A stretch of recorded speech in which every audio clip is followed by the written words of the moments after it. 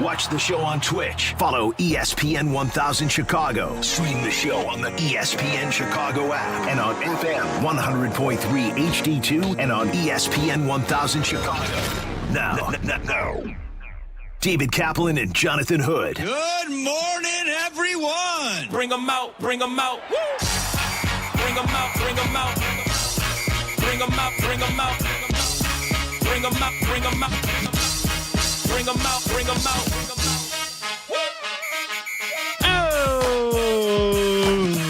Oh, God.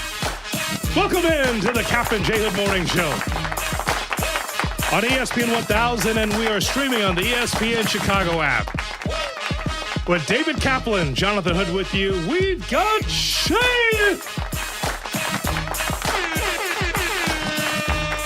We've got J-Moore. And we got you. For a 3-hour ride here on this Bears Monday. With open phone lines for you at 312-332-ESPN, 332-3776 is our telephone number. We're brought to you by the Advantage Dealer Group, the destination for your next Chevy, Acura, Toyota, and now Cadillac, Buick, GMC. Find your Advantage at the Advantage Dealer Group as we broadcast live from the Jeff Dickerson Studio at the Chicago Board of Trade. And Cap, on Saturday night, the Chicago Bears took on the Cincinnati Bengals in the second dress rehearsal. Boy, you talk about bowling shoe ugly. Not good. Sloppy shop, the Chicago Bears against the Bengals. And by the way, surprise! It's like Cap's birthday party. Surprise, Cap! Caleb Williams starts. Oh, God, where'd that come from? Yeah, I didn't see that one coming. 2 seconds in. I did not see. Hello, my baby. Hello, my honey. Hello, my ragtime gal. I did not see that coming. I'm like, wait, what am I seeing here? Right. Caleb's going to start tonight. He went one series, and that was fine until we got a big run up the middle by Roschon Johnson, who had a very good night. Mm-hmm. He's making that football team. And all of a sudden I hear, holding, 70 offense, 10-yard penalty, replay the down. You got to be kidding me. And they show the replay, and he absolutely mauled a guy, Braxton Jones. And then the drive stalls out, and you get the Cairo Santos field goal.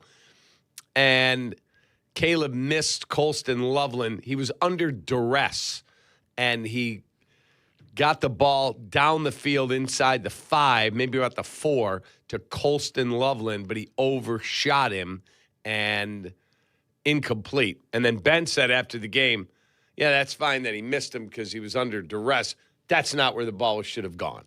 And so this morning, when they grab their cup of coffee and they sit in Ben's office for 90 minutes, which they do every morning, he's going to put the tape on and go, why'd you throw it there? Throw it over there, which I like. But the sloppiness at left tackle was the biggest concerning thing for me. So Caleb Williams goes out there and I'm saying, okay, because here's what we talked about last time that we talked, Cap. The question was, okay, with Tyson Bagent with the hamstring, would he even play? And I'm thinking, well, if he's not playing, this will be fully the Case Keenum show. That was a thought because if Bagent can't go, there was no talk about Caleb Williams or any of the ones being out there, even just for a series. So the answer was we didn't see enough in practice in the one-on-one against Cincinnati, so he's going to play. And what I saw was what I saw in the regular season a lot last year. Close but no cigar. 3 instead of 7. Now, I like how the Bears were able to matriculate the ball down the field, nickel dime, get some passes here or there. I got to go back to my notes from Saturday night with Yerk. So I did the Bears postgame. But what I remember is that the Bears looked fine, going down the field. The one throw, did he have an open man on the left side? Yes, he did, Caleb Williams. But I think with a better throw, that's a completion to Colston Loveland. Yeah, it just wasn't a good throw. No, I just don't know if he had a window to get that throw there because he was under duress. And he had someone flying at him, and he had to put it over the top of them. So I don't know how reasonable it was that he would complete that. But the point is that Ben is exceptionally honest. We've not seen that with a Bears coach in how long? you've covered this team as long as I have, forever. Yep. And when he said, yeah, that's fine, then he missed him. He was under pressure, but he shouldn't have gone there with the ball. He should have gone somewhere else. Ben was a bit pissy. He wasn't pissed off, but he was pissy in the press conference. Yep. And we'll play some of that momentarily. Let's go back to one of the things you talked about. Not pissed off, just a little pissy. Just a little bit.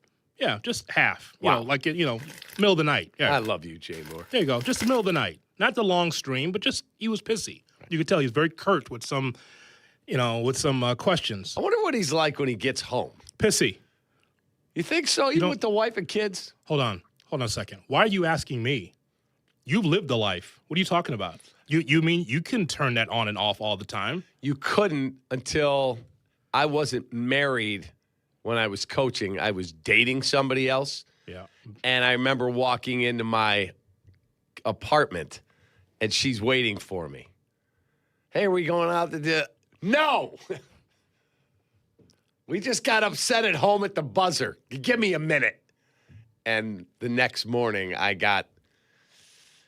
didn't play for your team last night. Don't come home like that. If you can't come home and at least be civil, then go stay in the office. All right. All right, then get out. Got it. Yeah, you told her to get out then. Yeah. I'm a coach. We're done. So that'll be all. That'll be all. If you don't understand the ups and downs of this profession, you don't want to be a coach's wife? No problem. A coach's girlfriend? So long, everybody. Yeah, that'll be all. From the suburbs. Correct. Gone. Julie, we're done. It's okay to say that. He was a little pissy, and I can understand because, man, life hits you fast, Cap. Does. At the end of the week, the Bears have to decide who they're going to cut. One person that they can't cut is Braxton Jones. Cap, I got that isolated. I know it's just preseason, and I know some roll their eyes say it's preseason. Can I just tell you, 70 doesn't get better. Like, what you saw is what you get. I mean, it's just what it is. Like, will he win more than he loses one-on-one battle? Sure. But what I'm telling you, Cap, is like what we saw with Braxton Jones and some of the offensive line, Cap, it's against their twos and their threes. That's a problem. It's not like they had their abundance of stars out there. Here's what you got to take solace of. It's not, it's just a preseason game. No, as a starter and as a regular starter, you should beat twos and threes of the other side. That's the problem in this game, is that the backups of the Bengals took advantage of the Bears. That can't be. You can lose a preseason game. It happens, right? No problem. The Seahawks lost over the weekend. But what I'm saying is the individual battles. You're correct. Cap, that can't happen. No. Braxton Jones sets up high. Did you watch him? Did you watch him very closely? He's so stand up at the position. Like Kap on the other end, right? He's standing up, and he's trying to get the advantage because he's got no backside, no ass. I was at House Hall last week, and I asked Braxton, do you want to change lower halves? Like, you can have mine, and I'll take yours. Because I want to also look like a golf tee also. I want to be built like a golf tee also, like he is. Right.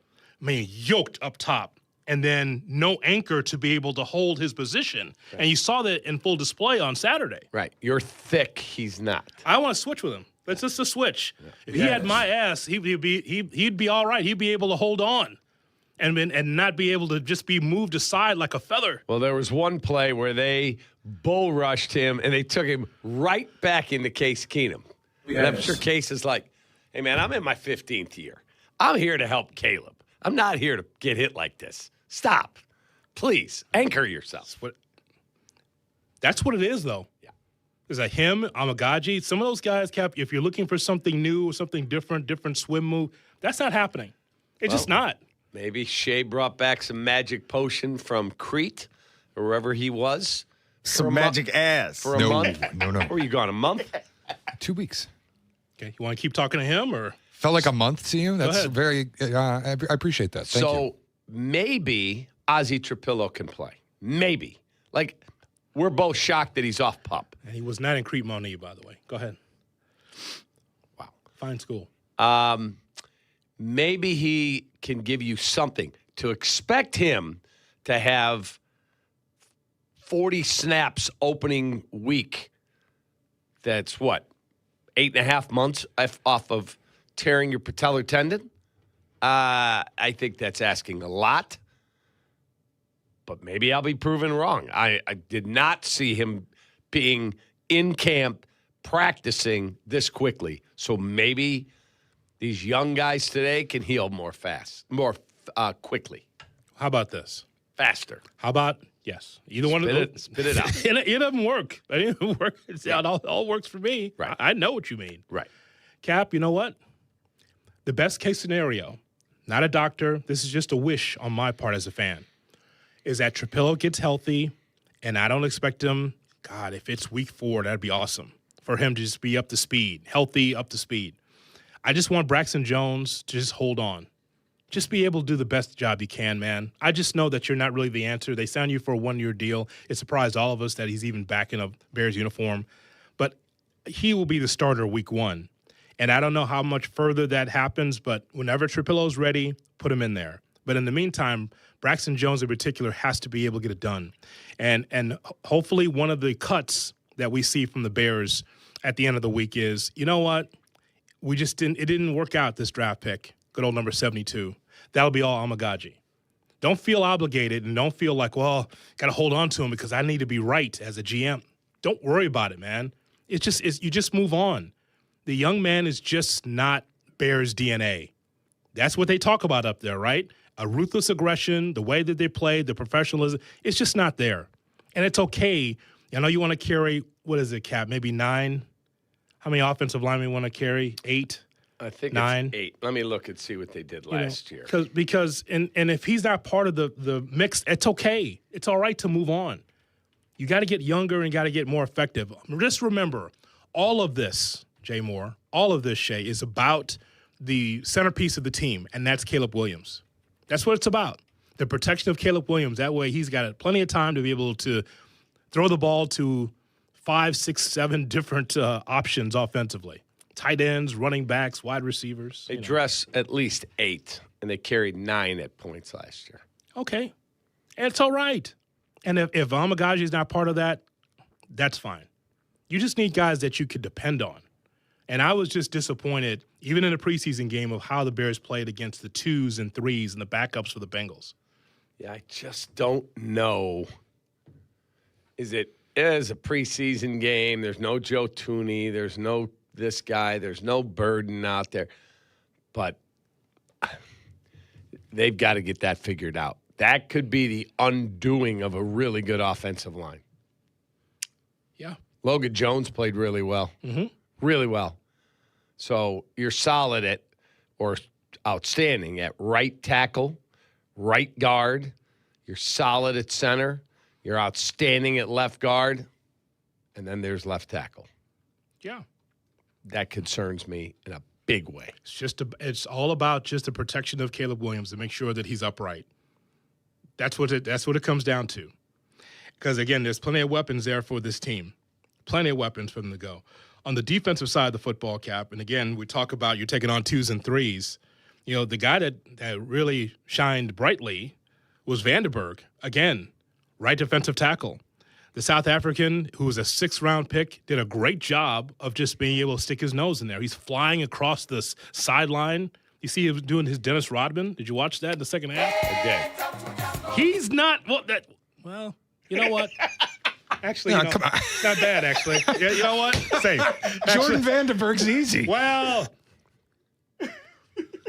yeah, well, different country, but I'll allow it. I missed this. I'll allow it. Yeah, it's fine. I didn't think we'd put the jumbo on. But yeah, that's the other thing. Don't start putting Dio stink on him either. Yeah, you know what? I thought Dio competed Saturday night. He absolutely competed. He's motivated. I told you were laying on a beach somewhere. I told Hoodie last week that the fact that this guy got $32 million guaranteed and hustled to get back from an Achilles tear that required surgery.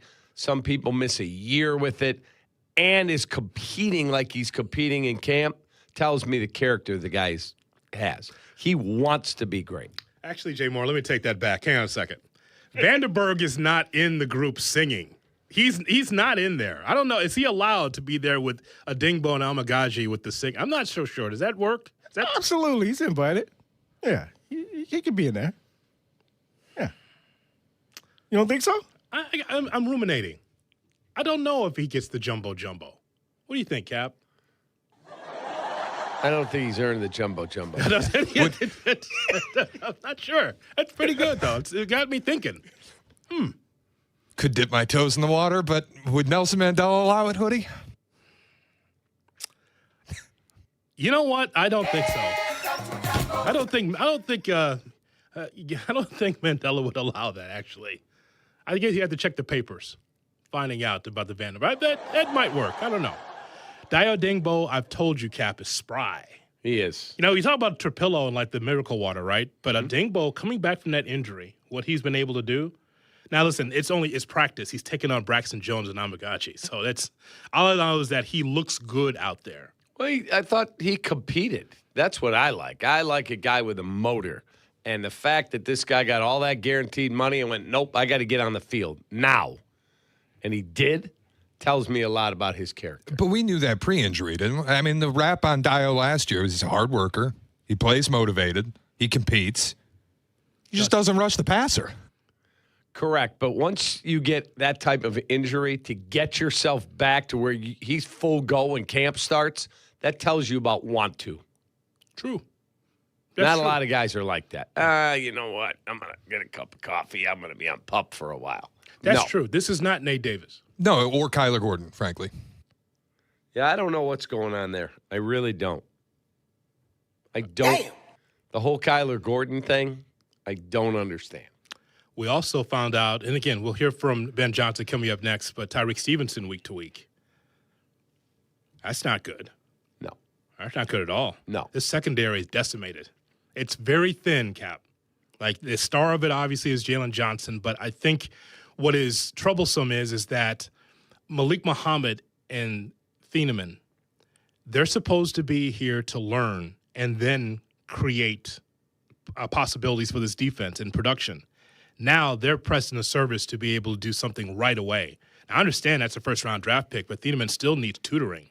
And now with Kobe Bryant being out, and then you're mixing and matching, like, is Cam Lewis, what are we doing here? Is Muhammad the nickel? Like, what are we doing? There's a lot of moving parts. There is. There's a difference, and you can speak to this. There's a difference between coach telling you and a teammate next to you telling you, right? You're on someone's ass yelling at them to try to motivate them and teach them, right? But sometimes on the other side, it's like you have a teammate in the locker room like, look, all coach is trying to tell you is this. When we get on the field, I'll show you exactly where you need to be so you're not going to get your ass chewed out. There's a difference, right? Yeah, because the coach watches the tape and then says, Shea, dang it, why are you here? You're supposed to be here. But in game, the guy next to you is like, Dylan, here, read it this way. Yeah. Like it has a quicker effect when it's from a teammate. Now, my teammate is on the sidelines. He's now on the field helping me. Like, hey, I know this quarterback. I know this offense. Watch this play. Or he covers for you. Yeah, I got you. Who's doing that now? Right. See, that's a thing where it is really opening up the fire hydrant and drinking out of it right away as a rookie. Not saying that Thieneman's going to suck or Muhammad, but just these guys are going to have to learn quickly how to get this done because it's needed. You look at like Dante Manning on Saturday. Oh, my God. Not good. Oh. And you say what you want. Oh, it's just preseason. That's not the point. My expectations are Ben Johnson's expectations and vice versa. Whatever the coach says, right? I mean, I've seen a lot of these preseason press conferences from these coaches, and their blood pressure's still like 120 over 80. Yeah, we got some things to work on. Ben? No. It's not allowed. It's not good enough. He didn't like being doubled up in scores. I think he said that at one point. He said he didn't like this scoreboard. Okay. So maybe better fix it. So who won, by the way? Who won on Saturday night? Was it Al Harris or was it the tight ends coach? Because they called plays in the second half. Right. Al Harris was the DC and Jim Dre was yeah. So who won? And they love Jim Dre up there. Oh, my God. I remember talking to Mercedes. He's like, dude, best tight ends coach I've ever played for, and I've been in the league 20 years. He said the guy's awesome. Got a winner there? Jim Dre or Al Harris? Who won that? Oh, is it the 9 points or the 27 yell out? It's pretty bad. I mean, they love to put that on the broadcast, by the way. Look who's coaching now. Yeah. There's a difference between the moribund Browns and that Bengals outfit, even with their 2s and 3s beating you down. So, whatever. We're going to hear from Ben Johnson coming up next. And if you got a chance to watch the Bears or listen to it here on the home of the Bears, ESPN 1000, check in. 312-332-ESPN, 332-3776. Kap and J Hood, weekday mornings at 6.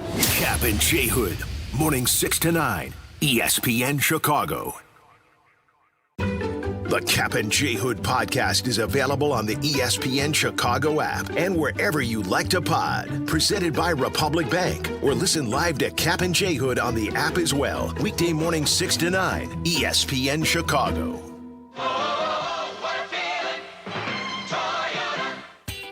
Why does buying a car feel like Game 7 pressure? It shouldn't. That's why I roll with Advantage Toyota River Oaks. You know, I'm from the area, Calumet City. Mo's the general manager, Nohe, Janet, they took care of me through the entire process. There's no mystery math, no marathon sessions, just straight answers, fair pricing, and people earn your trust. Imagine that. Buying a car without feeling like you're being sold one. How about that? Go see them. Tell them J Hood sent you. They'll take care of you like they took care of me. Advantage. You know it's in the name, J Moore. Success starts with the right game plan. Every play matters when you're growing your business. Contact Joe Howe, Executive Vice President of Commercial Lending, or Steve Campanella, Executive Vice President and Chief Deposit Officer at Republic Bank of Chicago, to discuss your lending and treasury management needs. With local decision-making, trusted expertise, and a commitment to helping you succeed, you'll have a banking partner focused on moving your business forward. Visit ourbankchicago.com today. Republic Bank of Chicago, member FDIC. Indeed presents hires you can't afford to get wrong, like head administrator for a state-of-the-art surgical center. What can I do for you, Doc? We need to talk about the lights. Ah, the mood lighting, relaxing, right? Much better than those old hospital vibes. A hospital's supposed to have hospital vibes. You seem tense. Let's dim the lights a bit. This is the job for sponsored jobs. This is what happens when you don't sponsor your job on Indeed. Next time, get matched with quality candidates with Indeed sponsored jobs. Visit Indeed.com/hire now and sponsor your job today. Back to school starts now. Get long-lasting battery life on the Dell XPS laptop powered by Series 3 Intel Core so you can work from anywhere. Now starting at $699 with exclusive student pricing starting at $599. Complete your setup with savings on select monitors and must-have electronics and accessories. Limited time deals and free shipping on PCs and more await you at Dell.com/deals. That's Dell.com/deals. Rich Eisen here with some advice. If high-interest credit card debt is grinding you down, it might be time to call an audible with a SoFi personal loan. It consolidates your debt into one low monthly payment with no fees required. And with as soon as the same-day funding, you can make the right play fast. Call an audible on your debt today at SoFi.com/debtplay. Loans originated by SoFi Bank N.A., member FDIC. Terms and conditions apply. NMLS 696891. Fast funds terms apply at SoFi.com/debtplay. Hey, it's Kirk Herbstreit. Before kickoff starts, I like a room that looks ready and plays tough. Fresh paint, strong coverage, and a finish that can handle a full season of Saturday celebrations. Bare Ultra Interior Paint has an extra durable finish that holds up from game time to the off-season. It covers in fewer coats, goes on smooth, and helps walls stay looking new longer. Game-ready defense with coverage that goes the distance. Bare Ultra, only at the Home Depot. How doers get more done. After a wreck, insurance companies will fight to pay you less. At Lerner & Rowe, we don't back down. We fight for every dollar you deserve. In a wreck, you need a check? Call Lerner & Rowe today. Jonathan Faust, Managing Attorney, 114 East Cermak, Chicago.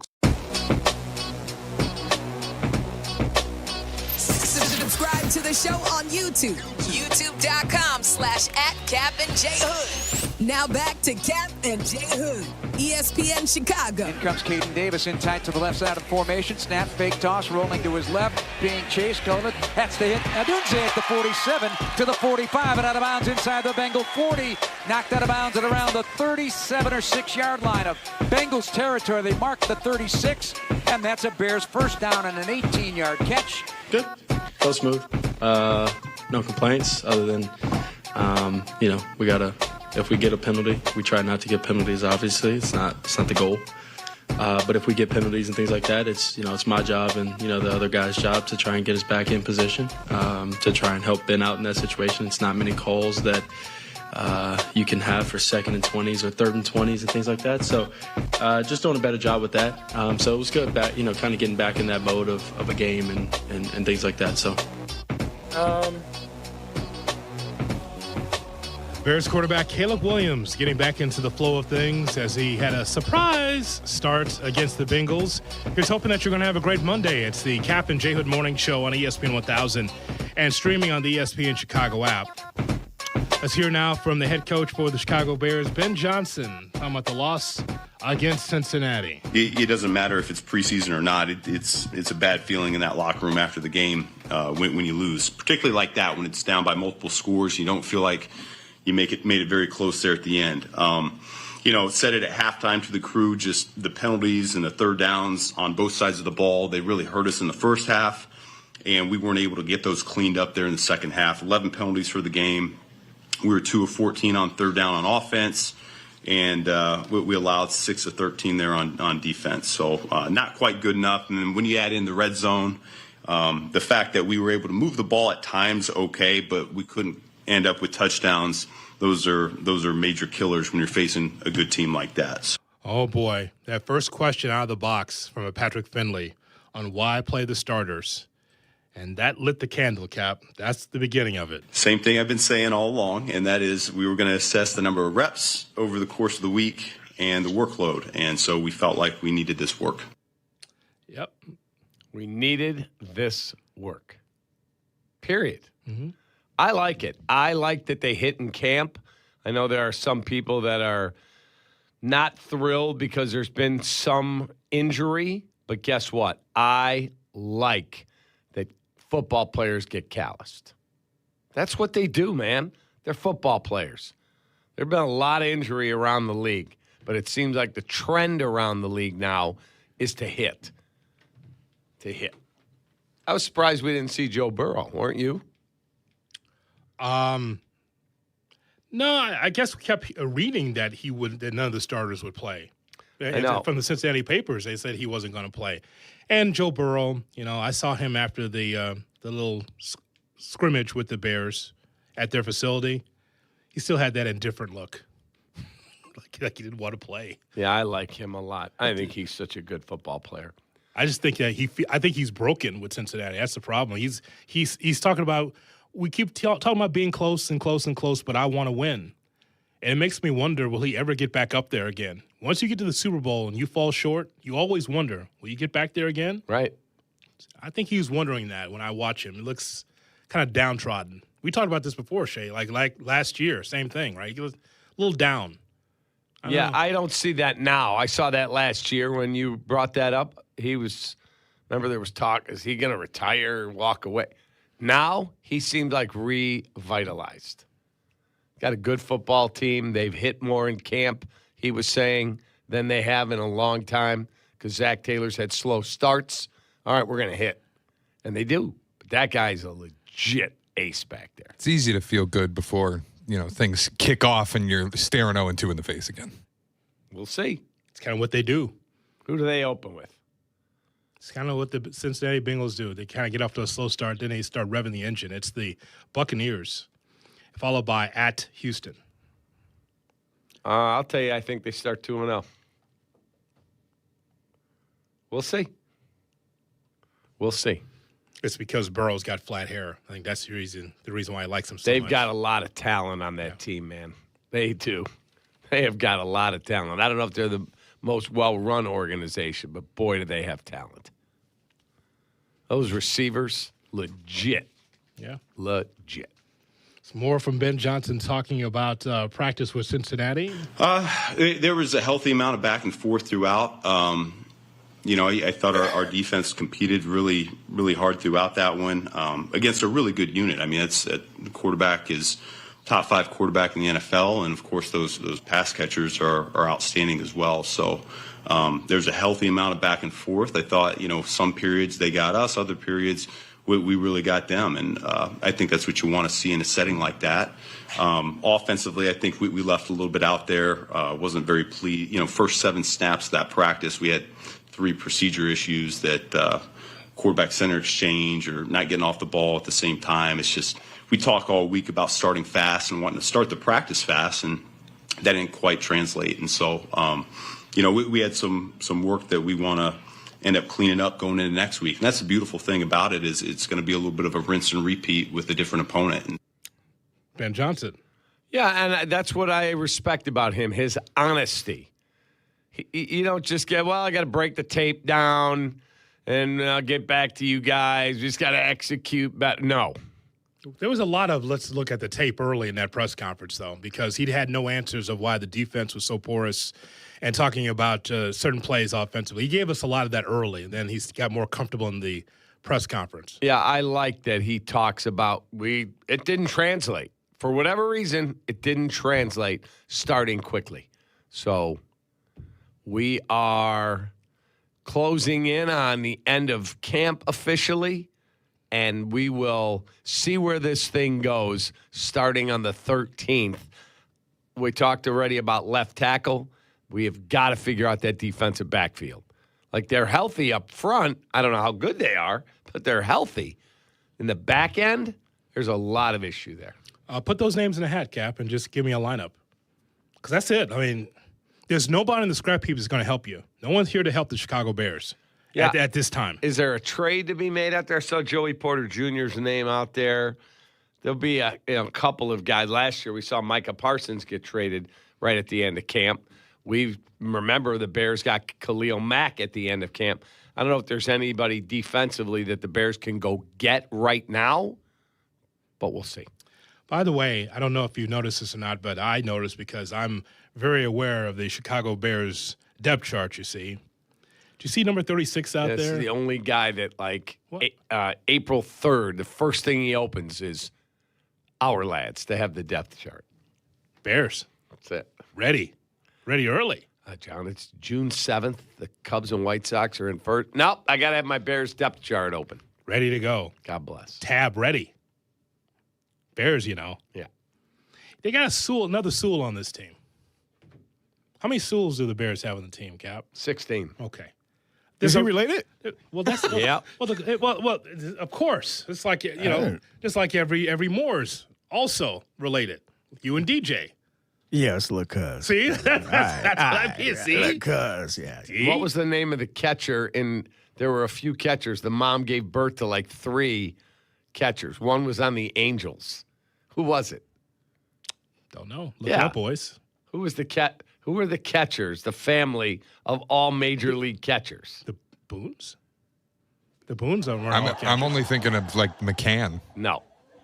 It was a Latin player. There were 3 of them, brothers, all in the league. Well, Jose. Twitch says Molinas. Who? Molina. I think it was Molina. That's what Molina? Twitch says. Yeah. Jose Molina, and then there was, of course, the guy down in St. Louis that tormented the Cubs all the time, Yachty. And then there was Benji. That was the other one. And Benji Molina. There were 3 of them. Yeah, everyone's like, can we get a Molina on our team? They were all good.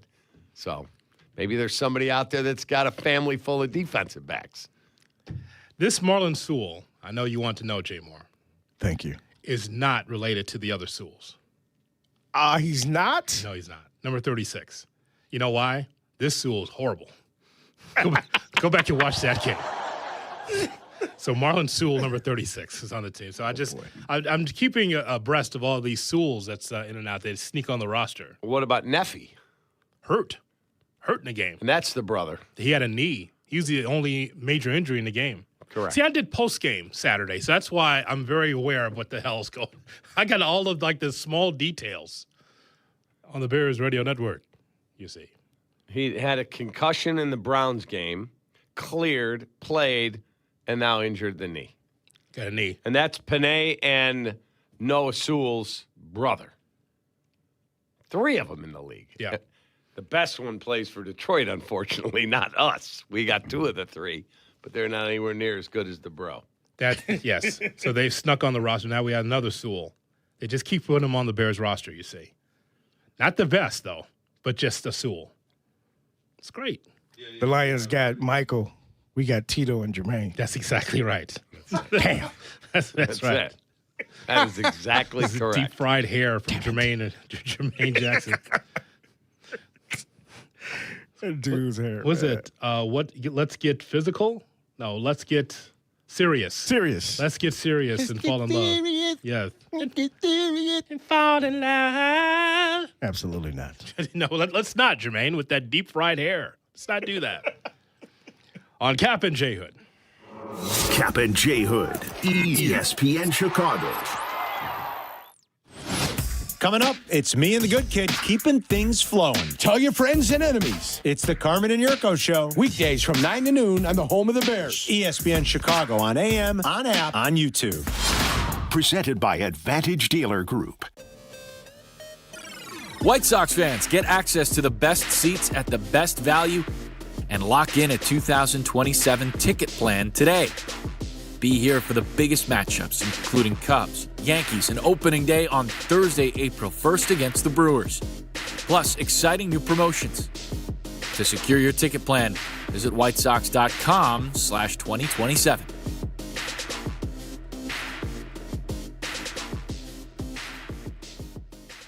Think about the places where the HVAC absolutely has to work. Hospitals, data centers, manufacturing plants, corporate offices. There's no margin for error. And those are the kinds of customers that have relied on Automatic for years. Don't you want that same level of expertise taking care of your family's home? With Automatic, you're getting the same elite-level HVAC service that commercial customers get. And if you're an existing commercial client of Automatic, ask what they could do for your home. Call Automatic or visit atomatic.com. Something big is coming. Next Wednesday, September 2nd, DraftKings Game Day arrives with massive deals, exclusive offers, and an all-day celebration built for sports fans. Sign up with DraftKings at Casino Queen today with code WMVP and get ready to celebrate the biggest day of the season. Whatever you're betting, DraftKings Game Day has deals dropping all day long. DraftKings Game Day is the kickoff of a new season, a new era, and the biggest day in sports history. New DraftKings customers, sign up with code WMVP, spend $5 to get $200 in bonus bets within 14 days. That's code WMVP in partnership with DraftKings. The crown is yours. If you or someone you know has a gambling problem, crisis counseling and referral services can be accessed by calling 1-800-GAMBLER. 21 and over, Illinois only. Pass-through of per-wager tax may apply. Eligibility and restrictions apply. $50 in non-withdrawable bonus bets issued every 7 days via click-to-claim for 21 days. Bonus bets expire 7 days after issuance. For additional terms and responsible gaming resources, see sportsbook.draftkings.com/promos. Limited time offer. Chris Canty here. Football season is back, and Lids has you covered. Just in time for kickoff. Want the latest headwear to rep your team at the tailgate, at the barbecue, or at the game? Shop the 47 brand NFL collection, exclusively in store at your local Lids. This collection puts a new spin on retro NFL gear. Lids has every fan covered with all 32 teams, featuring the big-time hits and alternate team logos. You'll find the perfect fit for every Sunday. Selection may vary by store. Progressive presents the Passionate Sports Fan Checklist. Signed jersey of your favorite bench warmer? Check. 14 bobbleheads that look nothing like the players they're emulating? Check. Twin TVs so you can watch the game on 2 different networks simultaneously? Check. Life-size wall sticker of your favorite player that routinely freaks you out at night? Check. A second life-size wall sticker so after the first one freaks you out, you see the second and you're like, oh right, the wall stickers. Check and mate. Bundle your renters and auto insurance with Progressive and save on protection for the things on your checklist. Get a quote at Progressive.com. Progressive Casualty Insurance Company affiliates and third-party insurers not available in all states or situations covered subject to policy terms. You've got stuff you've collected, and you want to know what it's worth. ESPN Chicago suggests you tune in Saturday mornings at 7. It's Sports Collecting with Tom Morgan, brought to you by Huggins & Scott Auctions, ERC Delivery, and REA.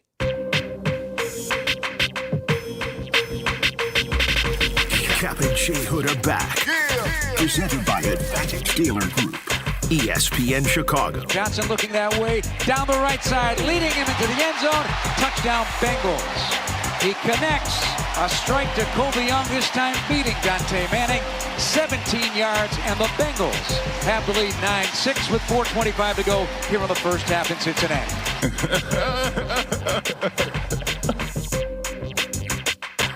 Jeff Joniak, Tom Thayer in the call here on the home of the Bears, ESPN 1000. 312-332-ESPN, 332-3776 is our phone number on this Bears Monday. Bears lose to the Bengals in the second preseason game. And as we talked about, Cap, and at the end of the third game against Tennessee, the Bears got to make some decisions very, very quickly on this roster. Yeah, I mean, that's where this discussion, player day off on Monday, with the personnel staff, that'll be big for us. Make sure that we're all aligned. We see it all the same way. And then anybody that could go either way. I mean, it'll be a big week for them as well. I said it a week ago. I don't think that there was as much clarity, and it's actually a good thing. It means we have a really good competition across the roster at a number of spots. And so, between the game tonight, being able to watch that tape in depth and get a good evaluation of these guys, and then next week, I'm certain that we're going to be able to pick our 53. And I keep talking about the practice squad as well. It's how do we get the best 69 guys, because the practice squad in a 17-game season, they're going to come up and help us at times too. So that's big for us. They're going to start working on that today because practice officially is tomorrow at House Hall. Correct. So day off. It's a player's day off, but they're going to be in the offices trying to figure out, okay, let's pour through this tape. Who can really help us? Yeah, and look, the top end of this roster is so good and so much better than what it was. But I still have concerns. Obviously, the injuries in the back end. Defensively, not good. The left tackle position, not good. Got to get Burden healthy. Got to get Monungai healthy. Like, there are a few things that have to get done to get ready for the 13th of September. You know who I like, Cap? I like Sam Roush. Good player. But I said the same thing about Loveland and Komet and all that, but just like for a third tight end, I feel like somehow, some way he's going to get in the mix. I saw him in practice and been watching him. That just a big body and just another pass catcher, another weapon for Ben Johnson to use. He also moves really well. Mm-hmm. Like, I remember Caleb doing an interview with the Kelseys, and they said to him, "You have two really good tight ends on your team." He goes, No. I have three. You just haven't seen the other guy yet. Like, this is not some guy that you drafted just to be a blocker. Like when Mercedes Lewis came here at the end of his career, he was in there simply to block. Big guy, strong, knows the game. No. This guy can make plays. Get Burden healthy. Rome Odunze. I love that first play that they ran to Rome. Yeah. It's almost the identical play they ran against Green Bay in the wild card game. Remember, I think it was the wild card game when Caleb had to roll out and hit Odunze with that ridiculously tough throw, and he got it and kept the sticks moving. That was the same play call. Yeah, so a 6-yard run, and then Caleb rolls to his left and hits Odunze for an 18-yarder. Yeah, that was sweet. That was really well run, really well executed. And then you got the big run by Roschon Johnson to the 9, the 10. For first down. Holding 70 offense. Come on, man. What are we doing here? It's not how you win a job. That's what it is, Cap. And this is what it is. I mean, it's until Trapillo, and I'll say again, I'll say a lot here on the show, that Ozzie Trapillo, whether he's healthy, does not necessarily mean that's the elixir to fix left tackle. It's just something that's different and fresh out there that you have not seen. That's what I'm saying. Well, like, Trapillo, who knows how long it's going to take for Trapillo to get on his feet and be able to be effective. Just because you place him in there doesn't mean it's better. It just means that it's different. And hopefully he's able to produce in that spot. Well, I would just like to know what Ben and Ryan said they're in lockstep of what they're doing at the offensive line this offseason. Going to get Garrett Bradbury was a solid pickup, and then drafting Logan Jones. What was your thought process, the two of you, that you thought you could cover left tackle? It's not like we're talking about the long snapper here. Right. We're talking about the freaking left tackle. I don't like how they covered it. I don't. Well, one of the answers they had was, we're going to sign Braxton Jones to a 1-year deal. And we're like, what? Thought you were done with this. And it's almost like, well, we don't have an answer yet, or we're not going to draft it, so we just need a body in there with some experience just in case. Well, when you were yelling for defensive line, you and Shay, what did I say? I want a left tackle. If the right guy's on the board, take a left tackle. They didn't either. Now, they needed a safety. I get it. And he was the best player on the board. I get it. Better figure out left tackle quick. Better. I think Waddle said it a bunch, though. Couldn't it be as simple as last year left tackle was a question mark all season, really, until Ozzie Trapillo showed he could play the position at a high level, which took like 13 weeks. It was a question mark all of last season. They had one of the best offensive lines in football. So maybe the answer was, we know left tackle's a question until Ozzie Trapillo's healthy, but we also know the rest of this line is good, and we can handle it. Maybe. We're going to find out. When you have to go up against whoever it is on the other end that's really, really intense as a pass rusher, we're going to find out. That's the only question mark, because I know Tooney can do his job on the inside on the left. And the guy that caused them problems in Cincinnati in the joint practice, and he didn't play in the game, Dexter Lawrence. Yeah. That guy's a monster. Sure. What did they give up to get him? The 10th pick. Yeah. So you had to pay a high price to get him. But the point still stands is that one-on-one battles you lost against 2s and 3s. No, that's the more concerning part to me, especially on the opening drive the defense had. There were consecutive third downs, 3rd and 14 and 3rd and 10, where the Bengals converted both. And it was like, Josh Johnson, not Joe Burrow back there. Correct. That's what I'm saying. Right. And it was a lot of, it wasn't bums on the field for the Bears, though. It was Montez Sweat was on the field. Like, they had a lot of their guys going. 3rd and 14, 3rd and 10. You can't be giving up first downs to the 2s for the Bengals. Agreed. That's Totally where I agree. watched it. I'm like, boy, if they can't guard, this is going to be a problem. Yeah, Sweat got pressure on the quarterback, as did Dio, but that linebacking / secondary got shredded. Shredded. Let me just take solace in this, though. No, we talk about left tackle in the secondary. And again, no team's perfect. But I'd rather have this, question marks about certain things on the football team, than not knowing who your quarterback is week 1 like the Browns. Oh, God. And you got to listen to Deshaun with his comments about getting booed. I mean, come on, man. Can you imagine waking up at ESPN Cleveland and having to cover that garbage? No, I can't imagine our teammates in Cleveland dealing with this 365, because that's all you talk about is the Browns, right? Correct. So you're talking about a manhole every single day when you walk into the studio. Every day.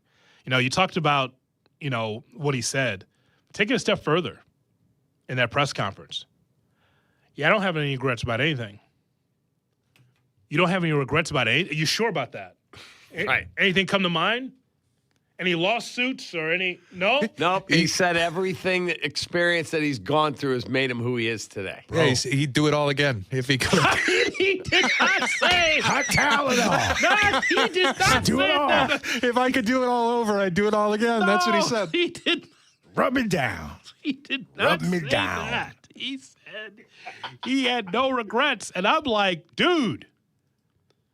So no money out of the account, huh? Everything's good? No problem? Wow. No lawyers? Nothing, right? That is a PR nightmare. You think he's bad on the field? Right. I mean, the Browns had to know that, though. The Browns paid for his lawsuits pretty much with that contract. $230 million all guaranteed.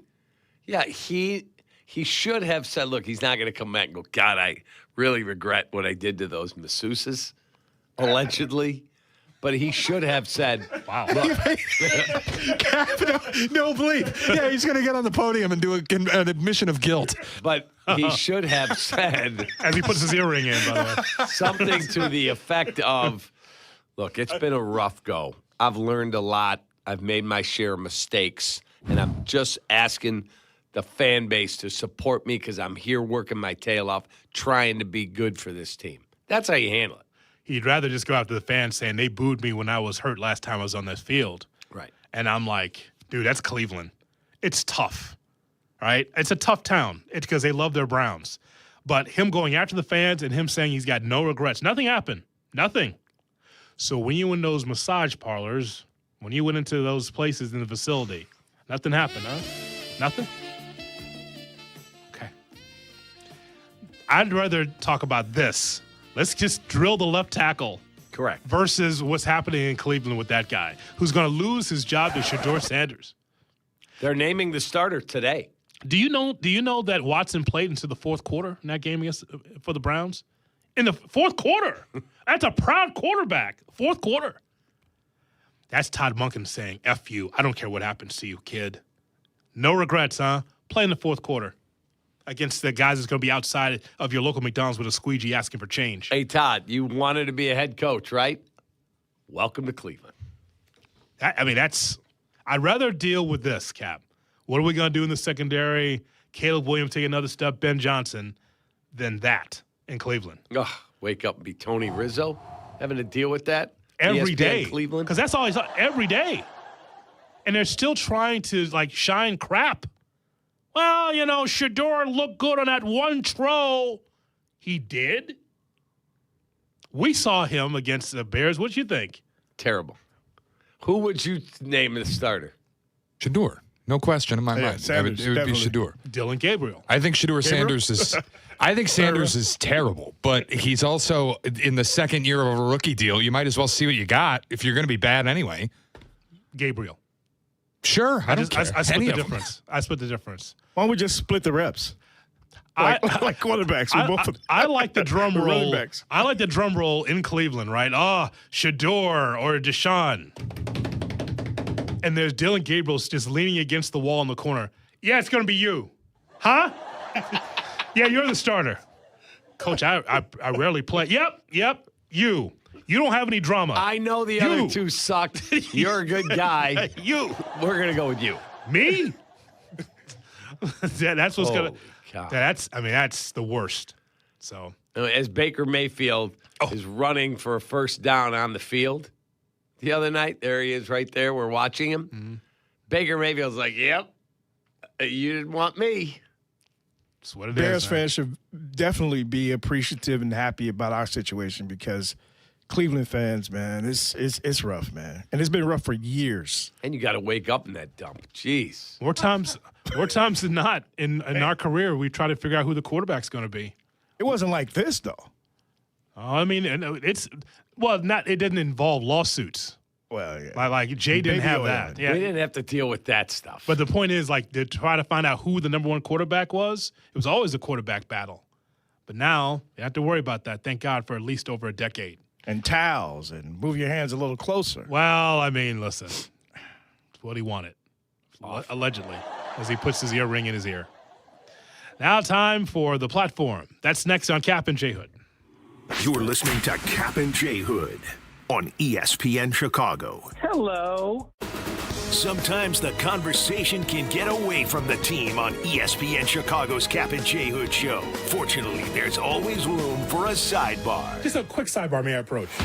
Sidebars on the Kap J Hood show are presented by Ankin Law. Apt is your number one destination for the home. Save this summer on select LG home appliances with the latest innovations designed to do more. Dishwashers that clean and dry faster and look good doing it. Refrigerators with more functionality. And induction ranges with faster, safer cooking. So you can cook more, host more, and do it all with more style. LG is America's most reliable and number one appliance brand for free and home delivery, professional installation, and complete satisfaction. Shop where I shop, baby. ABTapp.com. App. Pleasing people since 1936. For over 50 years, M&M Home Remodeling has helped Chicago homeowners protect and improve their homes with expert craftsmanship, honest service, and industry-leading warranties, earning the BBB Torch Award for business ethics twice. From durable roofing to beautiful siding and energy-efficient windows, M&M delivers quality you can trust with clear communication, dependable results, and peace of mind every step of the way. When it comes to your home, trust the company Chicagoland has relied on for over 50 years. Call M&M Home Remodeling today. Are you looking for a future that's a home run? ETI School of Skilled Trades can help you get started in a great new welding or HVAC career fast. With a focus on hands-on learning, some of our programs can be completed in as little as 7 months. That means if you enroll now, you could be wrapping up your training before the next season rolls around. Visit eticampus.edu or call 888-830-7678 to learn more. ETI, it's your future. Own it. Hey, it's Kirk Herbstreit. When it's game time, you need a good playbook. especially in the kitchen. Because when a crowd wants wings, fresh pizza, and mouthwatering sliders, you better have options in your kitchen. With Frigidaire range, you get over 15 cooking modes, including stone-baked pizza, air fry, and air sous vide. Your game time MVP combo built right into your oven. Available at the Home Depot. How doers get more done.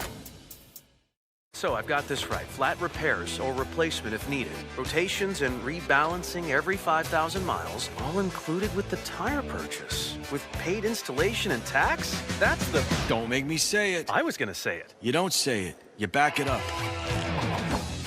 That's the limited lifetime tire guarantee. Free with every tire purchase. So they're the...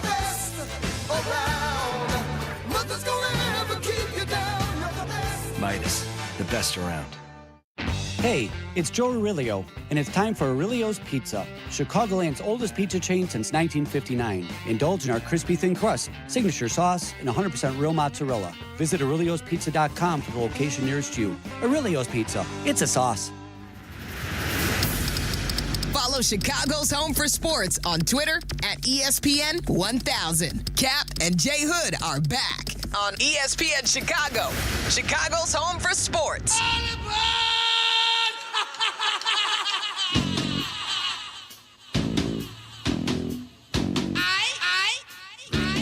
Time for the platform. Here's Shay Norling. Shay's platform, as always, brought to you by the Chicago Transit Authority. Save money, do more, ride SCTA. Fellas, I thought by now the bug would bite me and I'd be getting ready, revving the engines for college football. Buddy, I got to tell you, I really just might be out. I might be done with this. And the news yesterday, I knew I might be done with it because I couldn't even get angry about it. Like, if this had happened a year ago, I would have been yelling about this morning. But the news yesterday was that former Ole Miss tight end and undrafted free agent with the Cleveland Browns, after signing initially with the Eagles, being waived by the Eagles, and then being claimed by the Browns. If he goes unclaimed after being waived by Cleveland, he will return to LSU, where he's never played college football, but he's set to violate the SEC's transfer policy and become the first player to play for both an NFL franchise and a college football team after playing in the NFL. I didn't even get angry. I read it and I go, yeah, the sport's gone. It's dead. I wasn't excited about it anyway. Whatever. It is what it is. It is. I don't even have the passion anymore to be upset about it. Yeah, I understand.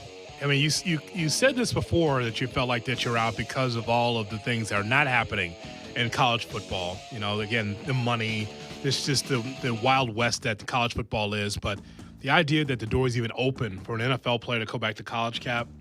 I mean, I said this last week, Shay, while you were away. I go, this is like on a Friday. You know, Friday at 7 a.m., there's nobody on the floor over here. I said, this must be the NCAA. Like, nobody at the phone. There's nobody at a desk. Nobody there. There's no, lead person. Every desk is empty at the NCAA. Is anyone going to pick up the phone and start dialing? Is there any czar, anybody that can stop this? Apparently not. Well, eventually, when it's the Big Ten and the SEC and everybody else is playing in a different league, they'll have their own czar. Oh, yeah, it'll be 48 teams, and they'll poach the best from the ACC and the best from the Big 12, whoever the money makers are, and they'll put them in the SEC and the Big 10. Two big conferences, 48 teams. They'll play their own thing. That'll be it. NCAA won't exist anymore. It'll all be under a college football playoff blanket. However, having said that, you and I are still going to go see the U in Notre Dame in South Bend. So I would go. No, of course we're going. No, we're going. But the point is, like, we know when we watch college sports that there's an unseemly underbelly of things that are not right. There's always the money transaction. We've been talking about this for years, generations, Cap, about the money going back and forth illegally. But now it's just in your face. That's the difference, Cap. Before it was underneath the table, to the side. The Pony Express, SMU, right? You know, paying Eric Dickerson and Craig James. But now it's in your face. I told you the story of me going to recruit a 6'3" center out of Chicago. He wants to come. He was getting recruited by everybody, but he wasn't good enough to play Big Ten, NBA. Like, he would have been a star at NIU. Star. Coach, he's going to sign. Come in here today. We'll meet you on Kedzie on the west side. Bring $5,000 in small bills. What? I make $4,250 a year. I don't have $5,000. Well, he signed at a different school. Point is at least that was a story that nobody knew. Correct, but you're correct that it was out there under the table. But the other thing too is now it wouldn't be $5,000 that would get him signed. He'd be signing as a fifth-year grad student with a school in the same conference that he was already in, violating a transfer for rule. $500,000. More than that, forget it. He'd be terrible. What did Brennan Sorsby sign for? $6.5 million? He's not even good. That's true. It's coming. If you need, it's coming. Okay, well, that'll be fine. Oh Lord. Okay, well, that's fine. That's good to know. I will just say now, Kap, we're in the era of find a crooked judge. That's all you need. That's it. Find a judge, and he'll be able to overturn anything that you need done.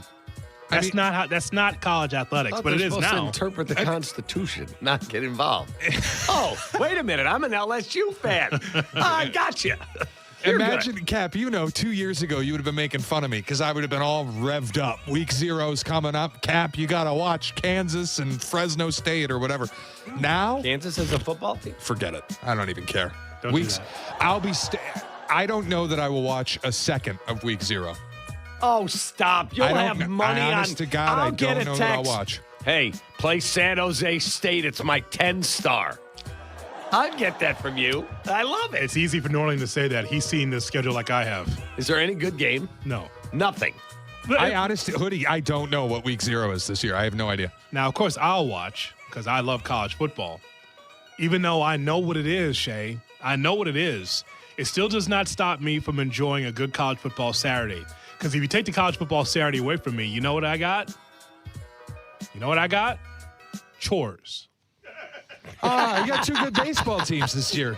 We got 2 good baseball teams. I'll mix the baseball in. Just John, tell Peacock. The weeds are coming up here between the cracks in the sidewalk. I want these out. Man, look. You just can't do that to me on a college football Saturday, man. And I can't let her know that Week 0 is garbage. I just had to let her know. Okay, I'm looking at maybe I will watch North Carolina TCU live from Dublin, Ireland for some reason. I mean, 2 schools that tell you that 2 schools that really feel like Dublin, Ireland. North Carolina and Texas Christian University. But at least you'll get to see the light leave Bill Belichick's eyes. That's it. That's why you watch. That's the entertainment. Have you seen going around again? We see it every year on IG, the letter that the guy gives to his wife, and she reads, he goes, I've been a loving, attentive husband. I will no longer be available from 10 a.m. Saturday till midnight and Sunday mornings from like 11 till 10:30 at night and Monday evenings and select Thursdays. It's the best. I'm going to be texting you, Shay, North Carolina TCU as North Carolina loses, and I will text you for the Tim Brando game of Memphis UNLV on Fox. Main Fox, 9 o'clock. I'll be texting you. Nope. I'm going to do the rare thing, the thing I used to never do. I'm going to ask my wife if she wants to hang out Saturday night. I'm learning from the best, Kap. You taught me. That's it. Game's on, though. Wherever it is, the games will be on. No. You're going to tell the bar to turn the TV off? You're going to tell the bar to turn the TV off? We're going to go to a cocktail bar. No TVs. Look, I'm a reformed man. He's going to go to a bar with no TVs. What are you, Jerry, when the Cubs were in the World Series? Exactly. Dun, dun, dun, dun, dun, dun, dun, dun, dun, dun. Welcome to Las Vegas as UNLV takes on Memphis. What? Good evening and welcome. Here we go. You'll be like an addict. Give it to me. Maybe I'll take her to Feld for dinner on Saturday, Kap. You enjoy yourself. The platform is brought to you by the Chicago Transit Authority. Let's be honest, you aren't in traffic, you are traffic. You in your car right now, you are the reason the Kennedy is a parking lot. But there's good news. There's an exit ramp. It's called the CTA. For $5, we'll take you anywhere in the city and back. You stop that, Brando. No surge pricing, no circling for parking. Tap to Pay works on every train and bus. Just tap and ride. Find your route at transitchicago.com/plan-a-trip. Stop being traffic. Start riding CTA. How about San Jose State USC? I'll have it on. Yeah, we can watch that. Miller Moss, is he going to go back and play? Because I heard he was better than Caleb, remember? The deal is in place, I've heard. You remember that? Yes, I do. He played for the bowl game. He threw 5 touchdowns. That guy's way better than Caleb. Hey, Colt, your guy didn't look too good for the Chiefs this weekend. The Cubs and Sox weekend. We'll review it next on Kap and J Hood. Live from State Street in the heart of Chicago. This is the home of the Chicago Bears, ESPN Chicago. And this is Kap and J Hood, WMVP, WTBC, HD2, Chicago. A good karma sports radio station. Football season is a good reminder that hits add up. I should know, unfortunately. When pain sidelines you, trust the team that keeps Chicago athletes and active families moving. Illinois Bone and Joint Institute offers expert orthopedic care from sports medicine to joint replacement and everything in between. With convenient locations across Chicagoland and immediate care clinics for unexpected injuries, getting expert care is easy. Learn more or schedule your appointment at ibji.com. The all-new expanded high-limit slot room at Hard Rock Casino Northern Indiana is now open, bringing a bold new level of luxury to every spin. Experience the thrill of playing the hottest new slots like $1 Million Dragon Link, Monopoly Big Board Bucks, and House of Dragon. Plus, all new Unity members receive $25 in free play when they sign up. Visit Chicagoland's premier gaming destination today and enjoy bigger jackpots and non-stop excitement. Hard Rock Casino Northern Indiana, just off of I-8094. Must be 21. Gambling problem? Call 1-800-9-WITH-IT. Less than 4 in 10 kids aged 6 through 12 are playing sports regularly. 4 in 10 kids? Let it sink in. Just 4 in 10 kids. ESPN is building a nationwide coalition powered by Disney called Take Back Sports, with the purpose of training more coaches, expanding access, and creating community-driven sports programming that puts kids and fun first. We're working on that story. We hope you'll join us. Visit takebacksports.org to learn more. Your ambition just met its match with Robinhood. You play for the win, not just on game day, every day. Channel that drive into your money. Robinhood puts you in control, all on one platform. You expect more from yourself. Expect more from your money. Get started today at Robinhood.com/yourmoney. Again, that's Robinhood.com/yourmoney. Your money, your move.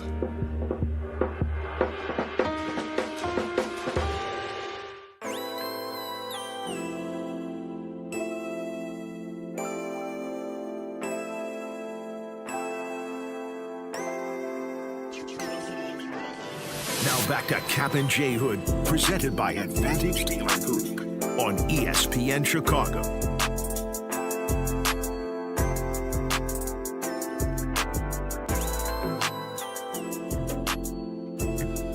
Good morning, Chicago, and welcome into the Kap and J Hood Morning Show on ESPN 1000 and streaming on the ESPN Chicago app. With David Kaplan and Jonathan Hood with you, we've got Shay, we've got Jay Moore, and we've got, what's your name? Nick Palazzolo, baby. Glad that you're with us here on this Chicago Bears Monday, brought to you by the Advantage Dealer Group, the destination for your next Chevy, Acura, Toyota, and now Cadillac, Buick, GMC. Find your advantage at the Advantage Dealer Group. As we broadcast live from the Chicago Board of Trade, Jeff Dickerson Studio. So glad that you're with us here. We're going to talk to Jesse Rogers coming up at 7:30. 312-332-3776 is our phone number. How about the Chicago White Sox, Cap? I know you want to chime in about the Chicago White Sox getting the job done against the New York Metropolitans, okay? The Mets. The Mets, yes. We'll get to my other thought in a little bit. The New York Met gave them nothing but fits all weekend, but the Sox walk them off twice. Jake Rogers, last thing Norling said to me before he took his month break in Europe was, that guy sucks. He's terrible. Can't hit. Lying through your teeth. I'm not lying. Absolutely. You told me that. Out. You are lying through your teeth. Hoodie knows. I told Hoodie, Jake Rogers, the Sox should sign and make him a catcher. I said he can't hit, but he can play. He's plus defense. And he walked him off. That's my point. Nice. You told me that guy can't hit. He can't. I live bet that he wouldn't get a hit. I bet millions of dollars, and I lost because you told me. Millions of dollars on Jake Rogers. On the transfer, still out. All I know, when I brought it up to Hoodie, I had Kap screaming at me, Jake Rogers, he's nothing. Why signing him? Yeah, that'll be the day. You did say that. I did. Yes. And then what happened? I said maybe he's good defensively, and they're going to play the Tiger that weekend. Let me just tell you something. My buddy, the great Phil Cacciatore, his niece caught the home run yesterday. How cool is that? Luck. Caught the home run. And how about the girl from the other night? Her entire purse dumps over the side. She catches Jake Rogers' home run. And she tweeted, "It's so cool. I got everything back that was in my purse." And I think she traded the ball for a bat. Tristan Peters did that yesterday. The vibe at the rate is legit. All right, let's fire it up, Jay Moore. Here we go. The White Sox, they win in walk-off fashion 2-1. 3-2 coming. Here it is. Swing and a miss on a slider. He came all the way back to get Young. Big spot for the rookie lefty. The pitch. He got him on a backdoor slider for strike 3. He comes set and now pitches. Swing and a miss on a slider. He comes in and strikes out 3. A pitch. A swing and a line drive toward the corner and right. It is going to be up the wall. Vargas to third. He's going to be set. Here's the throw to home plate. Save. Sox lead 1-0. The 3-1 home. Swing and a fly ball. Center field is deep. Back on it is Ewing. It is gone. The ball game is over. Tristan Peters with the latest walk-off homer. Unbelievable. Not again.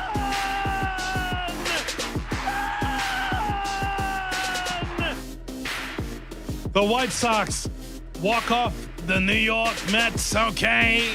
2-1 the final.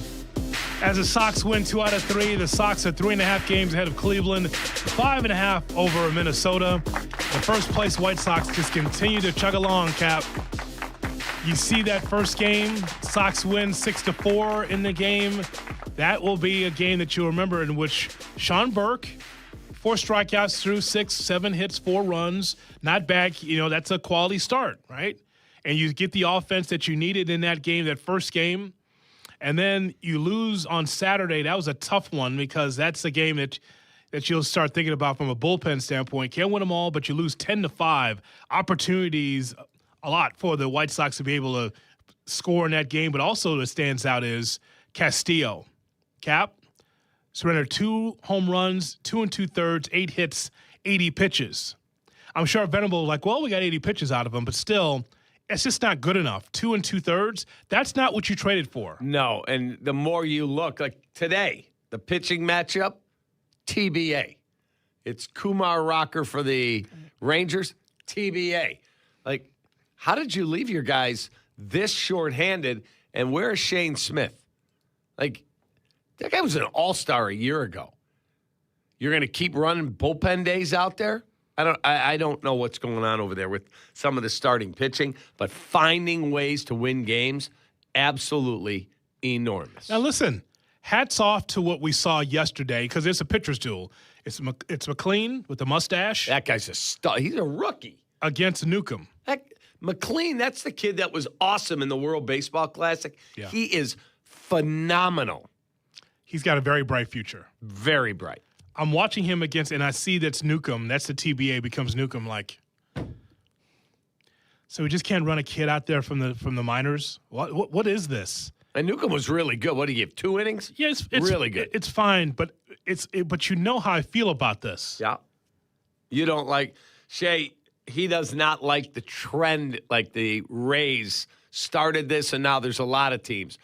Well, we don't want him to face the lefties in the first inning or 2, so we'll put the lefty in there so they have to match it against us. He hates it.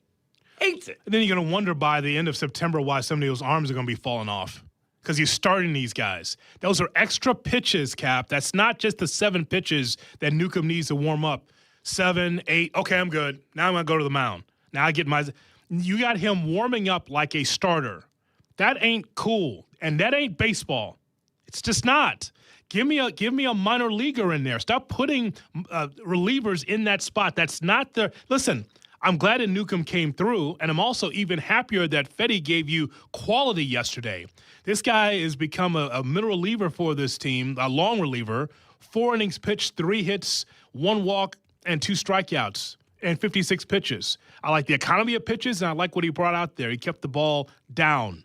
And then Hagen Smith gave you something. Hagen Smith has been a real find here. He really has been. I told you I was high on him coming out of college in Arkansas, and then to see what he's been able to do so far. Okay, it's PCA. You're going to give a home run against PCA. He's the MVP of the National League. But other than that, Hagen Smith has been fantastic. He has. Yesterday, I was really impressed with his command. Fantastic. It was outstanding. Look, he's going to bring you velocity. He's a big, strong, strapping guy. But he was using his breaking ball, and even when he missed the outside corner, he come right back with a fastball in on the hands. Yeah. See you later. Thanks for coming. Yeah, that guy's really good. Big margins, small margins, the White Sox find a way to win baseball games. In a 2-1 game against the Mets, the other footnote to this is, when Luis Robert's healthy, he will kick your ass, won't he? Boy, did he dominate this weekend. It's what Tom Thibodeau said about Derrick Rose. When he's healthy, he's outstanding. Well, Luis Robert. You think he didn't go, all right, I'm going to Chicago. I am going to show them. Bam, home run. Bam, home run. Like, wow, he's running well. Interesting how guys get motivated by certain things. You know what? I couldn't even be mad. I didn't take my hat off to him. I did not tip my cap to Luis Robert. How loud were you? No, it's fine. You were the guy. I was at the game. You'll remember this. You and cousin Wiley were sitting in the upper deck, right over the on deck circle. Yeah. And you booed him because he didn't hustle down the line when he was with the Sox. Exactly right. Remember that? Exactly right. So respect 90. Yes. And then after the game, Pedro Grifol came out and said, yeah, I told him not to hustle. I didn't want him to pull anything. Oh, my God. What? All right, Jay Moore, I'm going to play this one more time, and then you can take it out of the system, all right? On the Kap and J Hood Daily Drops. I really don't have much for you guys. You just gotta flush them and get ready to play tomorrow. All right, you can take that out now. It's in black, fourth row. We're done with him. We'll never play that again. Pedro Grifol. But no, I'm giving Robert full credit. He played well. He had 2 home runs. What was that? 3. Let's see, 4 for 10. Hit 3 400 runs for the weekend. Yeah. Scored 3, hit 2 out. Yeah. I mean, he's healthy. Of course he played well. Of course he did. Mets all of a sudden are pulling the nose up on their season when it's already over. Isn't that something? They're actually playing good baseball. They are. It's weird. They've got the Brewer, I think, in New York tonight. Yeah, so, but that was good tomorrow. It was a good solid win. Another walk-off at the rate. It's like what the Cubs do at Wrigley. Another walk-off for the White Sox. It's always at the last minute. I think you're the second most walk-offs behind the Cubs in all of baseball. If you're looking for thrilling finishes, you find them in Chicago. Either side of town. That's it. It's fun. It is amazingly, amazingly cool. And then there's the other side of town. Next on Kap and J Hood. Kap and J Hood. Morning 6 to 9. ESPN Chicago.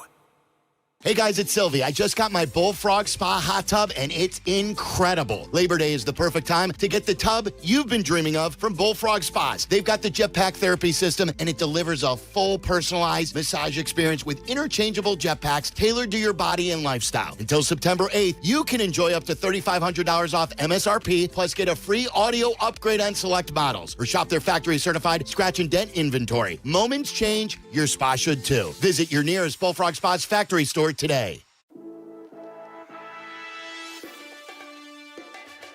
Russ Armstrong, my guy, and the Chicago Window Guys are the best option you'll find in Chicagoland for windows and doors.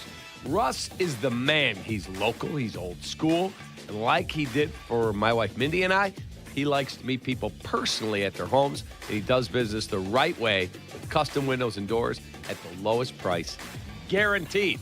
So do what we did. We called Russ Armstrong, the Chicago Window Guys, the best. 847-881-4500. 3060. 847-881-3060. Jay Moore. True North stores have the Pepsi products you need to keep refreshed all season long. Stock up and save on select Pepsi brand beverages. Buy 2 for $5 or 3 for $7. Whether you're taking a sweet break, road tripping, or fueling your next adventure, there's a refreshing Pepsi beverage ready for you at your True North store. Get more ways to save with True Rewards. Find the app in your favorite app store. True North convenience stores.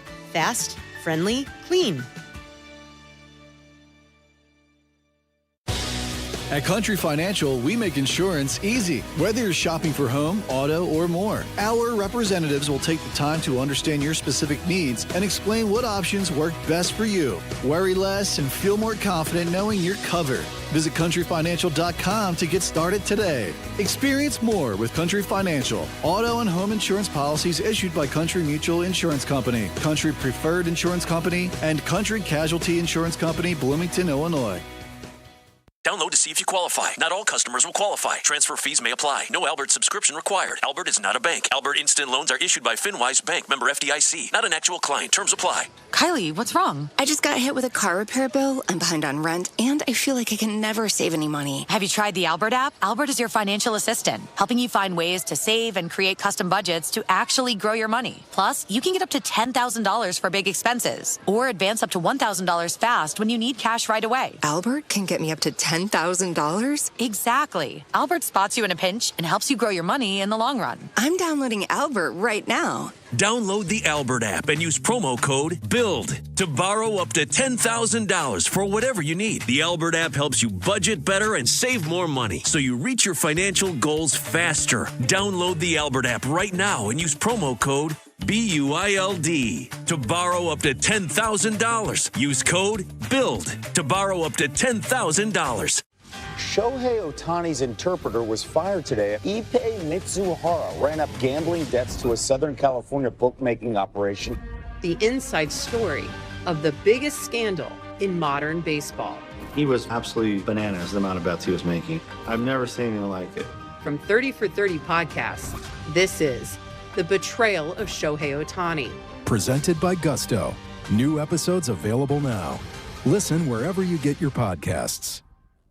Skechers elite athlete OG Anunoby has been making history on the basketball court. Anunoby tips it in. Unbelievable. What a shot. He's been balling out in Skechers high-performance basketball sneakers, and the world is noticed. But how does OG train off the court to keep in peak physical condition? Hands-free Skechers Slip-ins Aeroburst. They help prepare OG for the physical demands of playing at a championship level. Get your pair of Aeroburst for only $165 at a Skechers store, Skechers.com, or wherever high-performance running shoes are sold.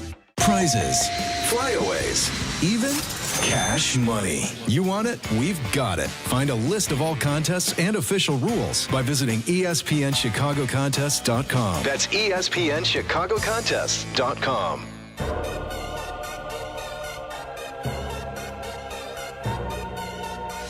Now back to Kap and J Hood. You better buckle the fuck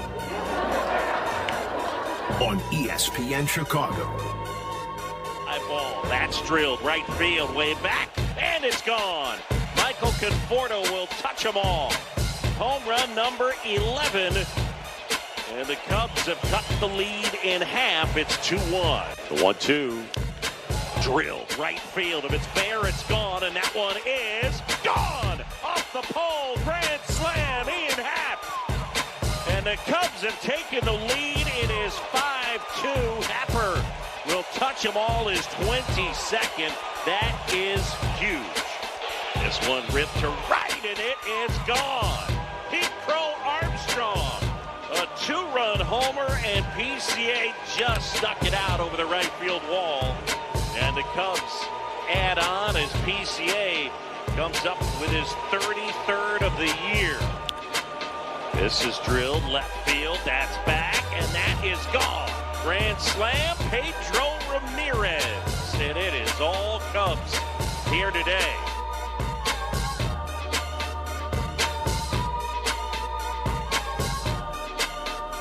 The Cubs get the job done against the Seattle Mariners 19-2. Sleepy in Seattle. Finally waking up on Sunday. Starter for the Cubs, Shota Imanaga. 2 innings pitched, 5 hits, 2 runs, left the ball game, and Savali had to take over as the Cubs just throttled Seattle. Hey. Shota. Hey. And give me a strong 5. So long, Shota. Is he going to be okay? He'll be all right. He just had no command. None. And they were down 1-0. Arozarena. How about this? Uh-oh. PCA the other day, lead off in the first, walk off, lead off the next day. And the stat was first time since 1957 when the late Vic Power did it. And, wow, first time in almost 70 years. And Arozarena does it in the same week. That was unbelievable. When I watched him lead off the game yesterday at the bottom of the first, I'm like, you got to be kidding me. Which shot am I getting? And then what happened?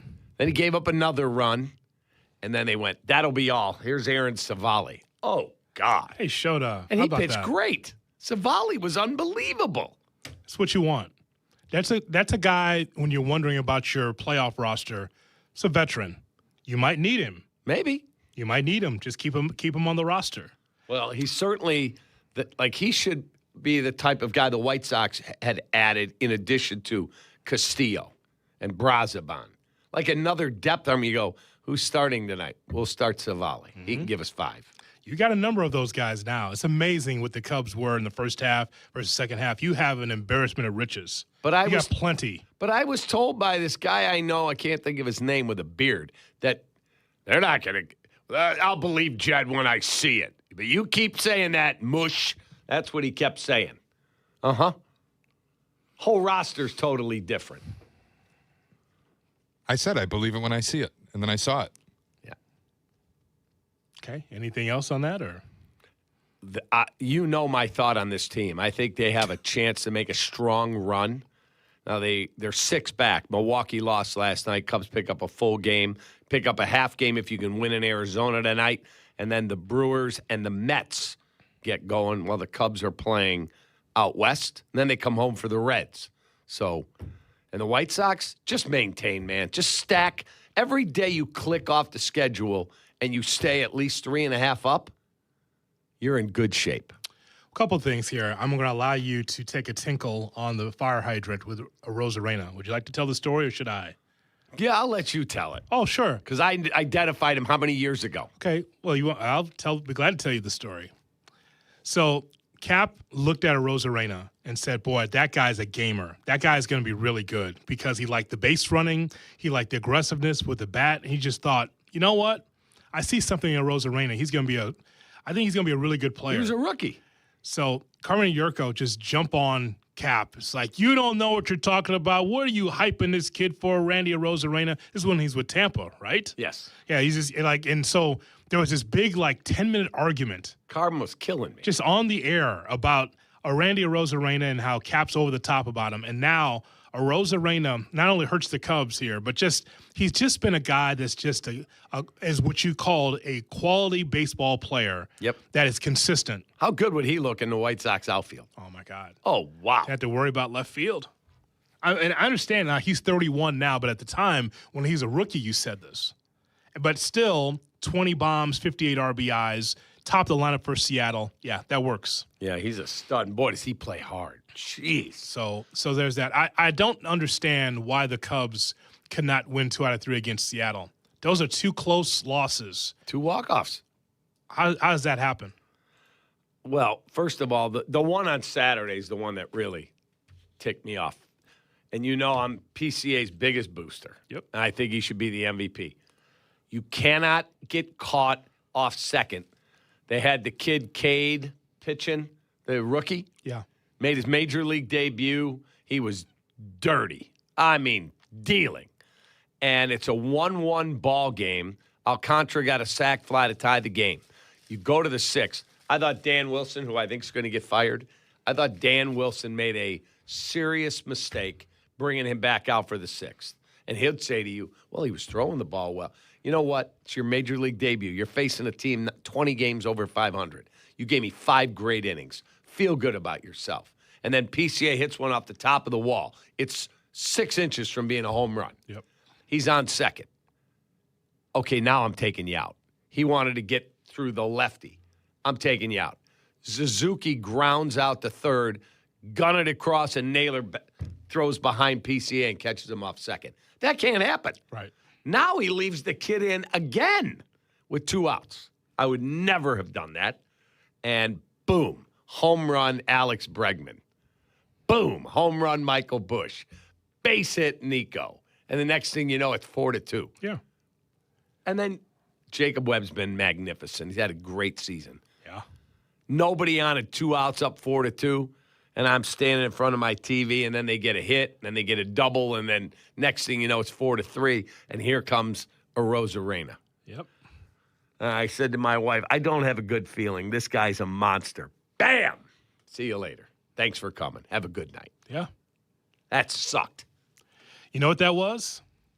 That was the other team watching the film of Webb, seeing how dominant he's been, with the changeup down the zone. It's like, okay, we'll be sitting on it now. We'll be looking for it now.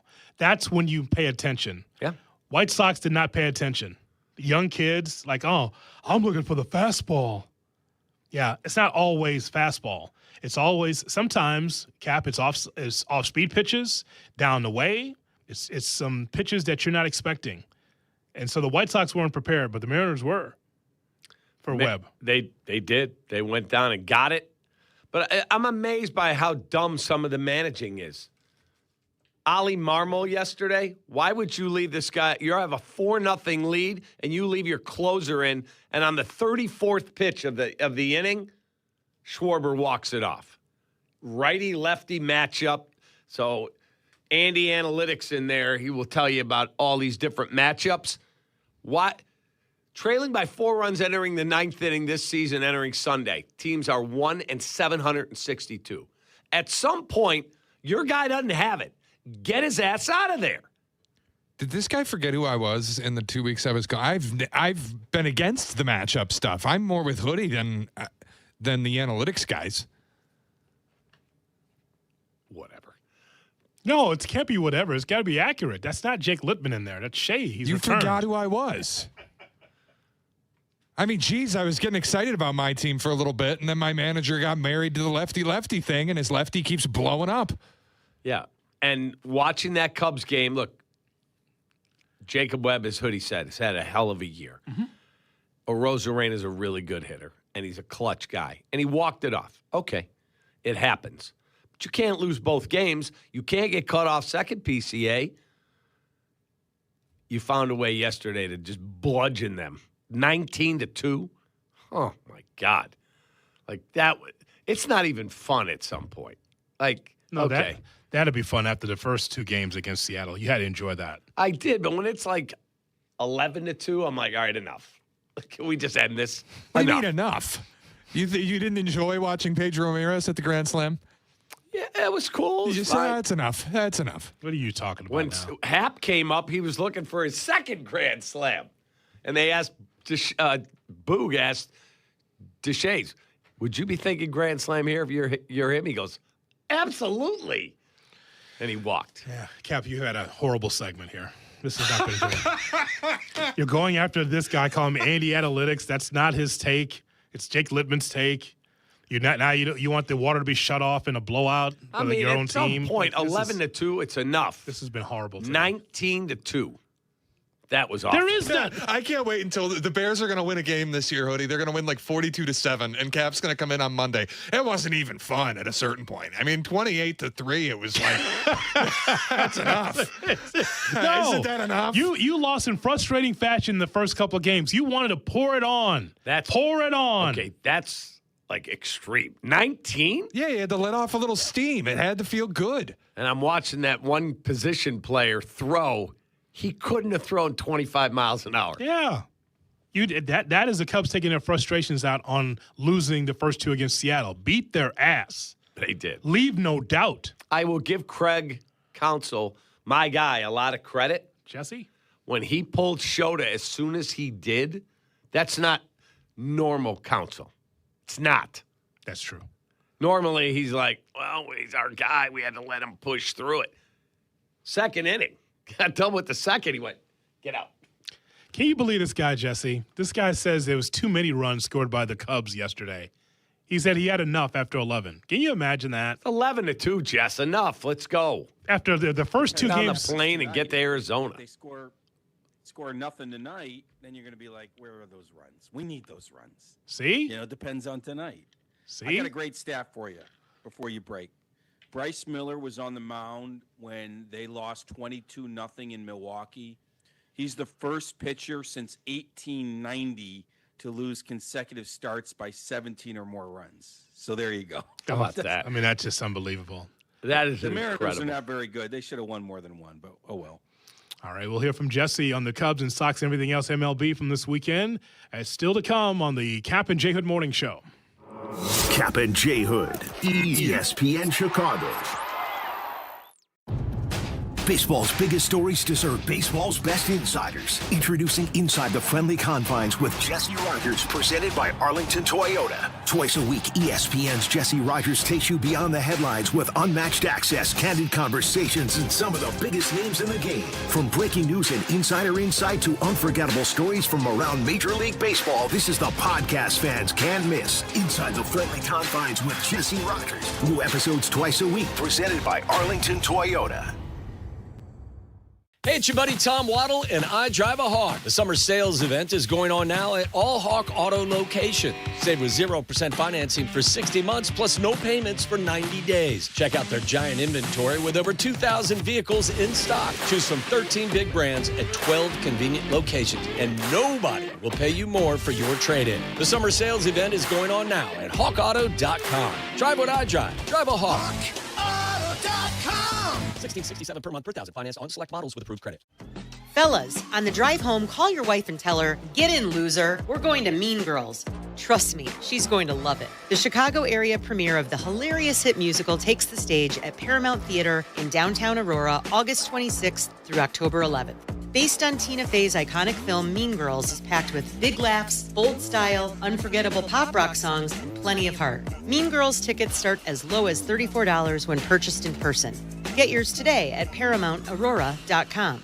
Are you a college student in Chicago looking to save a little money? Have you signed up for the CTA U-Pass? Why are you spending money on parking or surge pricing for a rideshare when you can travel all over the city for less than $2 a day? With a CTA U-Pass, you get unlimited rides on all CTA trains and buses every day. Don't waste money on traveling. Talk to your school's administration office about signing up for a CTA U-Pass and start saving on travel in Chicago today. Save money, do more, ride CTA. At Uline, they know firsthand the road to success is an uphill climb. Uline started in the family basement, and through hard work is now North America's most trusted shipping and industrial supplier. They get what it means to have the support of reliable, hardworking partners. So they keep 41,000 items ready to ship. Whether your company is still in a basement office or expanding cross-country, Uline will be there on your road to success. Visit uline.com. After a wreck, insurance companies will fight to pay you less. At Lerner & Rowe, we don't back down. We fight for every dollar you deserve. In a wreck and need a check? Call Lerner & Rowe today. Jonathan Faust, Managing Attorney, 114 East Cermak, Chicago. Granger. Yes, Granger, as you know, managing maintenance and repairs and operations is never easy, but for the ones who always rise to the challenge, Granger has your back. Call 1-800-GRANGER, click Granger.com, or just stop by. If you miss something, get the podcast on the ESPN Chicago app. Kap and J Hood are back on Chicago's home for sports. ESPN Chicago. Jesse Rogers, national MLB reporter for ESPN and ESPN Chicago. Jesse Rogers, giving you updates on the White Sox, Cubs, and the latest Major League Baseball storylines. Jesse Rogers. Hello. From free agency to owners' meetings to spring training to opening day. Jesse Rogers covers it all season. It's Jesse Rogers with Kap and J Hood on ESPN Chicago. Go Jesse, go Jesse, go Jesse. It's a bad take. Go Jesse. Come on, Jesse. Go Jesse, go Jesse. The oldest brewery in America. Jesse Rogers with us on the Kap and J Hood Morning Show, and Jesse's brought to you by Atomatic. That's right. Get your air conditioning checked. Get the furnace checked. The fall is just about here. ATOmatic.com. Good morning, Jesse. How are you? Doing well, fellas. I took a couple days off there, a little R&R with the wife, but ready for the stretch run. No more days off, Hoodie. No more days off till November. Let's go. How about that? How about This that? is a long stretch run for you, Jess. I'm going to tell you right now, but it's fun because it's two first-place teams. We'll start with the Chicago National League Ball Club, losing 2 out of 3 against the Mariners. It's what Kap just said. Very unusual. Craig did not look for the length from Imanaga. He saw enough and got him out of there early. Yeah, it was. It was. I think that's another indication it's go time, right? No He patience. doesn't do that a month ago. Yeah, he doesn't do that a month ago. Now, he talked after the game, the fact that they have a guy like Savali that can go long. They have a couple long men, Colin Ray. I think he's more willing to do it. But, yeah, that was unusual. They had a 5-2 lead. And when you see the final score 19-2, you can't believe that the starter only went 2 innings. But, of course, it was only 5-2, and there were 2 guys on. I thought that was a real good indication that Craig is in this different mode. And he has been probably for a couple weeks now, where the way he's talked and the way he's managed, you kind of like that. You got one shot here, so to speak, to track down the Brewers. You can't give up anything. And they lost the first 2 games. So you kind of like that aggressiveness. What worries me, though, is in this moment, if the playoffs were starting tomorrow, Matthew Boyd is struggling. Shota has not looked as good as yesterday's evidence. Like, they still don't have that stud number 1. And I've talked up Matthew Boyd, but I have not liked his last couple starts. So I think it's about outs in the playoffs for this team as much as it is 6 innings for a starter. That's probably not going to be how the Cubs do their formula, at least the way this team's constituted. Jesse, have you seen a better resurgence from a guy that certain people were calling a bad signing?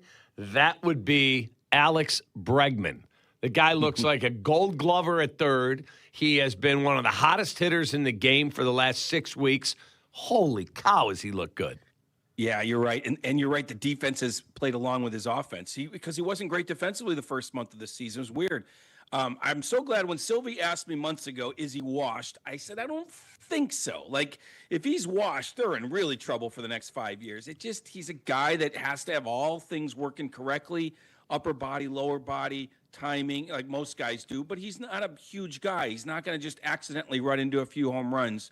So it's great to see. You want it to keep going and going and going, but they're winning games in part because of him. Think about it. Almost everybody in that lineup at one time or another has carried them in some way. Even Dansby before he went out. We know what he did in that New York series. So now it's Bregman's turn, along with PCA, who just doesn't stop. It's a lengthy lineup. Hoodie, I always talk about left-handed slug. Yes. And the White Sox have it. The Cubs, I have to admit, secretly have it. They don't have it in the form of like a Schwarber or Ohtani. But if you spread out that lineup and take a look, just yesterday, Hap homers, Conforto homers, PCA homers, Pedro Ramirez off a position player, all from the left side of the batter's box against right-handed pitching, just like Tristan Peters did late in the game. Both teams have enough left-handed slug to help you in October more than maybe you might think. So I'm buying more stock on the Cubs offense than I even did months ago, because they have more balance than I thought. Where the White Sox absolutely have the balance slug-wise. In fact, they need more right-handed slug, but you'll take the lefties that the White Sox can throw out there. Jesse, tell us about the podcast. Well, every week, twice weekly, Tuesdays and Thursdays, dropping a new one tomorrow just to kind of wrap up what happened in Seattle and look forward. We're going to have a couple guests on this week. I'm not going to reveal who they are because I don't know who they are just yet. Wow. Still in the booking mode. Oh, God. Still in the booking mode, but twice weekly on the ESPN Chicago app and on YouTube, of course. Okay, so both of you, I'd like for you, from a confidence standpoint, it's the playoffs, okay? You got to get your rotation ready. From a confidence standpoint, who gets the ball first? If I'm the Cubs, I'm opening with Matthew Boyd. He would be probably today. I'd give him the ball. Now, Clay Holmes has looked really good. Could he get that? Maybe. But right now, it'd be Matthew Boyd. And obviously, on the White Sox side of things, for me, it would be Sean Burke. Okay. I asked you about the Cubs. So it's 1 is Boyd, 2 is Clay Holmes. Third. Unless Gossman pitches better. Third is Gossman. Fourth is Shota. All right. He's starting for you, Shota. He'd probably start if I needed a fourth starter. Yeah. What does that look like for you, Jesse? If you're correct counsel, from a confidence standpoint, what are you looking at? Yeah, pretty similar. I might flip Gossman and Shota. Shota hasn't been great lately, but the entirety of the season, I like Shota over Gossman. Gossman's, I don't know. I'm not sure. Two-pitch pitcher. They're both kind of two-pitch pitchers, but Shota's had the better season, and Gossman has not been as good lately, like since before the trade and the other day. But I would probably go Boyd today, but I don't disagree. Clay Holmes has a chance to elevate himself. The key in a best of 5 is game 1 and 2, because either one of those two can come back on full rest in game 5. Yeah. So 1 and 2 are kind of similar in a best of 5. Now, best of 3, Boyd, Clay, I guess Shota. But if that game 3, they have to take the You got to pitch Gossman in a 3-game series. He was just in the World Series. He's got big cojones. If game 3's at home with the wind blowing out, you're right. I can't pitch Shota. You can't have me write it in pen Gossman today in a game 3. I'm not doing that today. He's got to show me something over the last month or so. Look at his numbers since the Cubs beat him up. I don't care about his underlying stats. The idea is results. And if he continues to get so-so results, now Shota needs the best version of himself also. So, Cap, to me, it's a coin flip right now. But if the wind was blowing out, I would not start Shota. When is Cabrera? So I'll give you that much. When is Cabrera coming back? Well, he won't start again unless you're in a TBA type situation. He's not going to be in that rotation. You got to pitch David Peterson. He may not even make the playoff roster, Edward Cabrera. What says that he's going to make a playoff roster? Agreed. Right now? Especially if Ben Brown and Justin Steele are back and one of them pops, more likely it would be Brown. And I don't think those guys are going to be starters, Steele and Brown. I think they'll be used as leverage guys. No. Steele, Brown, Shelby Miller. Aside from the injuries, if Cabrera does not make the playoff roster, that's going to make big headlines. It just will. Would you put him on the playoff roster today? I wouldn't. I can make room for him. I'm going to need some guys that can give me some length if I need it out of the bullpen. Well, that's why you have Colin Ray. Yeah, and I will tell you this, Jesse. Some guys are built for being really good in low-pressure environments. Oh, my team's 22 games under 500. Yeah, I'll come in and I'll throw nasty stuff. Oh, you drop me into Wrigley or into a pennant race? Yeah, that might be an issue.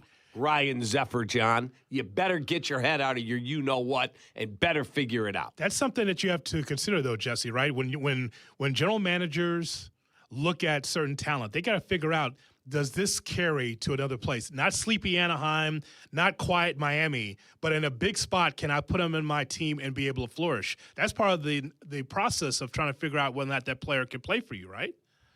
1,000% it is. Absolutely. That's why you give up your number 2 prospect for Clay Holmes, because he's pitched in New York. You know that's not going to be a problem. And then that's why, even though Edward Cabrera has a good arm, you didn't give up an AA prospect. I liked Owen Casey, kind of like you guys probably did, but he's not an AA prospect. And it's a roll of the dice. Cabrera, Zephyr, John, this is big time. Totally different. So, yeah, I think if Ben Brown's back and somehow Steele and maybe Shelby Miller, way too many choices for Edward Cabrera to make it as a reliever, which he's not done all season. So I think his roster spot will be up in the air if any of those walking wounded return. Dell wants to jump in with Jesse Rogers here on ESPN 1000. Hi, Dell. Hey, J Hood, how are you? Good, thank you. Hey, yeah, I'm just flabbergasted. You guys, you're watching the same team. The best pitcher over the last probably, I don't know, month and a half has been David Peterson, our best starter. I mentioned him. I just mentioned him. Oh, okay, I didn't hear. Oh, I didn't hear you. I'm sorry. Yeah, I said also, you got to pitch that guy. He looks really good. Yeah, exactly. You have to. You have to. Boyd's getting lit up like he always does late in the season. And the other thing is, Jesse say, oh, the way Craig's been, he's been managing for a playoffs. Then why is this? And it's not just him; it's also the front office. Why is Javi Assad going back and forth? Oh, options. It doesn't matter now. You're playing to win. It doesn't matter about options. You got to DFA some of these guys who are not going to help you in the playoffs. Wait. Who are you DFAing? Theobar. to begin with. Okay. You're not going to use him in the playoffs.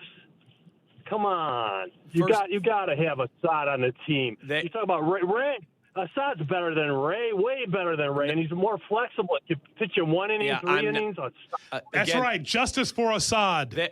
Listen to me. They've got to use these options and keep guys with them. What? They'll get him back. They want him stretched out as a starter. Right now, there isn't a role to start him. He's not starting over Gossman, Holmes, Imanaga, Boyd, Peterson. That's 5. Ooh. Assad. Yeah, he'll get. That's why he's in the minors, because he has options. He understands the deal, and you keep him stretched out. You get a couple of call-ups, right, for September, right, Jess? So he could be one of them, right? Yeah, definitely. Assad would be back up in September. The caller's not wrong in his theory. Like, if this is go time, you take your best 26, and Assad is one of them. But Cap's also right. Sometimes you have to manipulate the roster to your benefit. If a starter goes down, Assad's ready to go. Because he's down there starting. So it's a tough call, but Assad's roll-up here is duplicated by Savali, who could be DFA'd, who, for all we know. It's duplicated by Colin Ray. I mean, he's not wrong come playoff time. You'd rather have Assad than some of these other guys, but when a player has minor league options, that's the reality of it. You're stashing arms. But he's not wrong. Like, is he better than Thielbar? Is he better than Savali? Probably. Definitely. But in this role, you want him ready in the minors. Any Sachs news? Well, I mean, like I said, waves of left-handed hitters. Waves of left-handed hitters. This is why you have a chance to win. Where's Shane Smith? Where's Shane Smith? I'm seeing TBA again for pitching tonight. This guy was an all-star in 25. Come on, Jesse. Yeah, not ready. That's the answer. Not ready. They are. Boy, we're gonna look back. Look, what did I say last week? There's good news and bad news. The job is to win the division. Okay, at this point, not if it's one game. If it's one game. If it's by 7 games, it's by 7 games. What they did at the deadline sort of guaranteed them if they're going to win the division, it's not going to be by 7 games. They just didn't do enough because they wanted to hold on to their prospects. But if they win it by a game or 2, that's it. That's fine. And you've held on to those prospects. I'm going to die on the hill with that. We're all like, oh, why aren't they winning more? Why aren't they? This is who they are. This is who they are. And if they lose it, though, if they lose the division because Luis Castillo can't go long or they don't have enough, then the criticism comes. But as long as they win that division, this is what it's going to be, mixing and matching and trying to find innings. And it won't look great in the playoffs. You're not going to win 3 or 4 rounds, 3 rounds with this kind of pitching, but at least they'll get in. But if they get in by 6 or by 1, it doesn't matter to me. So, Cap, it's not perfect. It's not going to look perfect, but they do need more by Luis Castillo. They need more. Yeah, you can't be 80 pitches, 2 1/3 innings or whatever he went yesterday. Terrible. Awful. I haven't liked, go back to 2 against the Cubs, man. Boy, he did not look good. Forgetting results, he just feels like he's flinging it up there sometimes without much, I don't know, zip on it, without much, authority to it. And he's just pitching on sort of guile and know-how because he's a veteran. But that's only going to last so long. So what's he had? 5 outings and 4 haven't been great? Right. Does that sound right? And somewhere in a locker room, Anthony Kay says, what about me? What about me? Like, because we set him to the side, Jesse, I'm just like, yeah, he pitches well, but our focus is on Castillo giving you some length, Sean Burke being the ace, and then David Smart when he comes back with the mystery blister. I don't know what to expect there. Hopefully better, but Anthony Kay still saying, hey, it's me, and Urquidy's not an answer. It's not the answer to the question. It's a nice outing, but that's not a guy that I look at and say, hey, every 5th day, give him the ball. No, but Kay, your guy Kay, every game begins with Kay, starts tomorrow. Yeah. You know what? Against Hood is DeGrom. not wrong. Like on a different playoff team, they may have traded for more and pushed Kay out. Right now, Kay's starting a playoff game for me. He just is in a longer series. Agreed. He is. Agreed. And if, whether it's 12 outs or 15 outs, he's been able to battle. And it's not going to be perfect. He's probably not going 5 shutout, 6 shutout, but he'll keep you in a game, which Luis Castillo hasn't always done. So that's a great point about Kay. We always kind of overlook him. Right now, he might be pitching in game 3 or 4. Big start for Gossman tonight against Merrill Kelly. So we'll see. Yeah. I want to see Gossman kind of rebound. Like I say, he's 2-pitch pitcher. It's split and it's a fastball, kind of like Shota. But that means he's got to be really good with both pitches. As always, we appreciate the time, Jess. You got it, boys. I will talk to you on Friday. Have a great week. Have a great week, buddy. There he is. The great Jesse Rogers, brought to you by Automatic on the Yingling Hotline. Yingling, the oldest brewery in America. Shot or no shot comes your way at 8 on Kap and J Hood. This is your morning routine. Yeah. Kap and J Hood. Good morning. Morning. Good morning. Oh, and in case I don't see you, good afternoon, good evening, and good night. On ESPN Chicago. The Waddle and Silvy podcast is brought to you by Viore. Get 20% off your first purchase at Viore.com/waddle. You know where HVAC really matters? Hospitals, manufacturing plants, data centers, office buildings, the places where there's no room for a system to go down. That's why so many of those businesses rely on my friends at Automatic. You don't have to run a hospital or Fortune 500 company to get that same level of HVAC service in your home. Automatic brings that same level of expertise to families across Chicagoland. We use them. You should too. They are the best. And if Automatic already services your business, ask them what they can do for your house, too. Call Steve Stahorek and his crew at Automatic or visit atomatic.com. Jay Moore. This is your White Sox Minute. I'm Len Casper. The Sox did it again on Sunday. Tristan Peters hit a game-ending homer off Kodai Senga as the Sox beat the Mets 2-1. The Sox took the series with both wins coming on bottom of the ninth homers. Tonight, the Sox begin a big series against the playoff hopeful Texas Rangers at 6:40. Sox fans, join us at the ballpark Friday, September 4th, as the White Sox host the Minnesota Twins at 6:40 p.m. 20,000 fans in attendance will receive an exclusive White Sox Magic Wand. Don't miss your chance to bring a little extra magic to Rate Field. To purchase tickets and prepaid parking, visit whitesox.com/promos. This has been your White Sox Minute.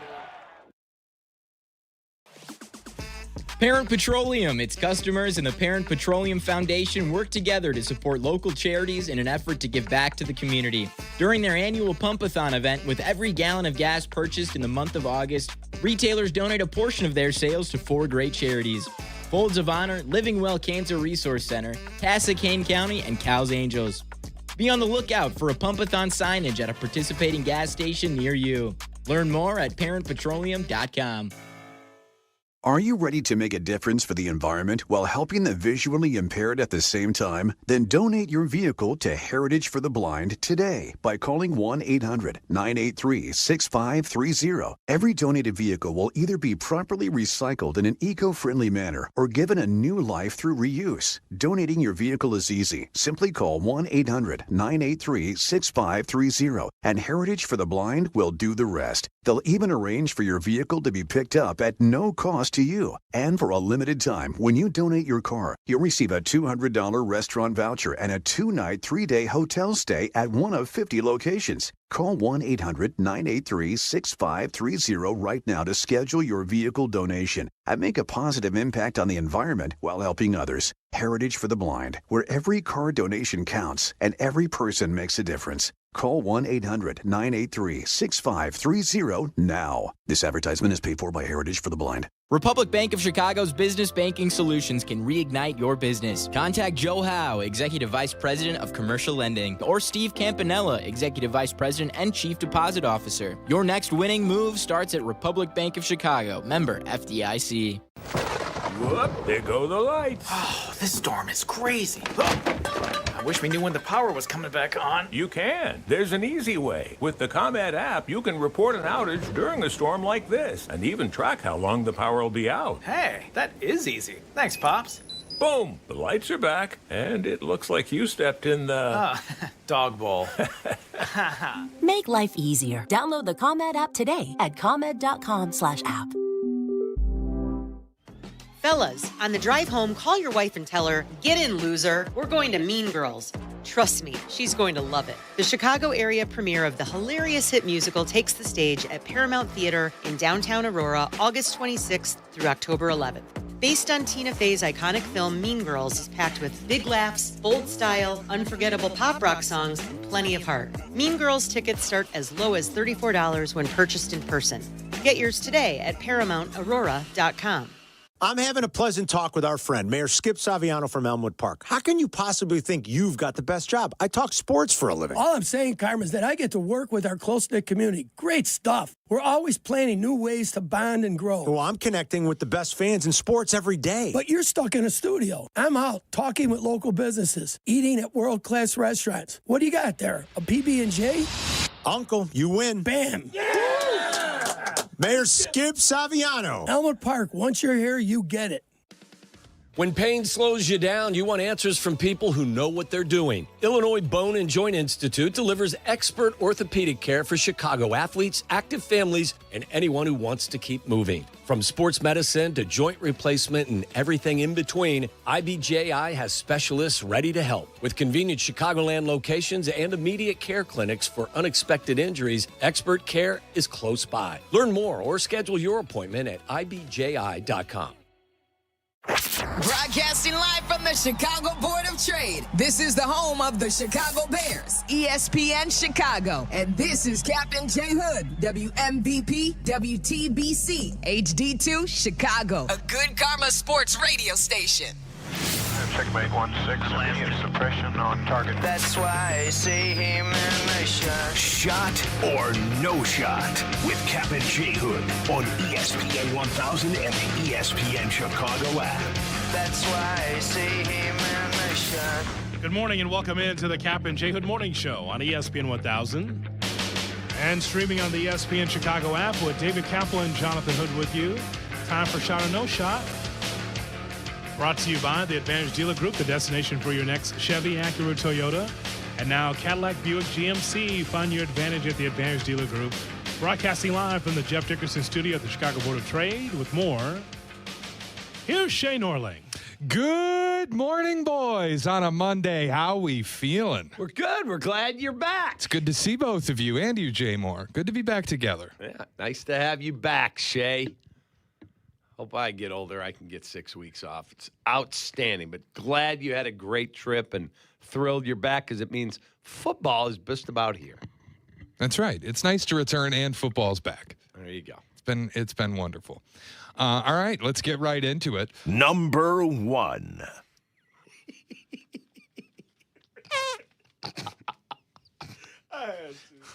You did not have to. Is that new? No, it's not new.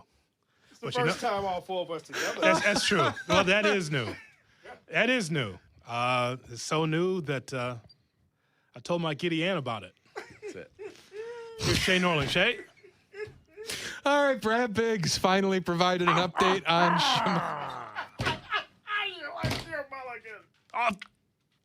See? Shay? We broke Shay already before the first question. Well, that'll be all around the NFL. Next, here on Shot or No Shot. Cap will get a farewell show when he retires. That's a no shot. No shot. I'm going to die at the console. The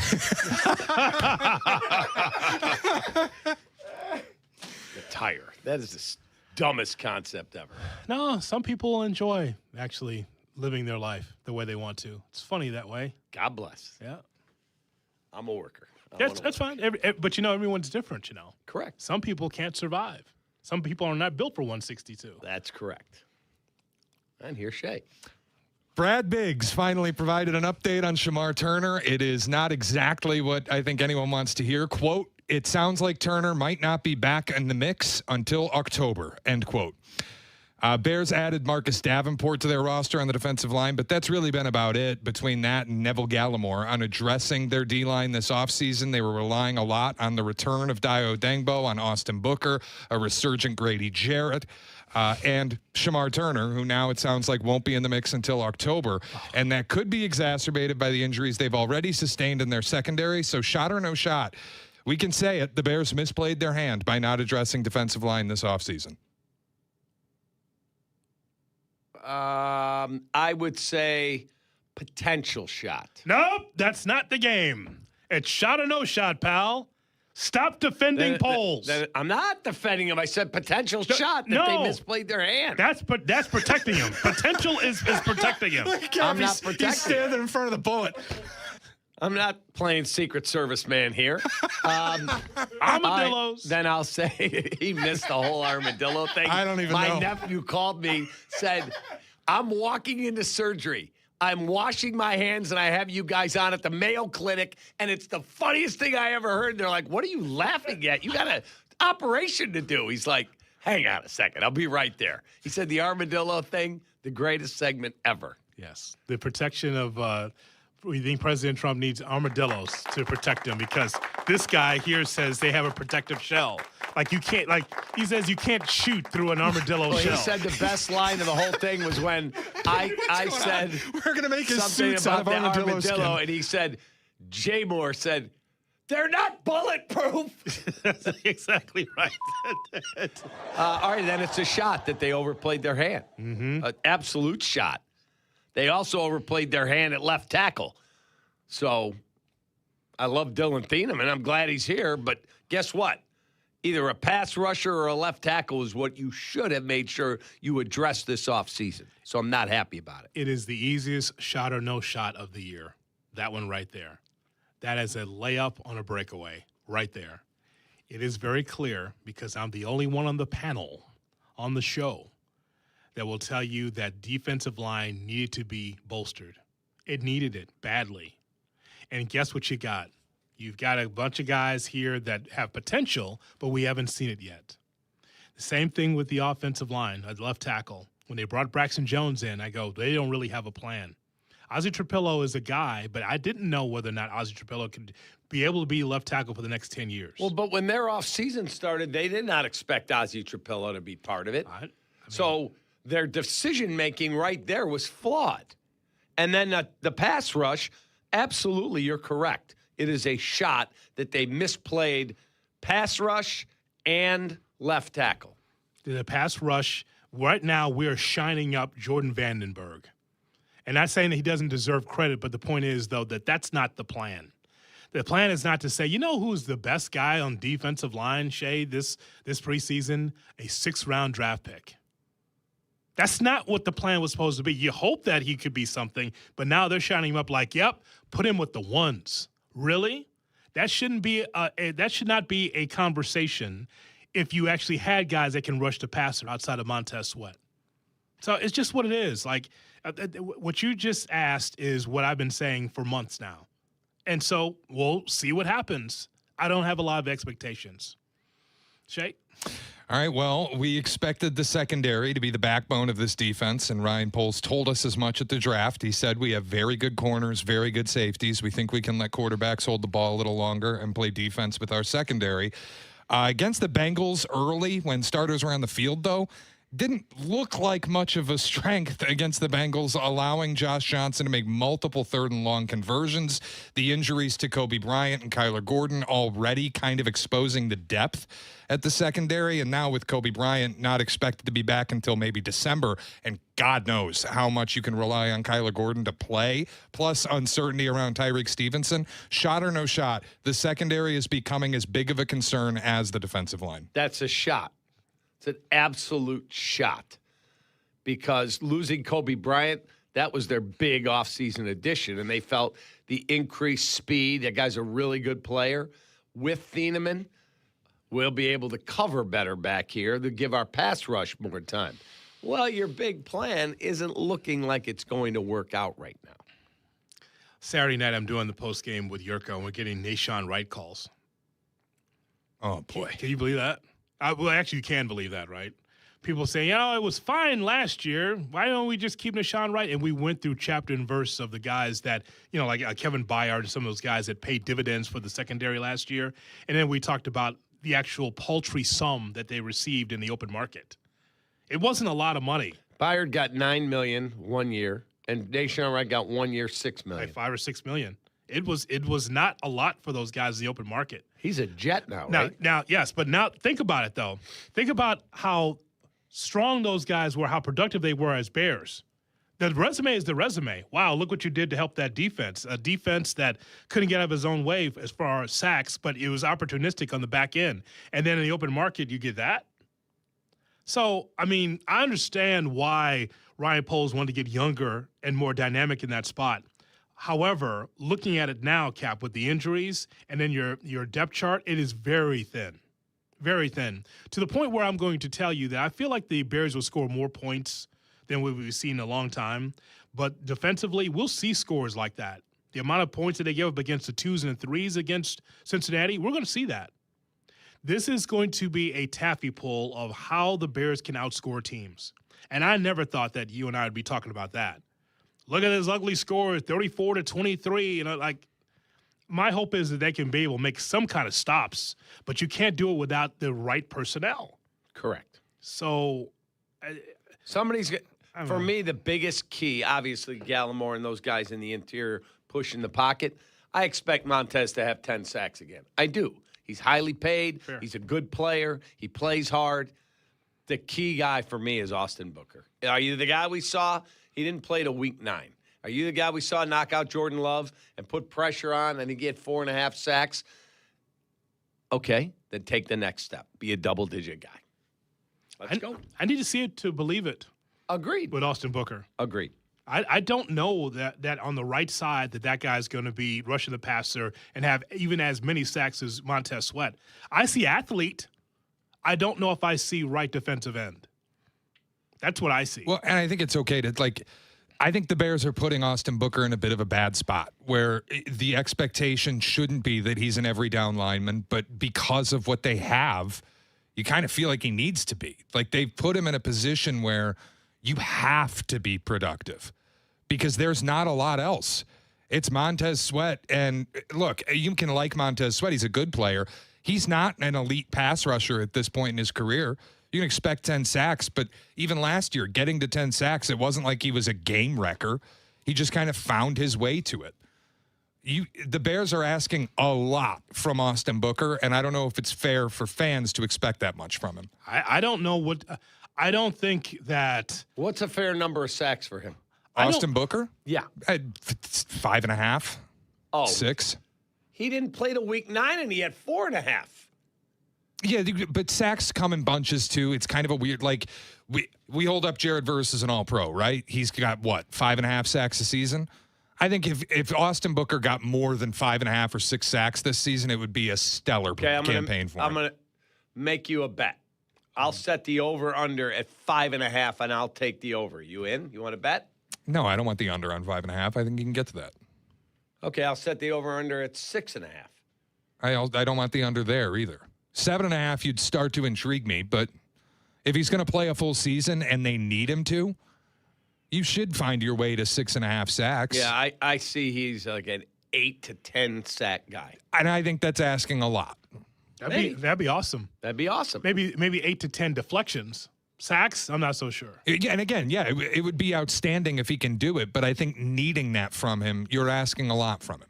By the way, just to make sure that Javon Dexter Sr. does not avoid the smoke this morning, if anyone needs to play into the fourth quarter, it's Javon Dexter. Nobody hides on tape like Javon Dexter. Because we're looking at the ends, right? We're looking at Montez and we're looking at Austin Booker.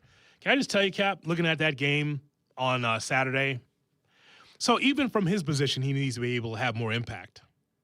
As a guy that needs to play in the second half of games, more time, and just be able to do something so something looks good on film. And this is contract year.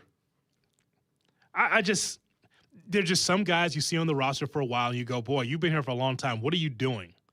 That's a second-round draft pick from 2023? Correct. Okay. So it's a big year for him. Huge. He needs more time on the field. And you say, well, why? I mean, he's a veteran. Why? It's because he needs to have some good tape. I don't see good tape from Javon Dexter. He's a guy. He needs to be more than that for this defensive line, though. Well, that draft, they took 2 D linemen high. Yes. Zach Pickens, bust, and Javon Dexter trending to not being here. So, All right, sir. What else do we have? Cubs lost 2 of 3 this weekend to the Mariners, but they remain one of the National League's best teams. And it was still a solid weekend for PCA. Hit 2 home runs in the series, up to 6 home runs in the last 7 games, brings his season total to 33. And he really might go 40-40 this year. Shot or no shot, the NL MVP race is over. That's a no shot because Shohei's going to get back up on the mound. And if he goes out and pitches, 6 innings of shutout baseball, he's going to get support for MVP. So it is not over, but I think it's a hell of a race to watch. For me, it's a shot that I feel like PCA is the MVP, but I don't have a vote. But I know that there's going to be people that love the game that's voting that will say, but look at Ohtani, though. Look at him pitch and look at him. I think people are still enamored because he's a pitcher and a hitter. I just think that if you take PCA off this team, my God, man. Right. It's not that it would be a bad team, Shay. I'm just saying, like, you're losing ground defensively if PCA's not there. And because he's been magical at the bat. Since Memorial Day, I'll say, he's just been on a heater. He's been fantastic. Everything. He's been the lightning rod for Cubs baseball. So he's deserving for me as MVP. But if people still look at the Ohtani story and go, look at this guy. Yeah, a friend of mine in the game, I called him and said, how did the Mets give him up? He said that Jed asked for, the guy that Jed originally asked for, he knew they would never give him. All right, I'll settle for the injured PCA kid. He was asking for Francisco Alvarez. All right, give me Alvarez. Nope, we can't do that because he was playing a lot. And he said, all right, I'll take the PCA kid. He's injured. And they said, that's her number 1 pick. You got to throw Trevor Williams in the deal. Sure. All right, you can have him. Can we also, it is one of the more stunning in-season turnarounds from basically what the first 2 months of the year were for Pete and the post-Crosstown, and the first Crosstown series kind of debacle where he was batting 9th in the order.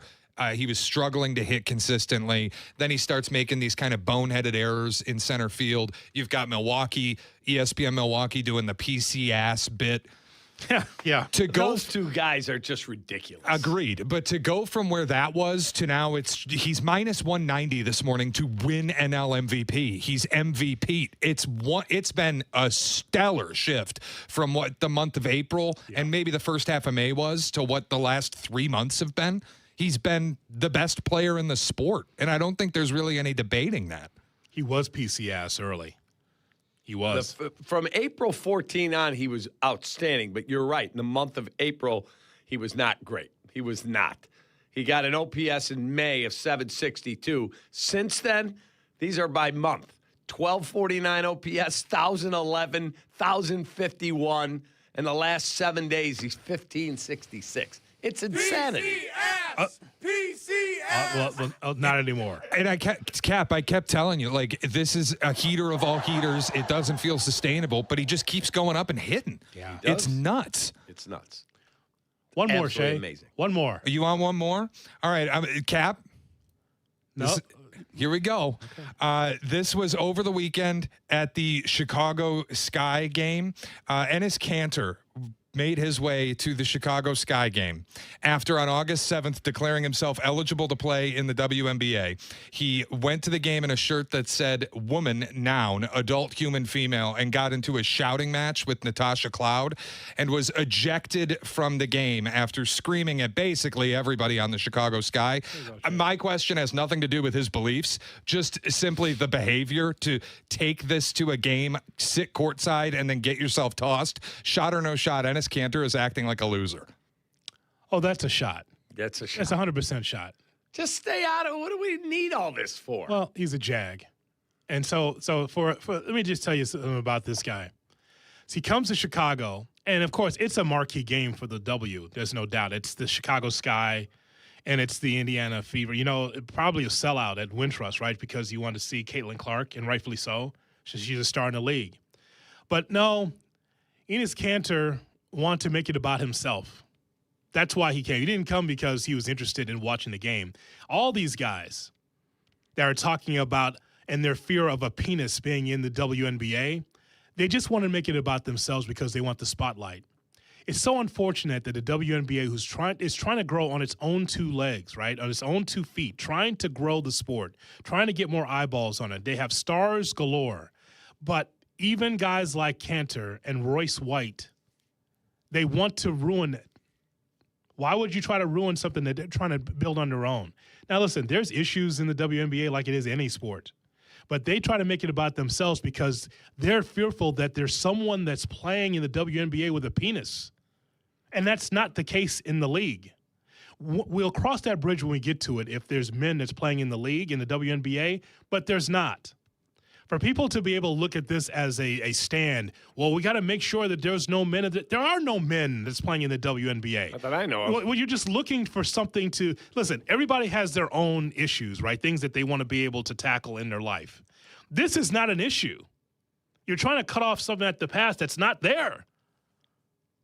So the idea that, oh, well, you know, we have to be able to stand strong as men to make sure that there's no men in the – you mean this WNBA, this women's sport that you didn't care anything about? If it was across the street from your home, you wouldn't go see because it's women for some guys?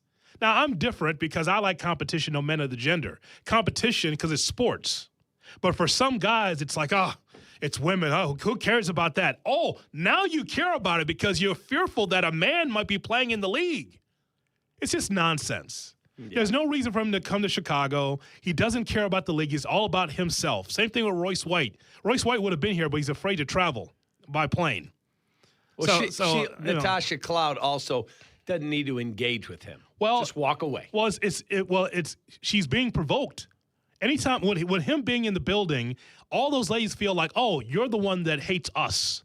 You actually hate, and you're trying to get drafted to our league because you're trying to make some grandiose point. Agreed. Of course, they feel like that they're irked because that guy's in the building and he's not there for their game. He's there to be seen. Correct, but again, I don't believe she should have engaged, and I'm sure cooler heads prevail. They tell her, just ignore him. He's an idiot. That's how it should have been handled. But it wasn't. Correctly, the CPD, Chicago Police, got him out of the building. Listen, everybody doesn't have the same temperament. We know what he was there for.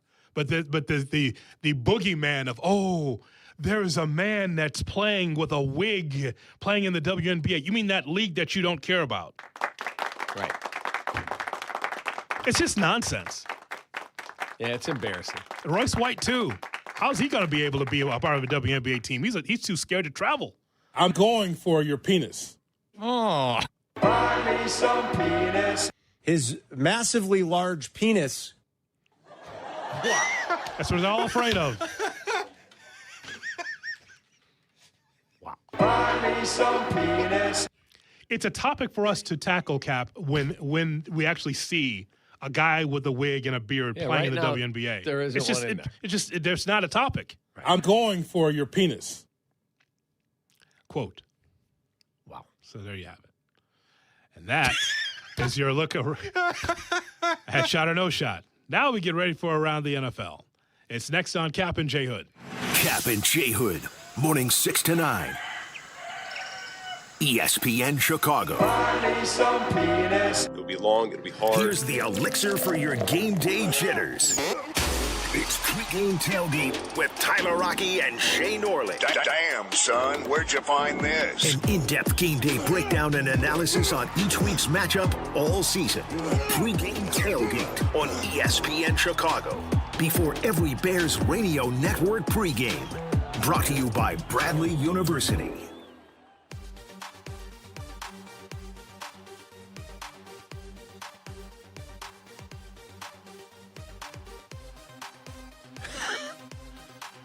Some thoughts now about Lawrence's Fish and Shrimp. It is the best. You love seafood? Check out Lawrence's Fish and Shrimp.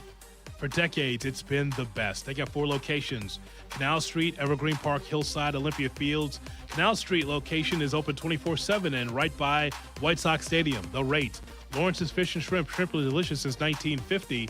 Let me tell you something. You go to that menu and you see the best in seafood. I've been going there for decades, since college. Jay Moore's been going there since college. It is the spot, especially that 24/7 spot. 24/7 on Canal Street, man, it is just the absolute best. So you love seafood, try Lawrence's Fish and Shrimp. And oh, by the way, always, I gotta tell you, you get a discount. You go in there and just say, I want the J Hood ESPN Chicago discount. Boom, you're right in there. That's amazing. You've tried this, right? Have you dropped ESPN Chicago as a name? Oh, absolutely. Plenty times. And yeah. Nobody likes a discount like Jay Moore. Yes. So here's a place that won't go for your penis. It's Lawrence's Fish and Shrimp. Shrimply delicious since 1950, Jay Moore. Time now for ESPN Chicago Sports Business Minute, brought to you by the Village of Bolingbrook. Bolingbrook means business. From Crane Chicago Business, here's Danny Eckert. A 2+ year legal battle between the Cubs and a rooftop business beyond the Wrigley Field bleachers could be nearing a turning point. The Northsiders and Wrigley View Rooftop on Waveland Avenue are awaiting a federal judge's ruling whether to block the rooftop business from selling tickets to view games, concerts, and other events at the friendly confines. It's the only rooftop that did not renew a revenue-sharing deal with the Cubs 2 years ago. The team sued, reopening a legal battle that was settled out of court back in 2003. The Cubs say the rooftop is a parasite selling tickets to view their product without permission, while the rooftop says it's a business permitted by the city and no law or court ruling gives the Cubs the right to control the use of a property they don't own. The case could set a precedent for sports teams trying to prevent viewing of their games through other means, including technology like drones. For the Crane Sports Business Minute, I'm Danny Eckert. Success for business owners lives in Bolingbrook. Over 30 corporate headquarters call Bolingbrook home, and in the last year and a half, more than 100 new businesses have chosen Bolingbrook. With strategic access to I-55 and I-355, you're connected to everything that matters. The area includes 1,100 hotel rooms, great restaurants, shopping, and a supportive community. From neighborhood shops to global brands, success resides in Bolingbrook. See why Bolingbrook means business At bolingbrook.gov/business. Here she comes! Surprise! They sent a duplicate shipment to your flower shop! Now you have to pay for 1,000 extra carnations! Also, there's a beehive outside your store! And they're super aggressive! There's thousands of them! Progressive knows small business owners usually don't like surprises because they cost you money. But a good surprise, saving 10% or more on commercial auto insurance when you pay in full. Also, the egg salad you just ate was expired! Gross! Surprise yourself. See if you can save in as little as 8 minutes at progressivecommercial.com. Progressive Casualty Insurance Company and affiliates. Discounts not available in all states or situations. Ellie here is getting the sleeve she's always dreamed of. She worked with Empower and planned for her next move, so she got good at money. Now she can be a little bad. Oh, by the way, you spelled journey wrong. No worries. She can afford the cover-up, too. Ooh, check out my tat. It says, invest well, live a little. Start today at empower.com. True North stores have the Pepsi products you need to keep refreshed all season long. Stock up and save on select Pepsi brand beverages. Buy 2 for $5 or 3 for $7. Get even more ways to save with True Rewards. Find the app in your favorite app store. True North convenience stores. Fast, friendly, clean. Good morning. Glad you're along for the Kap and J Hood experience on Chicago's Home for Sports, ESPN. Hello. Chicago. Good morning. Nick Foles sucks. He sucks. I'm just a fan. I'm not a football evaluator. I love the Green Bay Packers. The guy is drunk, but there he goes. This is not Detroit, man. This is the Super Bowl. I want winners.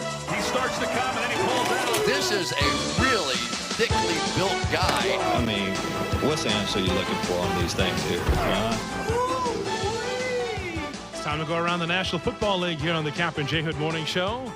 Here's Shay Norling. Shay? All right, Udi, let's get started with Around the NFL. We have Deshaun Watson at the podium after the Browns preseason game. Man, I didn't have no reaction. I think the biggest thing is, I think you guys know too, and I think the whole world knows, it has nothing to do about the performance. It's a little bit personal than that. So I think that's it's a disrespectful thing. Yeah, I mean, I'm going to keep whatever I feel with me and my family internally on how I feel about that. And, yeah, just move on. But don't you think, Deshaun, that winning and playing better would eliminate some of that booing? Last time I played on this field, I tore my Achilles. And that same fan base, they cheered when I got hurt. So does that have to do with, what does that have to do with anything about performance? When a person get hurt, especially for your own city, and they cheer. Does that make you regret coming here? No, I don't regret anything in my life. I think the Lord put me through situations for a reason. So I don't regret anything at all. But I had different thoughts on how it was going to be. But it is what it is. Sometimes the tables turn, and I'm patient enough because I'm a child of God to wait for that time to change. So I'm not tripping on it. Boy, he's pumping that pump pretty hard, isn't he? My God, he must be at the bottom. Jeez. The Lord put him through all that adversity. Right. The Lord said, I'm going to give you some massage lotion. Hit that pump again. My God, listen to that. Wow. That's what it sounds like. It was at the bottom of that Jergens. Yeah, That's what it sounds. He was beating the Jergens bottom. If you pardon the expression. So, and the Lord said, I will tempt you with Jergens lotion. The Browns are going to announce their quarterback today. I think the expectation is it'll be Shedeur Sanders. But what the hell do you do with Deshaun Watson on your roster at this point even? Cutting him seems like an impossibility. There's a $127 million dead cap on his contract this year because of the restructure that voided the next 4 seasons. How can you have a guy who just went on the podium and scolded the fan base, took no responsibility for anything that he's done at all, says he regrets nothing in his life and the Lord put him through all of it? Like, how can he be in your building? What did the Browns do here? I think it's one of those things where the coach is going to say he tried. And I'm almost certain he probably won't put him out there. Shedeur will probably be named the starter, but he's going to say he tried to make it work. The Lord did not put him through 20-plus lawsuits. I'll tell you that right now. You know what? You know what, young Deshaun? How about another one?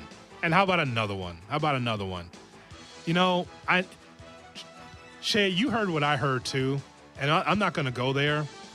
But it's just funny that Deshaun Watson said, well, we all know why the fans are doing this. Oh, no. You don't get to use that card. No, sir. I know kind of where he's going. Like, no, they're not booing you because of that. They're booing you because you're terrible and because you are a menace, clearly, based on what the court says. You're a menace. So even if it's one, if it's 3 women, if it's 25 women, it's still a bridge too far to be accused that often. It's also, like, let's be real, too. It wasn't one. No one is trying to hear Deshaun Watson play the victim card. No one. He says everybody knows why. No, I know that you, based on what all of the payments that you've doled out to various women, there's a major problem with you, which is just an amazing fall. What a 30 for 30 for Deshaun Watson, right? From Clemson to the likable sort that Deshaun Watson was, to the point where you could find me on a tape someplace saying, man, Deshaun Watson in the Bears uniform would be cool before the injury. And then to this. He's going to lose his job here. Shay, I had Dabo Swinney on this station back on my old show. Danny's producing it. He gets Dabo Swinney on, and I said, hold on, Dabo, you're saying that you would take him at number 3. He said, no, I would not take him at 3. I'd trade up to 1 to make sure I got him. He's Michael Jordan in football cleats. That quote was on this station, and it went viral. He looked like Michael Jordan in football cleats in Houston before everything happened. Yeah. And then what happened, and he had the 1-year suspension or the 2-year suspension, whatever it was, goes to Cleveland, and it's just been utter disaster. But now we're so many years on from this, and you're still going to try to make yourself look like the victim? What planet are you on? Man, sit your ass down. Unbelievable. Michael B. Jordan in cleats? Yes. Okay. Certainly not Michael Jeffrey. Absolutely not. When Houston, everything was good, man. It was good. And then all this happened, and Shedeur Sanders is going to take his job possibly, more than likely. That's amazing. I would be surprised if Shedeur doesn't. And I've said all offseason, if I were the Browns, Shedeur would be my quarterback 1. I'm not planning on being good anyway. I might as well see what I have. And if he's bad, great. You're going to be bad. Draft a quarterback next year, whether that's Arch Manning or somebody else. So it's the Bears-Browns game, and I'm Courtney Cronin on the sidelines, and you're Deshaun Watson. Deshaun, do you feel like you've done enough to be able to be the number 1 quarterback for the Browns this year? And you say, Absolutely. I've worked my tail off to get back here. I'm in a different space in my life. I've made my share of mistakes. I've moved forward. I worked hard to rehab, and I want to quarterback this football team. You know what he told Courtney? I don't know if I've done enough. What kind of confidence is that? Damn. Not good. Sat on the sideline during the Bears-Browns game. I don't know if I've done enough. Well, if you don't know, bro, then you know what Shedeur Sanders does. And I'm not saying that he's great either, but I'm just saying, like, that's a mess. Yeah, I'm not a huge Shedeur guy, but and there's no way they can cut him. Not that I could see. They have to eat $127 million in dead cap with the season starting. Like, it's one thing for the Broncos to eat all the dead cap on Russell Wilson at the start of the offseason. I don't know how this works now. If you were to cut Deshaun today, how do you eat $127 million and field a roster in 3 weeks? They'll keep him. They're not going to cut him. I just don't think they're going to cut him. He won't start. If he was a college football coach, he'd be fired today. But since he's a quarterback in the NFL, it's tougher. All right, what else do we have, sir? Well, I want to stick with quarterbacks because Tua has been given the starters workload in the preseason. He Tua threw Tagovailoa. Thank you, Donald. He threw 3 passes in the first week of preseason for the Falcons and sat on the sideline when the Falcons beat the Colts 34-6 over the weekend. He's getting the starters treatment, but Michael Penix has now been cleared for 11-on-11 work, and both Cooper Rush and Jack Strand looked good. Cooper Rush finished 10 of 11 against the Colts, and Jack Strand, the undrafted free agent, racked up 212 passing yards, 22 rushing yards, and a touchdown both on the ground and in the air. With Penix being cleared also, is Tua going to start games for the Falcons? I saw that first preseason game, and Tua couldn't even handle the football. He's dropping the football. Well, I mean, from the center. Okay, what does being cleared for 11-on-11 work mean? Is he cleared to play in an NFL game? Means he's cleared to start practicing at camp. I mean, it's been, okay, so for Tua, it's been a bad camp. He was injured at the start of it with a shoulder thing, and it has been underwhelming since he's been cleared to play and healthy. Cooper Rush and Jack Strand both looked good in preseason game 2. And now the guy that they drafted just 3 years ago, Michael Penix, sounds like he's going to be available sooner than later. I start to wonder, is Tua going to have a job in Atlanta? I mean, would you be shocked if they said, look, Penix is coming along great. He's not ready to start the season yet, so we're going to go with Cooper Rush. No, I don't think so. I think that's Tua. It's Tua and Penix.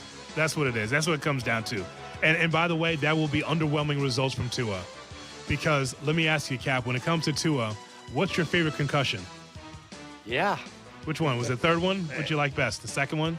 And how about the fact that you say to your boss, now the GM's gone, of course he got fired. You say to your boss, hey, here's what we're going to do. We're going to pay $175 million for Kirk Cousins, and we're going to take a young kid to develop behind him. And you don't have any of it starting.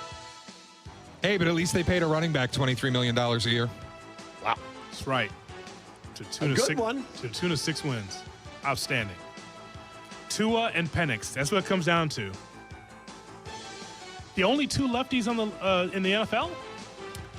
I don't know if that's true. There's got to be a backup southpaw someplace, but the only starter that's a lefty. I think in the both NFL of them. Sure. Yeah. I think that's the only starter that's on the left side is Penix or Tua. And Tua still, by the way, won't wear the great kazoo helmet, but Roshan Johnson will. I would ask it this way. Are the Falcons starting to join like the Jets, Browns, and Cardinals as the biggest bleep shows in the NFL? Dylan Gabriel's a lefty. Is he he's a lefty? Yeah. Well, I meant starters. Cap, fair? He want to start a job. Well, that's true. So the answer is yes. Atlanta has become that. Atlanta joining the Browns, the Jets, and the Cardinals among the biggest bleep shows in this league? Yes. It's too bad. Now, they have a new GM, so maybe he can fix things. But right now, today, train wreck city. That's why you don't have to watch football on Sundays down there. You can watch it on Saturdays. Sick 'em. Watch the Georgia Bulldogs. The only place college football still matters. That is our look around the NFL right here on Kap and J Hood. It's thugging and bugging again at a baseball game. We'll tell you the details coming up next. Another fight in the stands on Kap and J Hood. Good morning to you. Kap and J Hood Morning Show on ESPN Chicago. The CDGA Golf Show.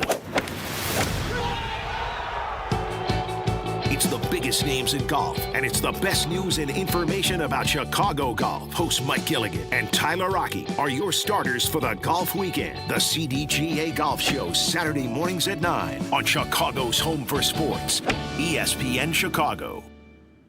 August means the dog days of summer, and that's when your air conditioner always seems to pick a fight with you. And nobody has the patience waiting around weeks to get comfortable again. That's why we like ABC Plumbing, Sewer, Heating, Cooling, and Electric. During their warehouse clearance event, save up to $5,000 instantly on select heating and cooling systems already in stock. Plus, get same-day installation when available with $0 down and 0% APR financing for 60 months. Visit 4abc.com. That's the number 4abc.com. ABC, consider it done. People's Bank wants to help you make winning money moves. Like, ever heard of the 50-30-20 rule? It's a guideline for allocating your monthly net income, with 50% going to needs like groceries, 30% to wants like tickets to the game, and 20% to savings. Follow the 50-30-20 rule to rule the day and your budget. Open a checking account online at ibankpeoples.com today. Brought to you by People's Bank, here for Chicago fans and savers everywhere. Equal housing lender and member FDIC. So I've got this right. Flat repairs or replacement if needed. Rotations and rebalancing every 5,000 miles, all included with the tire purchase. With paid installation and tax? That's the... Don't make me say it. I was going to say it. You don't say it. You back it up. That's the limited lifetime tire guarantee. Free with every tire purchase. So they're the...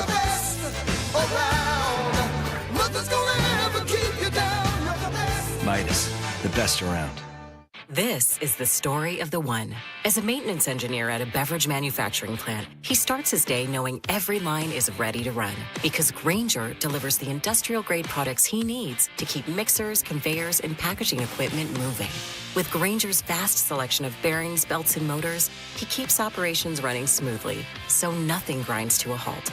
Call 1-800-GRAINGER, click Grainger.com, or just stop by. Grainger, for the ones who get it done. Ring, ring. Hello. Who is it? Guests on ESPN Chicago join us on the Yingling Hotline. Chicago office is calling. I've been expecting your call. The Yingling Hotline, brought to you by Yingling, the oldest brewery in America. Think about the places where the HVAC absolutely has to work. Hospitals, data centers, manufacturing plants, corporate offices. There's no margin for error. And those are the kinds of customers that have relied on Automatic for years. Don't you want that same level of expertise taking care of your family's home? With Automatic, you're getting the same elite-level HVAC service that commercial customers get. And if you're an existing commercial client of Automatic, ask what they could do for your home. Call Automatic or visit atomatic.com.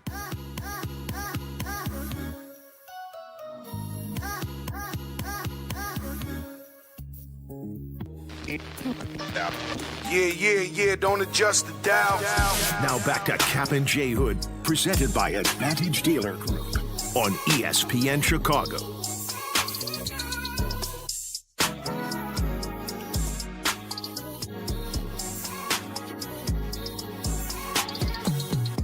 Kap J Hood, ESPN 1000. After us, it's Carmen and Jurko.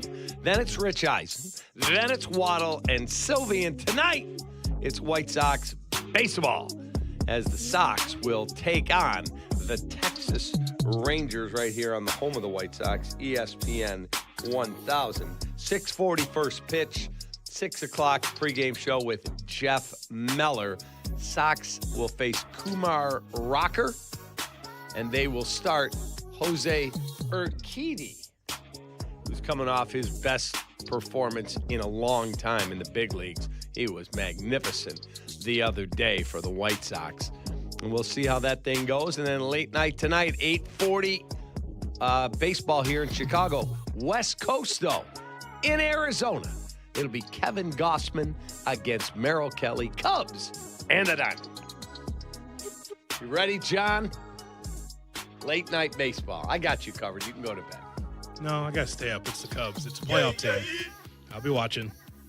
West Coast baseball. Shay, look this up. Phoenix, Arizona. West Coast? Out west. I believe they're mountain time, right? Depending on the time of year, I guess. They're never on Central Time, so it's out west. It's either mountain or Pacific. But we'll straighten that out one day. Same time for everybody.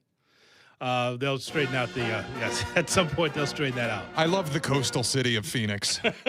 So it's west. They're in the west. We have a problem, Cap, and this is commonplace across sports, but it's happening in our town. First, it was the thugs at Wrigley Field, Sandberg versus Sandberg crime. Big Sandberg against little Sandberg. There's also a Sox fan that was involved in there as well, pumping a fist from the left side. Oh, we saw that as well. Yes. And then we had a guy pulling a Jimmy Superfly Snuka from WWE. Holy cow. So on YouTube, youtube.com, look for ESPN Chicago there. We had something very unusual, as you see on the screen here. I just don't know. I've seen this in wrestling once in a Samoa Joe versus Kurt Angle match in TNA. I've never seen someone from the stands just jump from his seat to fly down about, what do you think, 4 rows to drop kick somebody? What the hell is that? Yeah, that's scary. You could kill somebody that way. Yes. What is he doing? I mean, first of all, do you know exactly your target? Are you sure you know your target? You hop down one set of seats, and then you just flew through the air and drop kicked somebody. He's an idiot. I mean, did he get arrested? That's what I was going to ask you. Do you have a police blotter on that? I don't. I was actually looking for it on CWB, which is a great follow. Yeah. I haven't found it yet, but I will make a call over there and ask, because whoever did that guy should be arrested. That's assault.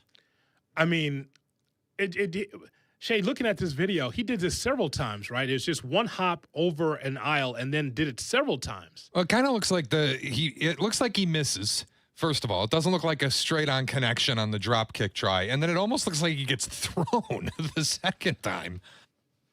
I mean, I've only seen this once on a flight of stairs where someone put out a drop kick on another wrestler, and then that wrestler went down a flight of stairs. This is just nonsense. You put that guy under the jail. Whatever he's trying to do, you put him under the jail. Because now you're taking out rows of innocent people too, right? Whatever his target was, he missed. And maybe eventually got there, but he had to hop down twice. I mean, that's a maniac. Come on, man. Who did it better, this guy or that Mets reliever? What's that guy's name? Jan? Jan, Oh, yeah. Jan. Gregory Jan, I think. Who did that jump better? Definitely Jan. You know what that reminded me of, that jump? Not the result. The guy years ago at the Bears game who caught the extra point, jumped out of the bleachers. Yes. And jumped in midair on Monday Night Football and caught it. Speaking of catching something, if that was me and he jumped into my aisle and he made a connection, you wouldn't see that guy again. Right. Hoodie, don't do it. It's not what. Yes, it is. He drop kicked me from behind. I didn't even know it. Yeah, he'd be destroyed. It'd be a gaggle of other Sox fans jumping in with me too, kicking the crap out of that guy. Section 108 would come running. Isn't that what the group's called? Yeah. Yeah. Absolutely. We gotta cut this nonsense out. At Wrigley, in the bleachers, that Sandberg versus Sandberg crime was just ridiculous. And then the Sox fan in the gray, sleeveless shirt. Yes.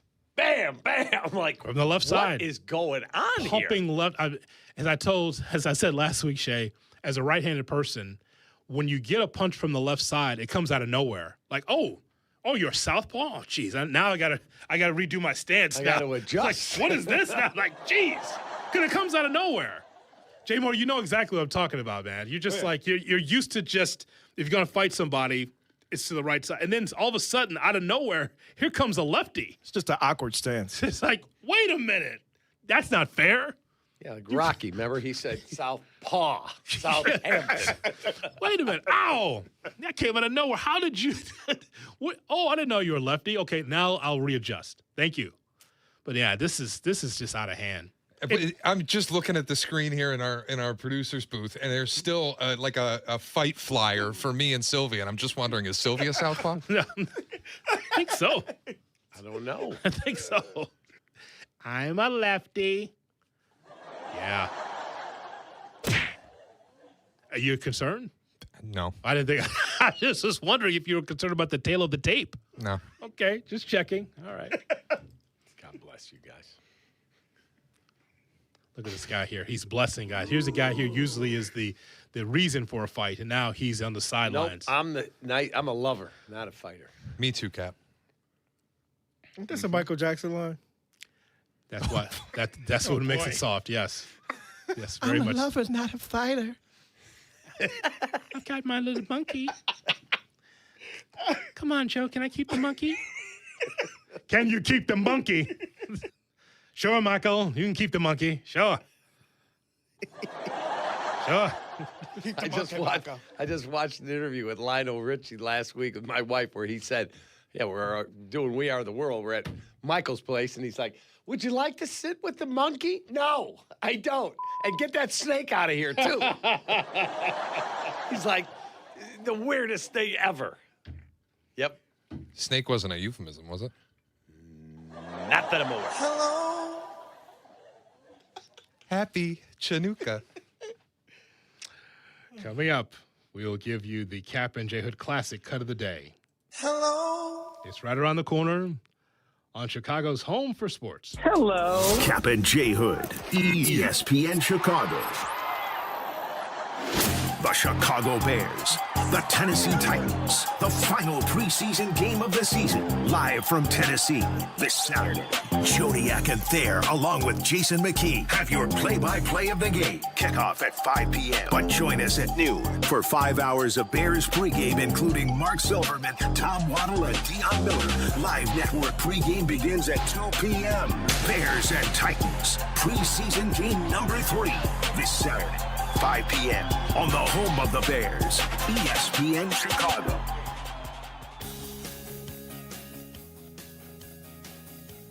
Hey, get summer going with a Firework Freeze 5-hour energy shot. You get that iconic freezer pop flavor, but with 0 sugar and a 5-hour energy boost. Bursting with cherry, lime, and blue raspberry flavors, Firework Freeze 5-hour energy shots bring a caffeine kick without the sugar. Ignite your taste buds without the Firework Freeze 5-hour energy shot. You can't get that. Available online at 5hourenergy.com and on Amazon. I'm Courtney Cronin, live at the ballpark with the team behind Costa Iavoni, Julio Costa and Anthony Iavoni. Courtney, Chicago fans love straight talk. Does that help in your reporting? Absolutely. No curveballs, just honest questions. It's the Chicago way. Same here. When someone's injured, they don't want to run around. They want answers. And when you're local, you step up to the plate for your community. It's about trust, one Chicagoan to another. Costa Iavoni, your trusted local personal injury attorneys. We get you. Call 708-4-MILLION or visit cilaw.com. This is the story of the one. The shipping manager who's there before the first truck backs in and the first pallet is loaded. Coordinating schedules, clearing bottlenecks, keeping freight moving. He counts on Grainger for the industrial-grade products he needs to stay ready. From shipping supplies to PPE to hand tools. So when the doors roll up, he's ready to roll.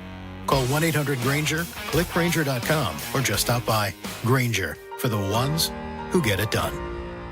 Chicagoland's most player-friendly table games are at Hard Rock Casino, Northern Indiana. Get in on the action with the area's only double-deck blackjack featuring 2 side bets. Then roll into bonus craps with the best odds and highest limits around. Enjoy Baccarat with the largest side bets and experience the most linked progressive table games. Plus, new Unity members receive $25 in free play when they sign up. Hard Rock Casino, Northern Indiana, just off I-8094, exit 6. Must be 21. Gambling problem? Call 1-800-9 with it.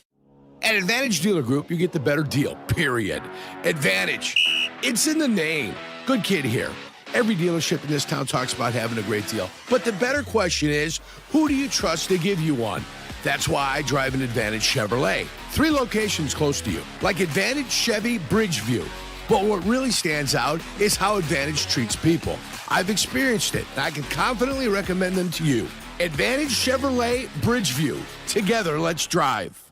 I'm having a pleasant talk with our friend, Mayor Skip Saviano from Elmwood Park. How can you possibly think you've got the best job? I talk sports for a living. All I'm saying, Carmen, is that I get to work with our close-knit community. Great stuff. We're always planning new ways to bond and grow. Well, I'm connecting with the best fans in sports every day. But you're stuck in a studio. I'm out talking with local businesses, eating at world-class restaurants. What do you got there, a PB&J? Uncle, you win. Bam. Mayor Skip Saviano. Elmwood Park, once you're here, you get it. Kenny here to help you ignite your taste buds with Firework Freeze 5-Hour Energy Shots. Juicy cherry, citrus lime, and blue raspberry. It's that iconic freezer pop flavor, but with none of the guilty sugar aftermath. The perfect summer kick. It's a delicious, portable, zero-sugar energy shot bursting with flavor. Bring on summer with Firework Freeze 5-Hour Energy Shots. Available online at 5hourenergy.com or on Amazon. Hey, it's Kirk Herbstreit. When it's game time, you need a good playbook, especially in the kitchen. Because when a crowd wants wings, fresh pizza, and mouthwatering sliders, you better have options in your kitchen. With Frigidaire Range, you get over 15 cooking modes, including stone-baked pizza, air fry, and air sous vide. Your game time MVP combo built right into your oven. Available at the Home Depot. How doers get more done. The Kap J Hood podcast is brought to you by Republic Bank. Check out our podcast on the ESPN Chicago app or wherever you listen to podcasts. Republic Bank, banking beyond expectations. Jay Moore.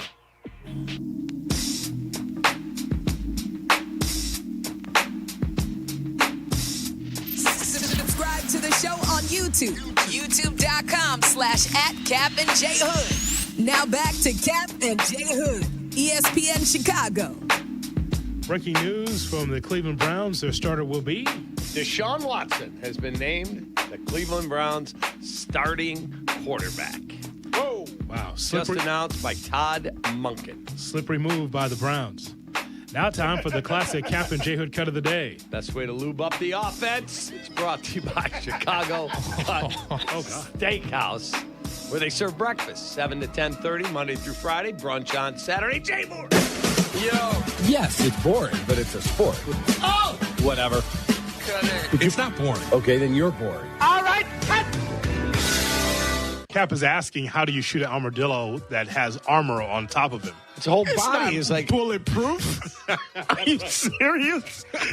I thought that the shell was bulletproof. It's not bulletproof. Thought maybe he had to get like down on his knees to get underneath the neck. Bam! He stuck the barrel in the neck. Cap, if an armadillo had that kind of protection, they would be working in the Secret Service. I'm just saying. I don't think you see a suit and tie on an armadillo to be able to protect, the big politicians around here. You really are 5 years old. I am. Can you imagine a pack of them being the Secret Service, like you said? Yeah, it'd be fine. I mean, no one's getting through there. It's a pack of armadillos. My God. I mean, think about it. You have a pack of armadillos protecting Trump. Yeah, Mr. President, here's your new Secret Service detail. Look at the armadillo. Look at him. No one will ever penetrate. It's unbelievable. A fine shell it is. You don't put him in a stew. You just put a suit on him. It's fantastic. Little earpiece. It saves money. They don't think I save money. I save money. They don't need money. They just need a little food here and there. My God. The economy's much better now because I hired armadillos. We love our armadillos. And that's all, folks. The classic Kap and J Hood cut of the day. The greatest. The absolute greatest. We're loud and proud in the operating room at the Mayo Clinic, laughing at us. Have a great day, brother. You have a great day. So long, everybody. Oh, you're still talking. What happened? We thank everybody for listening and calling in and being part of the program here on Kap and J Hood. Our thanks to Shay, who's returned. Jay Moore. And what's your name? Nick? On the other side of the glass. Stay tuned now. That's what his name's going to be now. What's your name, Nick? That's going to be his name. His cup of tea. It's Carmen Jurko coming up next. We will talk to you tomorrow. So long, everybody. Take that from Chicago. Well, see you later. I've got the best job, Carm. Let's go, Kap J Hood, morning 6 to 9. This is how it should be done. ESPN Chicago.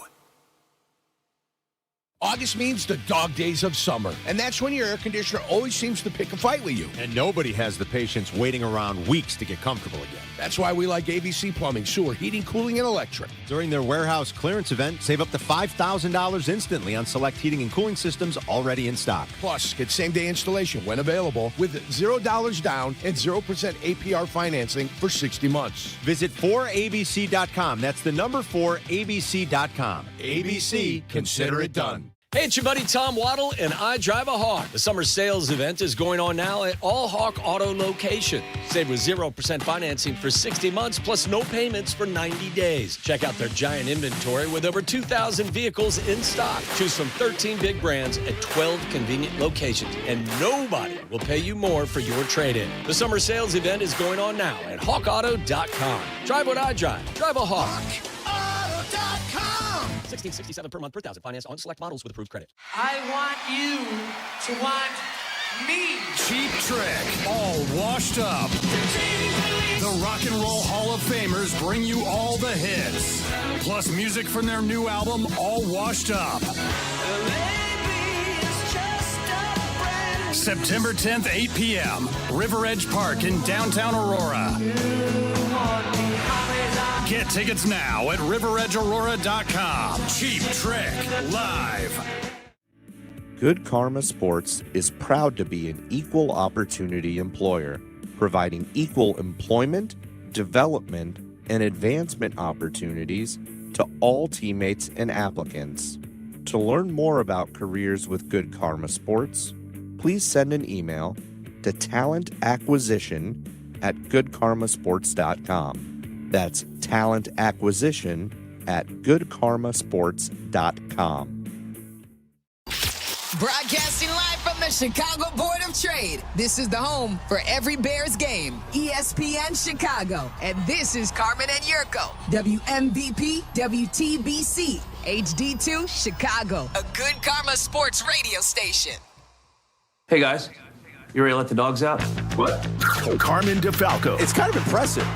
John Yurkovich. Yeah. This is the Carmen and Jurko Show on ESPN Chicago. It's out there for everybody to see. It is what it is. Carmen Jurko. Check this out.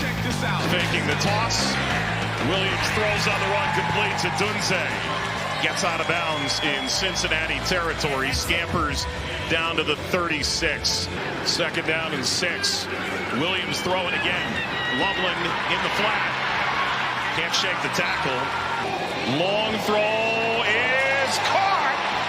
Jahdae Walker, a Red Raider from Shaker Heights, climbs the ladder. Throwing for the end zone for Thomas. He's got it. Touchdown. Wow. Drop that in the bucket. Clifford airing it out. Did he sneak that in the window? It was intercepted. Picked off by Thomas. He's running the other way, and he was down on the sideline. Little sample from Saturday night. Bears fall in preseason game number 2 to the Bengals. The starters got a little run. It was nice to see. Should they have gotten more? Good place to start. Welcome in on this Monday. Beautiful day today. Hope everyone had a great weekend. Bears are off today, but we'll talk plenty about the weekend that was. Look ahead at the week a little bit. Another joint practice coming up in the third and final exhibition game, a preseason game this Saturday evening. Most teams playing on Thursday and Friday. The Bears have one of the later ones, and then they're going to get the long break ahead of the start of the season. Courtney Cronin will join us at 11:30. White Sox with a series win. Cubs failed to win the series, but pounded the Mariners yesterday. They were just a couple of pitches away, actually, from sweeping that series. But, if ifs and buts were candy and nuts, we'd all have a merry bleeping That's Christmas. one of those that we talked about the other week. That's right. On the list. Last week. Those fancy things were. It made one of the lists. Yes, and we will have a new list today. Happy Monday. Happy Monday to you, my friend. I was very pleasantly surprised to see Caleb Williams in the first-team offense out there on Saturday night. You and Hoodie had the post game. Mm-hmm. I was not expecting that. Ben Johnson explained afterwards quite simply this way as to why the starters played a little. I don't want to say he seemed annoyed with the question. I think he thought it was amusing for whatever reason. He was maybe gritting his teeth and like smiling just so he wasn't overly nasty. But this was the first question out of the box to Ben Johnson post-game on Saturday. Same thing I've been saying all along, and that is we were going to assess the number of reps over the course of the week and the workload. And so we felt like we needed this work. Did they feel like they needed the work because they didn't get enough reps or because Thursday was so uneven? I think Thursday was so uneven they decided to give him some reps. But 8 reps is very little. 8 reps isn't enough. I'd have given him the first quarter. I wouldn't have worried about the reps. If they'd have gone on a 12-play drive and scored a touchdown, I said, okay, I've seen enough. Sure. They've got the message. He wasn't happy with last week. He wasn't happy with the game. Not happy with last week, not happy with the game. Guess what? They've got another one of these practices against another team this week. The Tennessee Titans. And you know what he's trying to do? He's trying to set he's trying to set the expectations for what he expects on Thursday. They're practicing against each other on Thursday. I believe it's Thursday again, and then the game is. That's why the game is Saturday. They're one of the only. Last week is unacceptable. We got a window cleaner back. That's like, what the hell's going on over there? So great. I mean, what are we doing? I love these guys cleaning the windows. He's hanging on a, he's sitting on a little bench. We're 18 floors up. He's on a board for Ballsy, heaven's man. sake. You're doing a good job, Good my to friend. see you. Yeah. I'm like, what the hell's going on back there? But either way, that's what's happening. Yeah, I believe it's Thursday, Eric. That's why they're playing. And one guess of what you got this week? You've got a Tennessee Titans team with a defensive line that's formidable. You got a formidable defensive line going up against you again. So we'll see how the Bears end up playing against these guys. And I don't anticipate that your quarterback is going to get any time this final game. I don't think he's going to get anything. So that's why you would have liked to see it a little bit more. Listen, I'm glad they played it all. I wasn't anticipating the starters to play. I said it last week to you. I thought the starters should at some point play a little bit in this preseason. I don't understand how anybody thinks they're getting the requisite work in without playing at all in the preseason. I don't think it makes much sense. So should it have been more? Yeah, you could talk me into that. The series sort of ended on a little bit of a downer. They had a holding penalty that backed them up. Then they had the miss to Colston Loveland down the seam. By the way, Ben Johnson wasn't too happy with that throw. Forget about the inaccuracy of the throw. But this was Ben when asked postgame. I think the question is the question in here, you guys?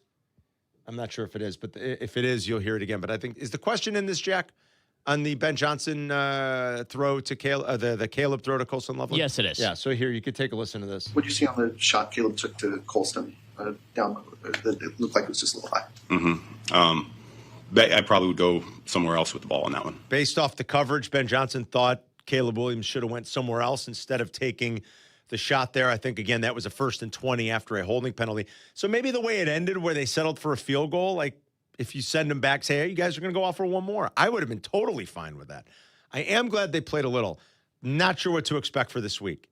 If it's a bad performance on Thursday, maybe they do go out and get a little run again with with an extra week, with 2 weeks. That's what I think the message is. Yeah. Perform on Thursday, and Saturday we're going to make decisions on the final quarter of this team.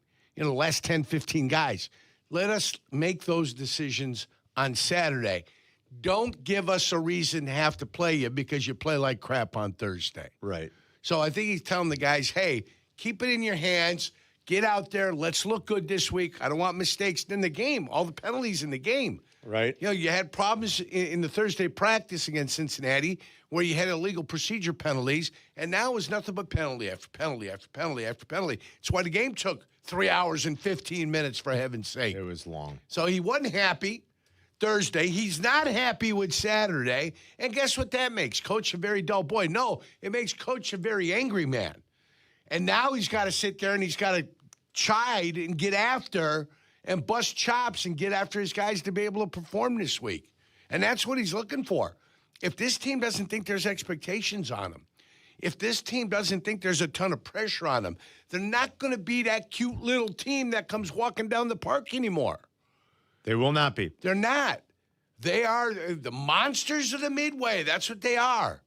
They are the guys that went and won the NFC North last year, and you've got a target on your back, and you better believe everybody is coming for you this year. They are. Everybody is coming for you this year. Certainly everybody in the division is coming for you. What is the thing that,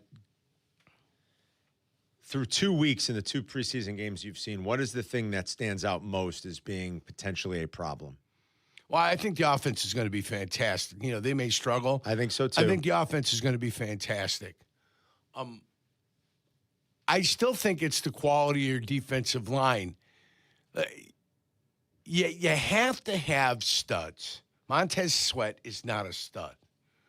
He's a guy that got 10 tackles. Remember when Greg Blosh once said sacks are overrated and the simpletons in this town didn't realize what he was talking about?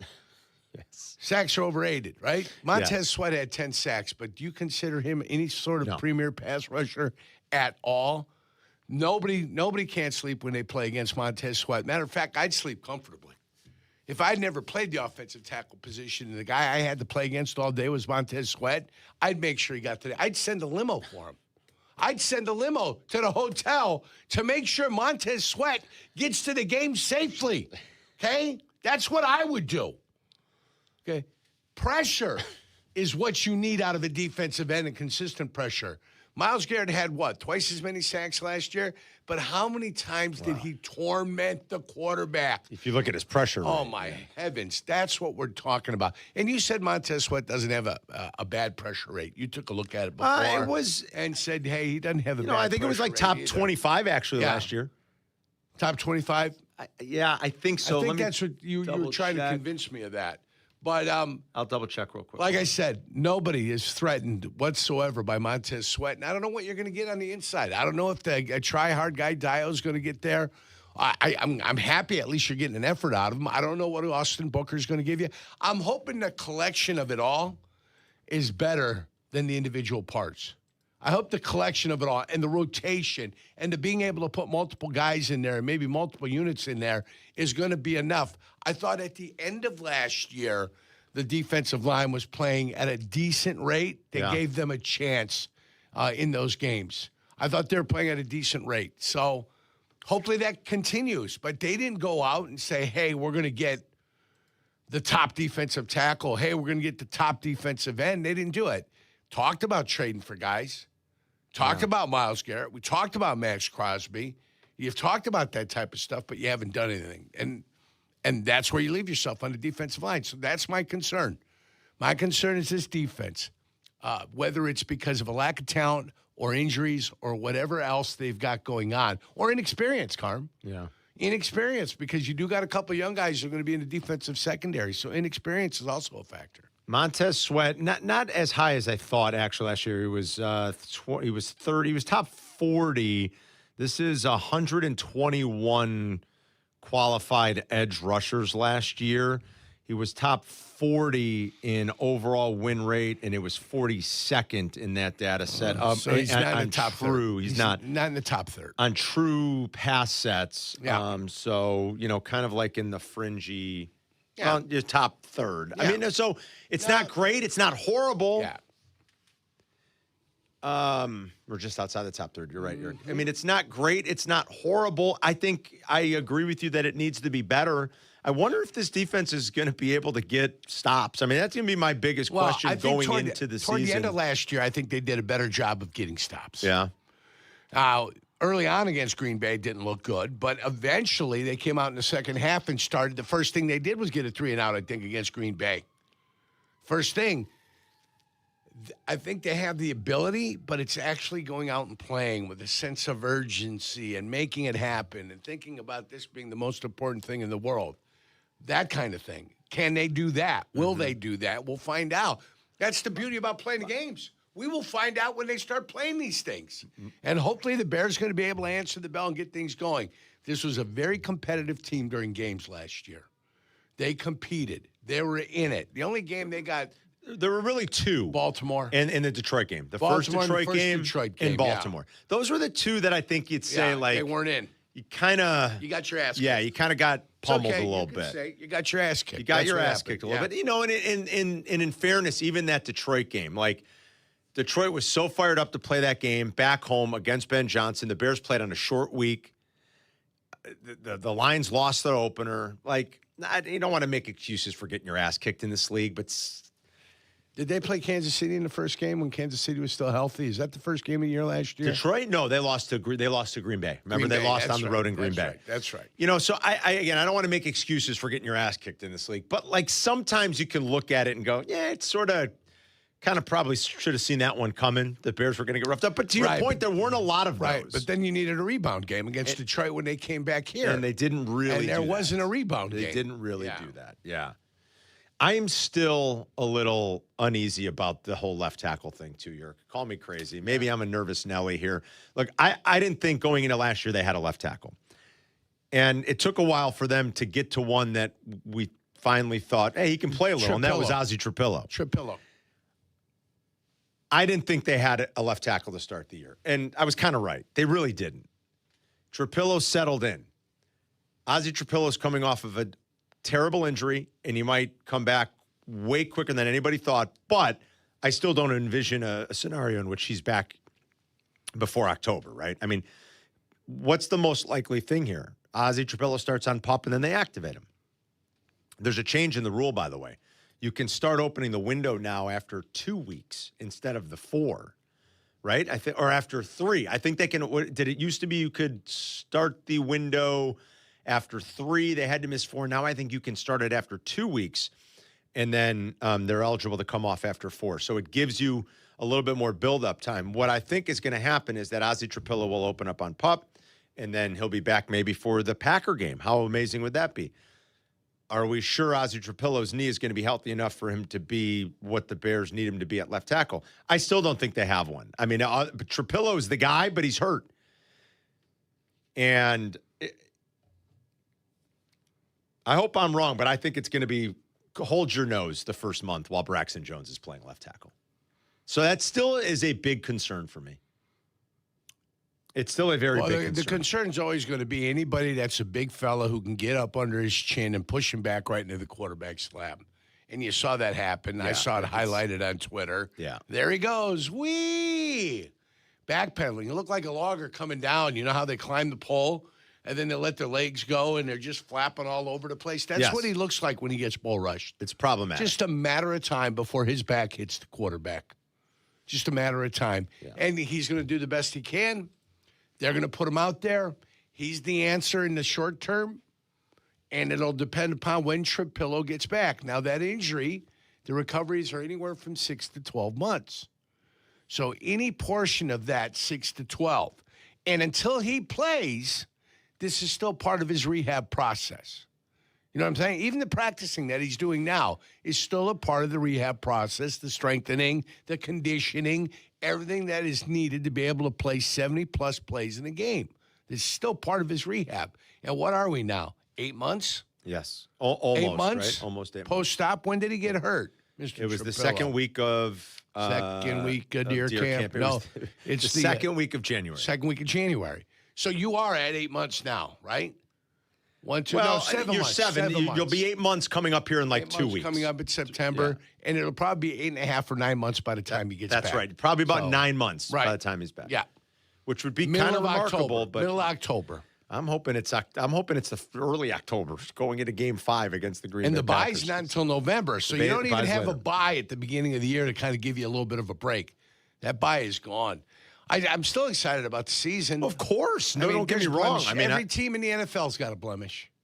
Yes. Every team in the NFL's got a blemish. You just hope that the blemish isn't bad. Except maybe the Rams. The Rams might not have any blemishes. No, they got got a couple? I'm sure they do. I mean, the Stafford's old.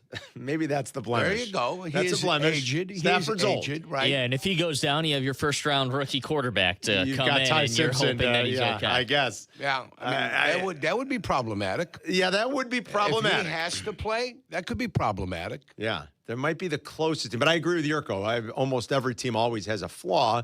You just hope that you can mitigate that best you can. Even Kansas City, when they were great, still had receiver issues. Sure, absolutely. They had running back issues they weren't happy about. No, you're right. How many different running backs have been there? They've had left tackle issues. Chico, yes. They've had guys. The guy couldn't stay in the stance. He couldn't line up, for heaven's sake. Their right tackle couldn't line up properly, and their left tackle has been a revolving door.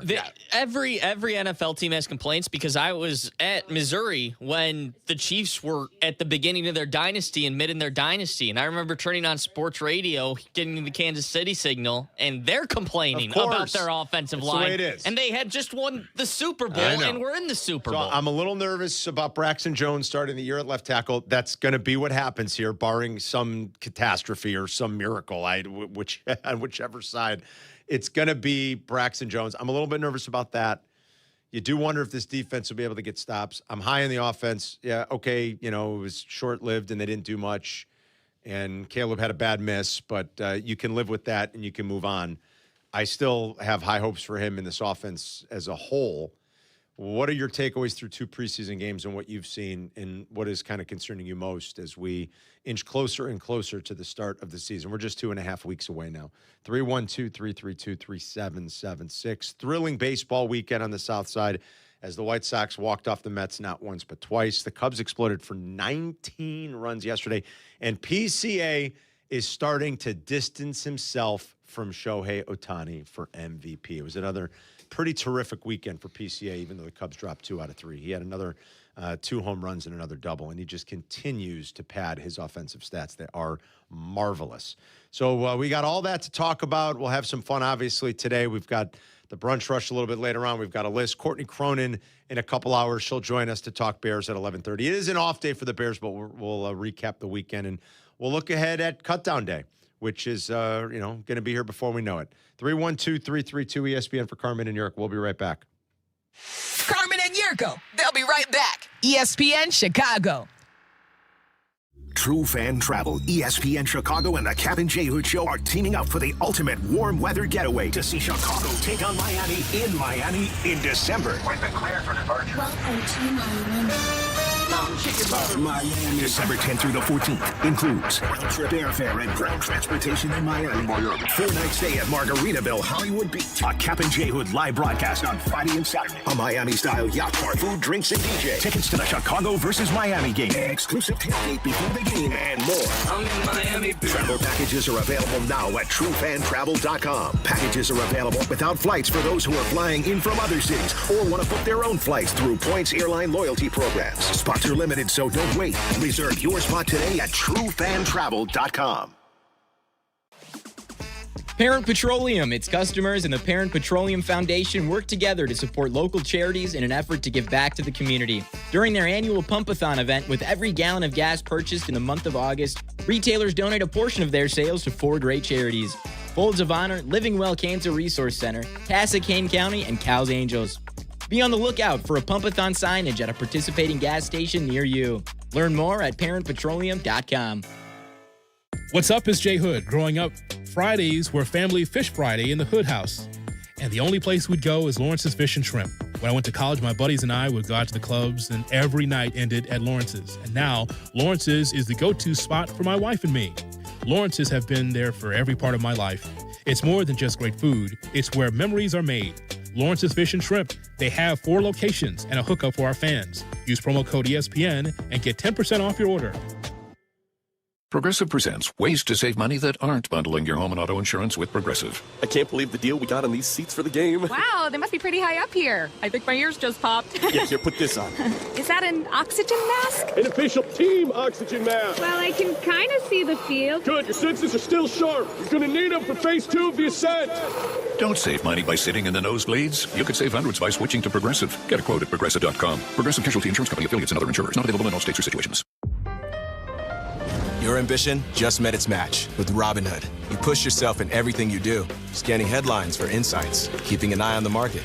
Robinhood puts you in control of your money, all on one platform. You expect more from yourself. Expect more from your money. Get started today at Robinhood.com/yourmoney. Again, that's Robinhood.com/yourmoney. Your money, your move.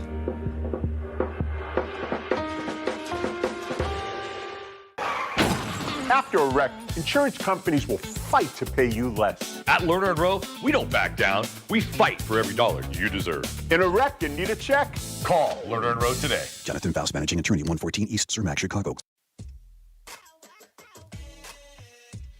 All right, college football is fast approaching. So are the predictions. Who makes the playoff? Who wins their conference? Who takes home the national championship? On Kalshi, America's #1 prediction market platform, you can trade all those predictions in a live market. Let's say you love the Irish.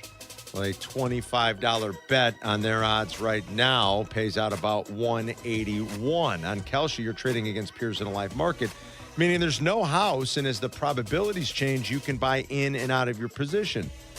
You can trade the draft pick.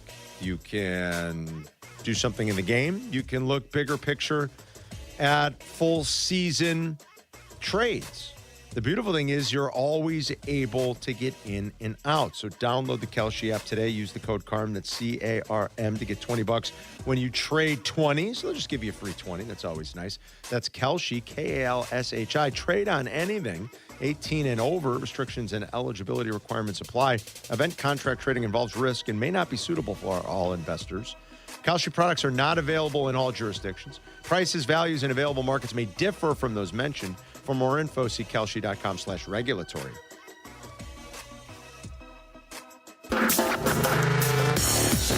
You're listening to Carmen and Jurko.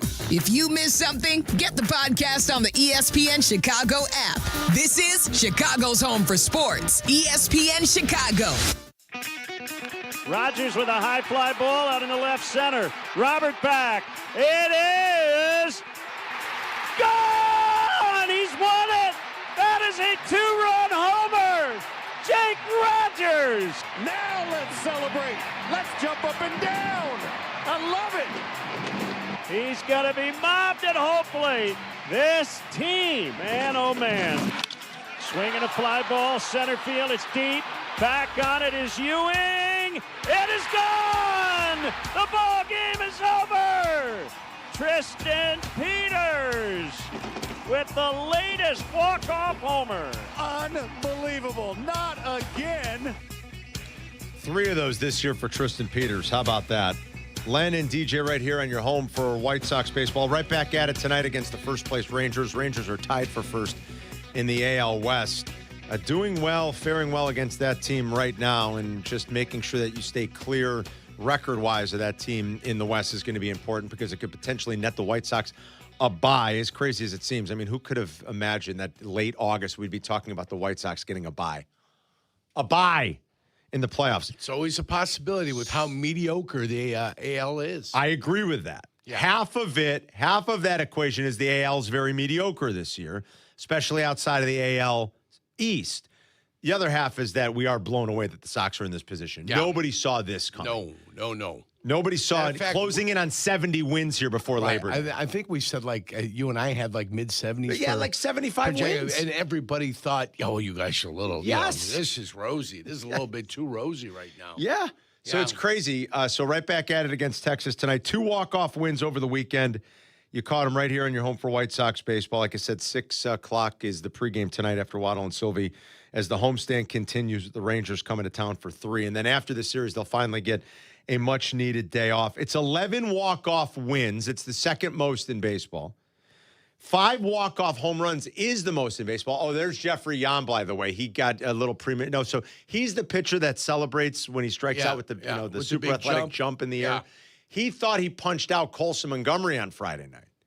Colson Montgomery ended up walking, and Jake Rodgers ended up walking off the Mets. So you look a little silly, I guess, when you do that. Yeah. I don't mind his exuberance. I'm fine with it. You kind of want to be right, though. Exactly. If you're going to do it, you got to be right. And I just saw the pitch, and it definitely was low. It's the equivalent to bat flipping a ball that you flew out at the warning track. Yes, that's 100% what it is. Or like admiring something, and then, I got to run, and then you get thrown out at second. Right? Like, I better run, and I better be on 2 at the very least, then you get thrown out. That's what it is a little bit. So it was funny, and Jake Rodgers and the White Sox made him pay. 5 walk-off home runs is the most in baseball. Tristan Peters went into yesterday's game slashing just 181, 278, 576 in the second half. He has really struggled. Just 2 home runs, 7 extra base hits in 33 games. That was going into yesterday. Then he went 2 for 4 with the biggest hit of the game. He has 3 walk-off hits. 3. Most people didn't know who Tristan Peters was when he made the opening day roster. Who? He's the center fielder is who? I mean, Acuna was really the starting center fielder at the time. Right, but he it's was. like, wait, who's the guy? Tristan Peters? And now he has 3 walk-off hits for this team. You know, I hope it's more than just a one-hit wonder, but if it is, right? He played for the Bananas. Yeah. And he played when they were a little different iteration of the Bananas. It was before they spun off into what they do now. They were still part of, what were they in the, forgive me, I'm not sure which league they were part of, if they were the international. Coastal Plain. They were the Coastal, is that what it was?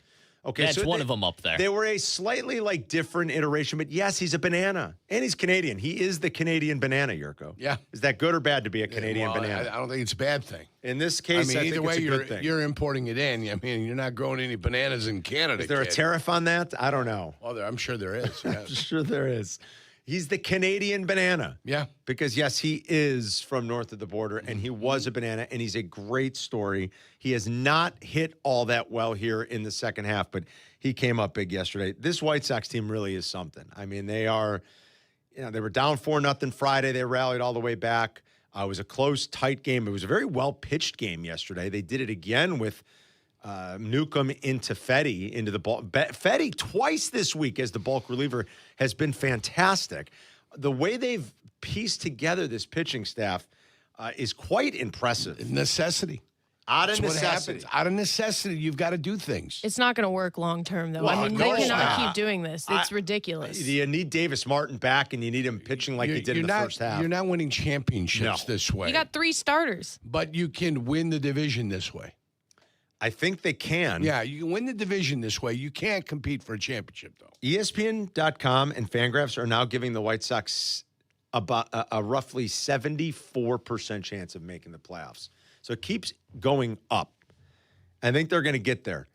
I think it'd be hard to win a championship this way. Although, we shouldn't compare anybody, I guess, to the Dodgers.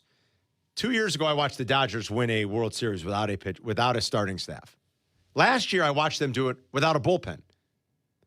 Now, maybe that's, they're the Dodgers. They've got more talent, and you can't compare anybody to them. But October's always weird. It's even weirder in this day and age, the way teams kind of piece their pitching together and what's expected out of starters. They literally won a World Series with no starting pitching 2 years ago. I didn't think that was possible. And again, last year they did it without any semblance of a bullpen. They just found a way. Teams are getting good at just finding a way, and pitch labs and pitch. It's a different. It's a totally different game. Carm. It's a new game. It's a new world. It's a different game. I don't get it. Every time I see one of those overlays of a guy coming from the same slot and the ball going 2 different ways, it's a new world. What are you going to do? Yeah, exactly. So maybe you can find ways to do it left-handed, but no, this would seem tough. I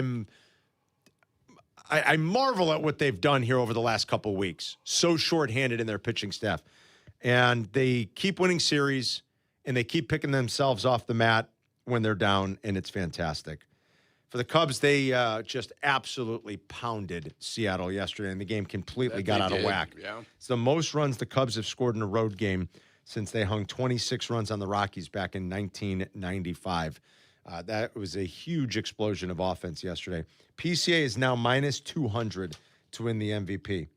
And did you know that PCA is now your leader in the NL in slugging, OPS, and OPS+. He has overtaken Shohei in those key power numbers, as he had another double and 2 more home runs over the weekend. Every time PCA comes to the plate, I find myself going, you kind of have to watch it. Kind of have to watch this right now every single time he comes to the plate. And I did that in the first inning yesterday. The Cubs were on TV too as the White Sox game was still on. And I found myself going, let's just see what happens here. Is PCA going to do something spectacular? Because he's basically done that for the better part of the last 2 months. It's 3 months now. It's Carmen and York. We'll be right back. You're listening to Carmen and Jurko on ESPN 1000, Chicago's home for sports. Do not, and I mean you, do not miss the Kap J Hood Show, now morning 6 to 9 on ESPN Chicago. But you're busy. Things happen. We get it. If you have to miss it, you can always listen to the podcast on your time. Find it on the ESPN Chicago app or wherever you go to pod. It's brought to you by Republic Bank. People's Bank wants to help you make winning money moves. Like, ever heard of the 50-30-20 rule? It's a guideline for allocating your monthly net income, with 50% going to needs like groceries, 30% to wants like tickets to the game, and 20% to savings. Follow the 50-30-20 rule to rule the day and your budget. Open a checking account online at ibankpeoples.com today. Brought to you by People's Bank, here for Chicago fans and savers everywhere. Equal housing lender and member FDIC. I'm having a pleasant talk with our friend, Mayor Skip Saviano from Elmwood Park. How can you possibly think you've got the best job? I talk sports for a living. All I'm saying, Carmen, is that I get to work with our close-knit community. Great stuff. We're always planning new ways to bond and grow. Well, I'm connecting with the best fans in sports every day. But you're stuck in a studio. I'm out talking with local businesses, eating at world-class restaurants. What do you got there? A PB&J? Uncle, you win. Bam. Mayor Skip Saviano. Elmwood Park, once you're here, you get it. Save big on everything for your landscaping project when you shop at Menards. Make it easy for you to enhance your outdoor living space with the largest in-stock selection of concrete landscape block. Ready to take home today. Create a fire pit or retaining wall with our tumbled Belgian wall blocks. On sale now. Save big on your landscape project at Menards. Plus, check out our weekly flyer on menards.com for all the great deals happening now. Save big money at Menards. Apt, your #1 destination for the home for 90 years, has furniture for every room. Explore our newly expanded showroom featuring stylish pieces for bedrooms, living rooms, dining rooms, and home offices. Explore curated vignettes to let you touch fabrics, test furniture, and visualize pieces in your home. Add the perfect finishing touch with home decor, plus complimentary help from Apt's furniture design desk with in-store and virtual meetings. Enjoy free and home delivery, professional installation, and complete satisfaction. Apt, A-B-T, apt.com, pleasing people since 1936. Rich Eisen here. We talk a lot about battles in sports. Teams battling through adversity, athletes fighting for every yard. The toughest warriors I've ever seen, though, aren't on the field. They're kids fighting cancer. Their families standing beside them. Doctors, nurses, caregivers. That's why I'm proud to support Hyundai Hope on Wheels. For over 28 years, they've helped fund pediatric cancer research, raising more than $303 million and supporting over 40,000 children. Learn more and donate at HyundaiUSA.com/Hope on Wheels. Hot damn! Twisted Tea Hard Iced Tea just got harder with Twisted Tea Extreme. The hard iced tea taste you know and love, but with an 8% kick of alcohol.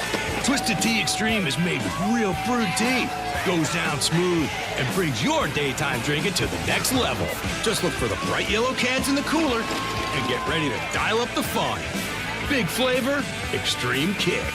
Twisted Tea Extreme. Keep it twisted! Twisted Tea Brewing Company, Cincinnati, Ohio. Please drink responsibly. True North stores have the Pepsi products you need to keep refreshed all season long. Stock up and save on select Pepsi brand beverages. Buy 2 for $5 or 3 for $7. Get even more ways to save with True Rewards. Find the app in your favorite app store. True North convenience stores. Fast, friendly, clean. Subscribe to the show on YouTube. YouTube.com/@Carmen and Jurko. Now back to Carmen and Jurko. ESPN Chicago. What did you see on the shot Caleb took to Colston down? It looked like it was just a little high. I probably would go somewhere else with the ball on that one. So Ben Johnson didn't like Caleb's decision. There was also, I don't know if it was an inaccurate pass. That's hard to say. Was it an inaccurate pass? Or were he and Loveland not on the same page? It was obviously something that wasn't either right way, there. And then Ben Johnson said he shouldn't have even gone there. Yeah, that was not his option. There was a better option for him. Yeah. So he did a misread and then made a bad pass. Yeah.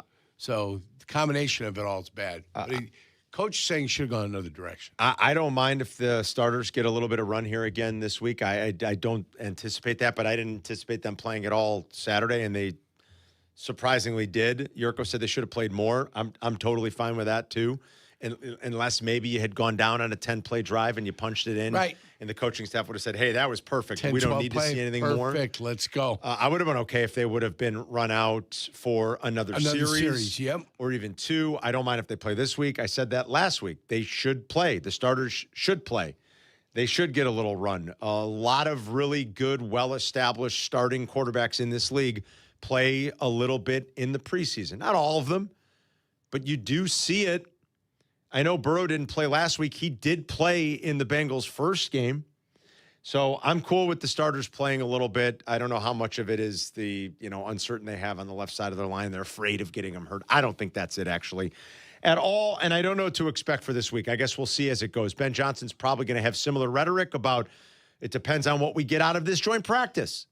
If they get everything they need, they see everything they want to see, maybe they won't play. Yeah. Maybe he'll be annoyed again with the way the joint practice goes. He won't be happy, and he will play them in Tennessee on Saturday night. By the way, I'm filling in for you with Peggy on Saturday night. Yeah. So I'll be doing congratulations. I hope we get to see Caleb a little bit. I'll be at a wedding. You'll be at a wedding, yeah. Overall, can you even begin to grade a performance when it's 2 for 5? I mean, what would you say about it? There's not enough statistical evidence there. No. That's why I wanted to see another series. I wouldn't have minded it at all. I wanted to see more. If you're going to play him, play him.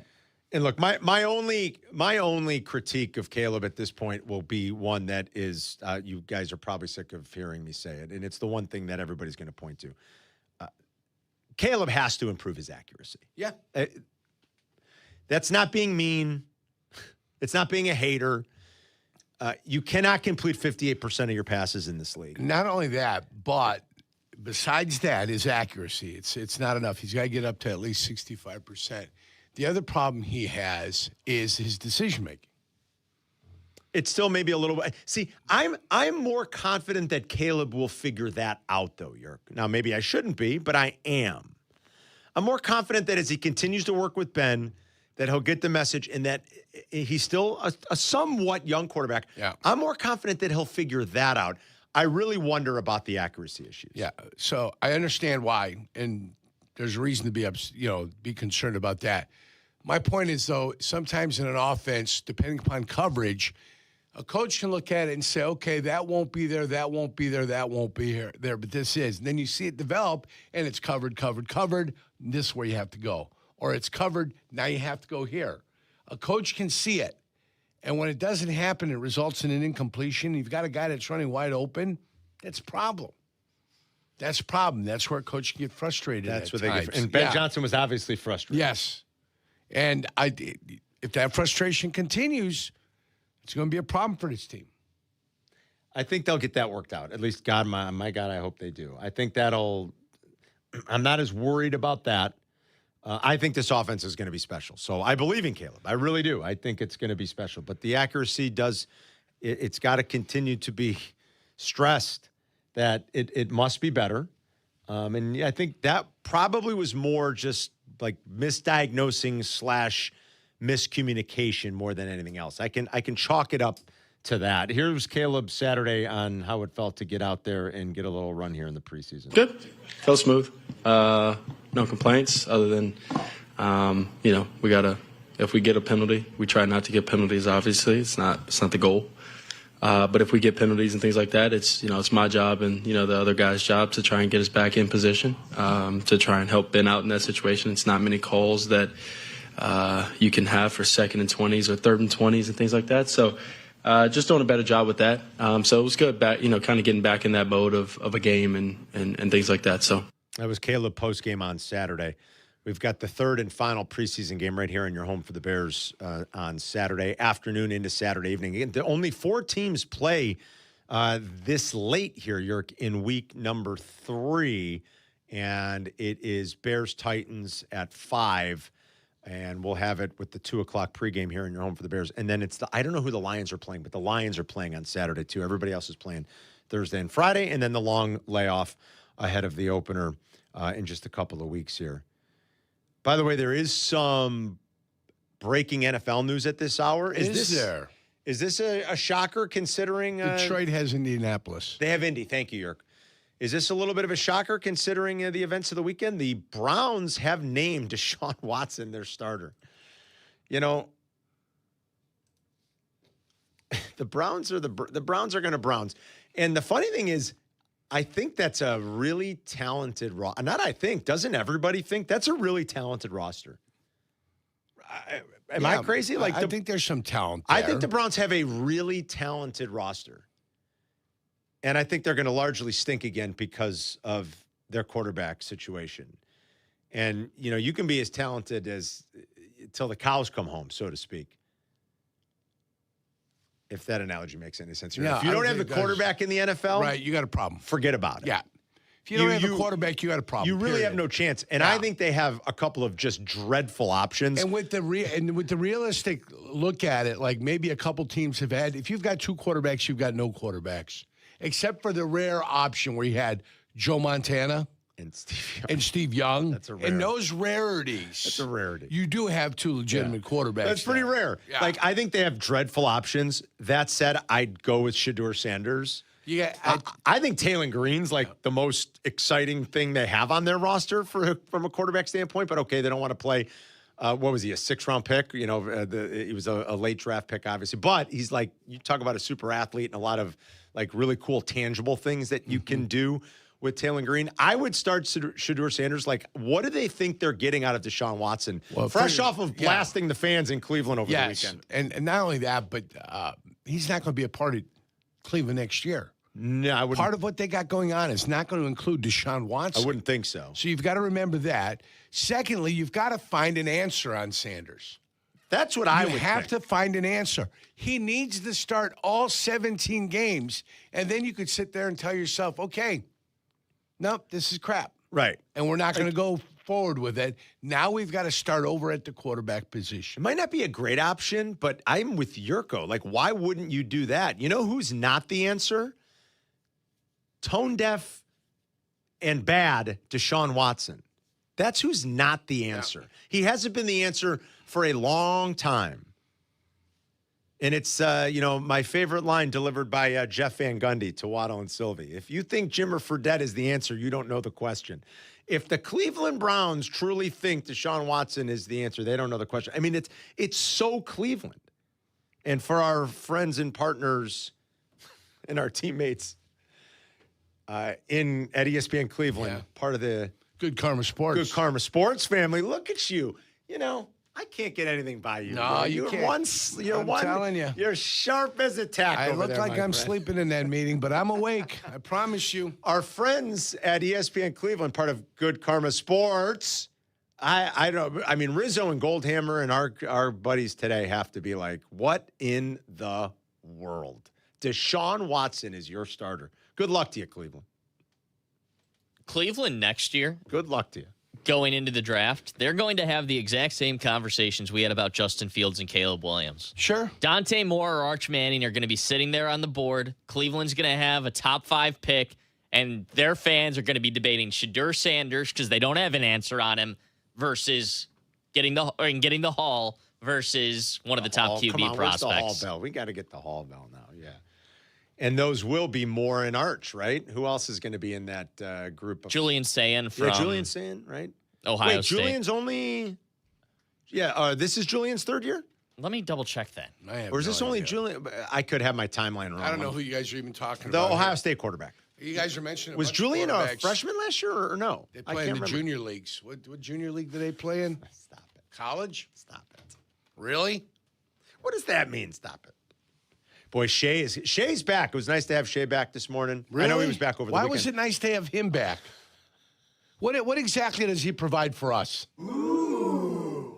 It's great to have Shay back. What is that? I like Shay. I like Shay. But what does that mean? It's great to have him back. Well, I like our show. I'm just saying listening. I was listening to Kap J Hood this morning. It's nice to have him back, and he's entertaining. One and of he's the, full one of of the many entertaining voices on that show. He's so full of piss and vinegar about his beloved college football. I get a kick out of listening to him rant about it. All right. Because he's so fed up with college football. Like the story this weekend of this kid who got cut by the Browns, and he's going back to college now. Did you read about that? The kid that was in the Eagles camp. He spent the summer with the Eagles. Then he spent the last couple weeks with the Browns. They cut him loose, and now he's going to take NIL money at LSU. Yeah, he petitioned to go back to. If you can't play in the NFL, what's he going to LSU for? Well, he should go like the Western Kentucky or something like that. Yeah, but you can't make the NFL. What are you going to LSU for?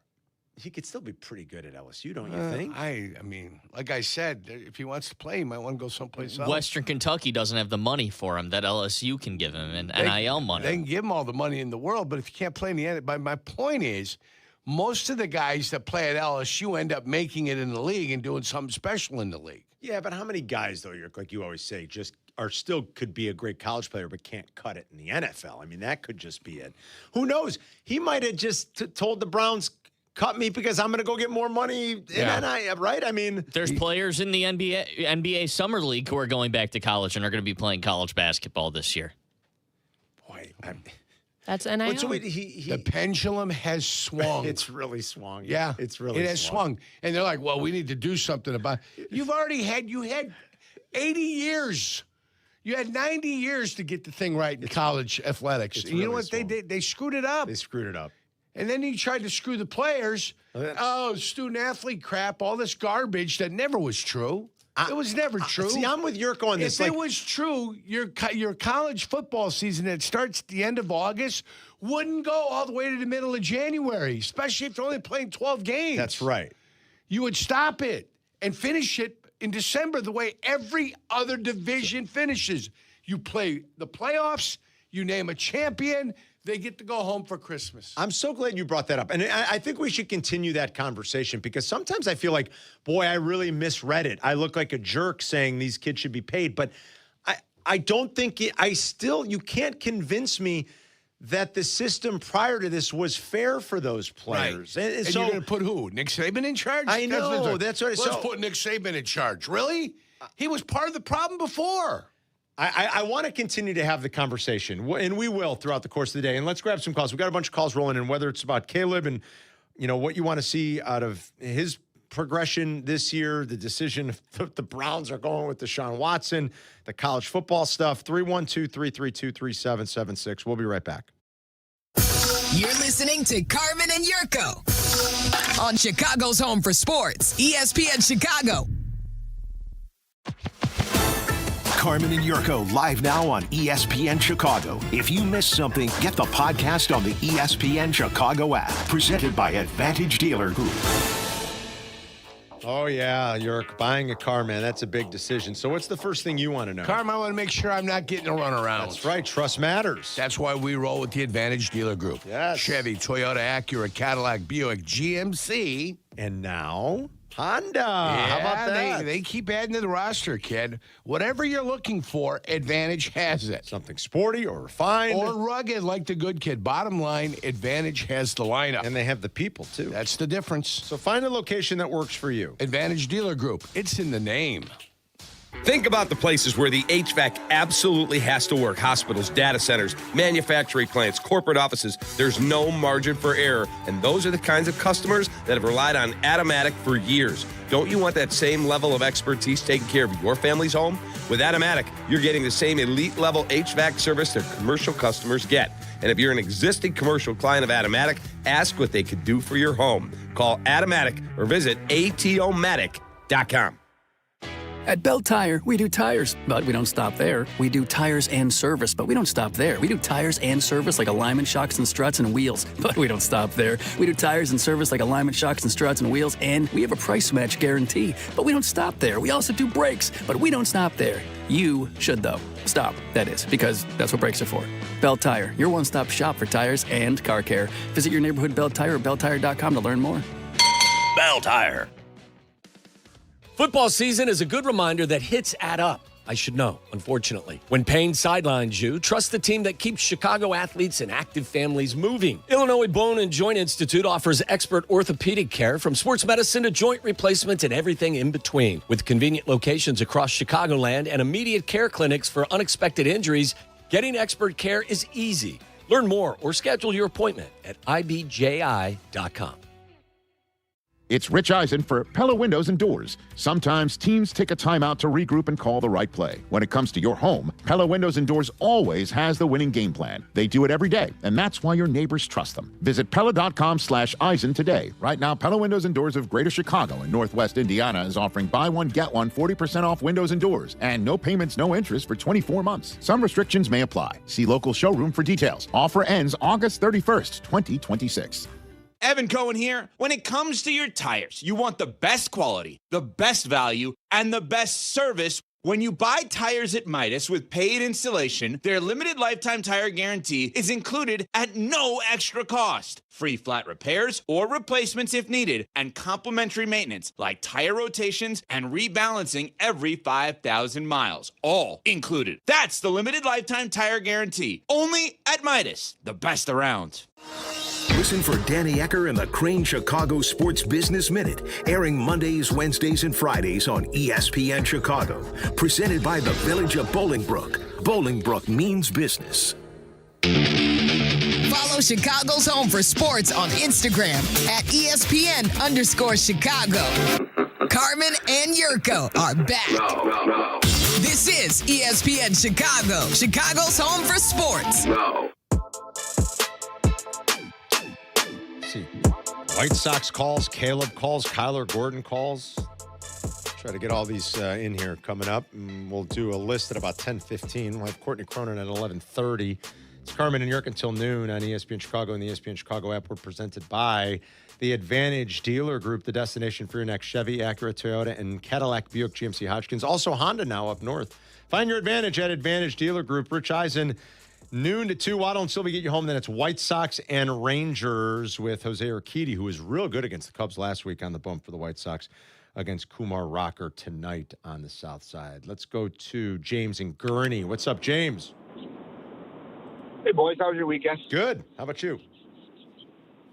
Good. I mean, Caleb, okay, let's real quick. I'll make this quick. I know there's a bunch of calls. Caleb worries me a little bit. Like in high school, Tom Cohane I always beat him out because I was more accurate. He had a big gun, but I just hope Caleb does simple better. I really do. And defensively, I'm starting to worry. I know Saturday was kind of I know it's preseason here, and we're going to have some issues on that defensive line. We're going to have some issues in the defensive backfield. I know we lost Kobe Bryant, but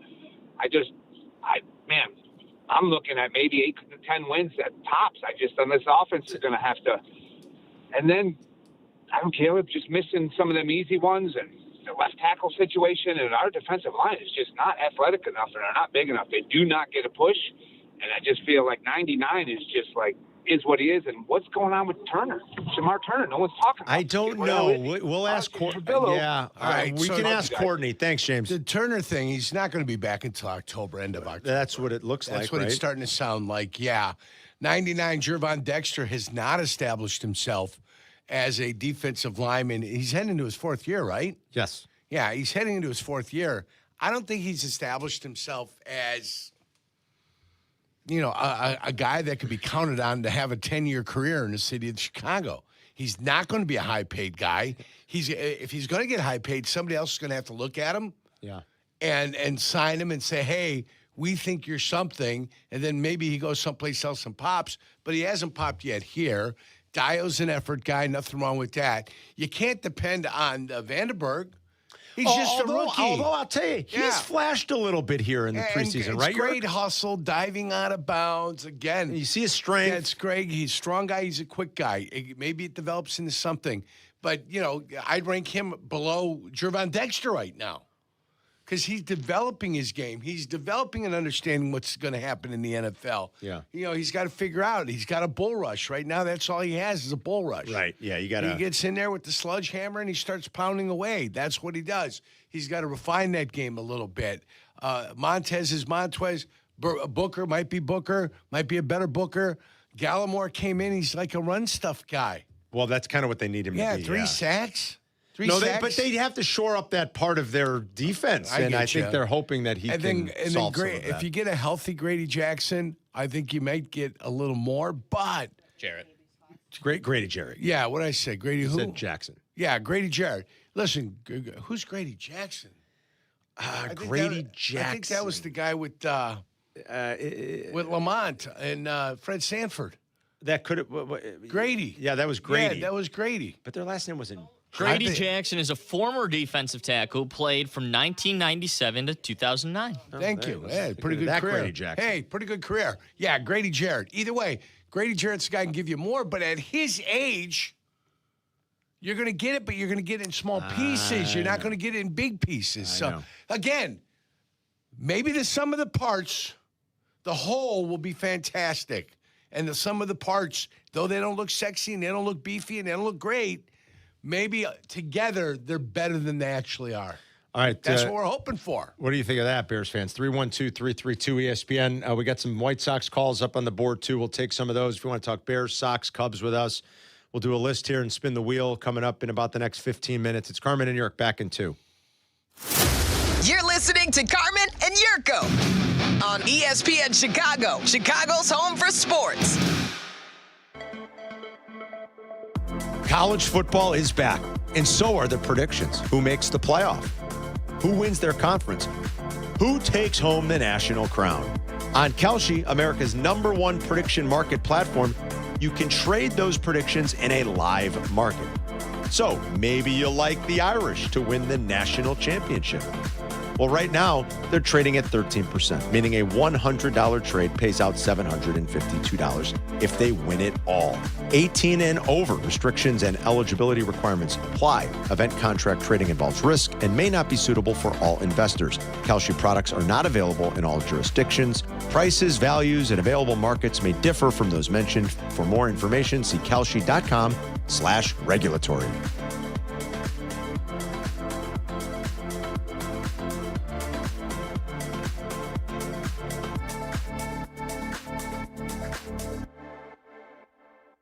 I want you to want me. Cheap Trick, all washed up. The Rock and Roll Hall of Famers bring you all the hits, plus music from their new album, All Washed Up. September 10th, 8 p.m., River Edge Park in downtown Aurora. Get tickets now at riveredgeaurora.com. Cheap Trick, live. Jan on the street.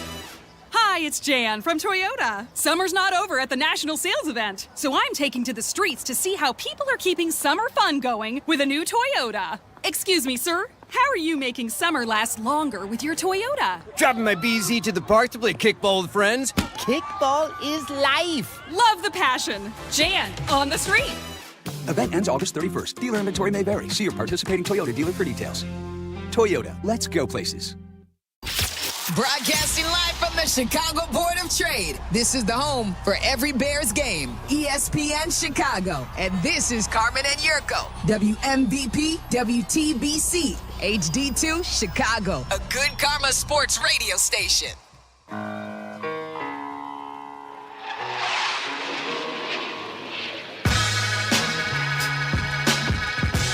Hope everyone is having a great day. What a beautiful Monday. Beautiful. If you had a good weekend, it's Carmen and York. So we are, 16 days away, right? 16 from the start of the NFL season. We'll spin the wheel here in a little bit. 16 days. 16 days. Oh, my God. That's nuts. Joe Montana, Bob Thomas here in Chicago, number 16. Eddie Olczyk, if we're going to go outside of football. Sure. And we can. There's no reason we can't. Of course we can. Of course White Sox with a series win over the weekend. They have a 3.5-game lead on Cleveland. The Guardians are 6-4 in their last 10, but 3.5 back. ESPN.com giving the Sox a 74% chance of making the playoffs. Vegas has them priced right now at -500. Those are implied odds of 83%. That's as high as it's been. And are the Tigers finally out of it? Or I've done this way too much this summer. I need to shut up about the Tigers. The Tigers have lost 3 straight series. They were swept in 2 of them, once by the White Sox and once over the weekend in KC, Yerk. They've lost 8 of 9. But every time you think the Tigers are out, are dead, they come back to get you. Somehow they've been coming back, but I think the Tigers are finally out. I shouldn't say anything. I'm going to shut my mouth. I won't say anything. The Twins were also swept this weekend. Thank you, San Diego. Boy, the Padres have played great. Did we jump on the Padres for our bet this year? No, we always make a bet. We always try to make a long shot bet for the World Series. I think our long shot bet this year is the White Sox. Should we put it on? They're 25-1. Yeah, I think we should put it on the White Sox. I mean, if you know, and now That's that they're good money. good, like I was going to say, there would have been nice value like a month ago on the Red Sox. That ship has kind of sailed. Plus, I don't want to bet that anyway because I think my White Sox are going to make the playoffs. Should we put it on the Sox? I think we should at about 20-25. I already said that. I said we should bet the White Sox. So I have them to win the division, but that's a small payout. They were plus 550 when I bet them. They are the favorite now. They're about minus 200, give or take, or minus 180, something like that. Yes, bet them. I already bet them to. I did. I bet them like at some point in maybe late May. I made that bet. I'd have to go back and check. They were plus 550, so I'll take it. But the real nice hit would be bet them to win like maybe the pennant even, where they're probably about 15-ish to 1, something like that to win the pennant. Or we can double bubble it, 25 and 25. It's not a bad idea. The old double bubble. The old double bubble. That way, if they get there, we're already collecting. Get back. What, 375? What is that? It's not a bad idea. Yeah, I'll take 375, Carm. And then collect the 650 after that. 625. I'll take that too. So right now, the Sox for the World Series are 25-1. And for the AL, I'm guessing they're going to be about 14-ish to 1, right? For the AL, the White Sox are at, no, I'm sorry, they're at 8-1. I miscalculated that. They're at 8-1. They are the fourth choice behind the Yankees, who are still the favorite at 3-1. The Rays are 4-1. Boston's all the way down to 5-1, and then the White Sox are 8-1. The Red Sox to win the World Series, they were like 150-1 2 months ago. They're 14-1, Yerk. Wow. Rob's in Sugar Land, Texas. What's up, Rob? Morning, gents. Don't sleep on C.J. Carr in next year's draft, but that's not why I called. Good call. So, Carm, I got to tell you, I'm calling to give kudos to my fellow alum, Miss Hannah. That analysis that she gave on the odds couple on the White Sox Friday night special, over 4.5 runs. You had to give her the line, but she guaranteed 6. So I think you need to be leaning into her as to who maybe your long shot bet should be. Maybe we need Hannah's plays as a part of the odds couple. What do you think? Yeah, well, and when Hannah's been producing the show, she always does chime in with a pick. Rob, it's a great call. Hannah is just getting her feet wet when it comes to understanding gambling, sports gambling. Yeah, she took a haircut, I heard. Yurko. Anyways, love gambling. That was my... Aiden helped me a little bit. So but did he? Aiden gave you some background on that? Well, I was like, what should I do? And then the rest, though, like I said exactly 6 runs, and then I said against lefties, Vargas is good, hit a home run. Grichuk is good, hit a home run. Then I said over 4.5 easily, and then I said 6 runs, and they scored exactly 6 runs. Hannah called it exactly right on Dead her on play. balls accurate. Dead on balls How about accurate. That's an industry term, by the way, Hannah. I'll have you know that. Yes. Good for her. Hannah's picks, I like them. Well, Mike calls him Hannah's handle. Yeah. Oh, Hannah's handle. Yeah, That's Mike likes to do an alliteration with all of I'm sure he does. Yeah, old school guy. So Northie goes Hannah's handle. Yeah. And normally she's just been having AOC, like she just, hey, give me a pick. Yeah, I don't even understand what it Now means. she's starting to formulate it herself, and it was really well done. She goes, play the over 4.5 in the White Sox team total on Friday night. Now, it took the last swing, but it hit. It's all right. That's all that They don't ask how, they ask how many. Exactly. Hannah. It's not how you get there. Winner. How about they hit back-to-back off of Manaea in that 6th inning? It was fantastic. Montgomery hit one. Vargas hit one. I was impressed. Yeah. But by the way, you want a good? I got a stat here for you, Ron. I got a good stat, or Pat. Sorry. Yeah, that was Ron. Great imitation. I got a stat, Pat. Yeah. I got a fax, Pat. No, if your toupee got on fire, we'd know that you're really imitating him. Pat, they send me a fax. All right, here's a stat. You ready? Yeah, go ahead. I looked this up just because I was curious. This is what I do, Yurko. Oh, I know. You are very curious. Here are the players in Major League Baseball this year with more than 26. With more than 25 home runs. Okay. More than 25 doubles. 25. More than 80 runs scored. 80 runs scored. And an OPS above 800. Okay. OPS above 800. You filtered all this. I filtered it. Here are the players. There are 6 players only in Major League Baseball this year. Currently. Yes, that have more than 25 home runs, more than 25 doubles, more than 80 runs scored, and an OPS above 800. They are PCA, NL favorite, for MVP. Yordan Alvarez, AL favorite for MVP. James Wood, all-star, maybe the most underrated player in the game. Jordan Walker, finally busted out this year, having a phenomenal year, all-star. Matt Olson, one of baseball's best hitters for the last 5 years. Yeah. And sixth, and certainly not least, Miguel Vargas. That is it. That's the company he keeps. That is impressive. That is the company he keeps. That is how good the offensive year has been for Miguel Vargas. Truly spectacular. I don't know that we can stress it enough. We did a lot early in the year. And he came over in which trade? In the Michael Kopech trade, in the trade they made with the Dodgers a couple years ago. Yes. Is Michael Kopech even pitching? Kopech is not pitching. I don't even know if Michael Kopech is on a team. Well, they got right now. something back for nothing then. Well, listen. They got some back for nothing. If Michael Kopech's not pitching, they got something for nothing.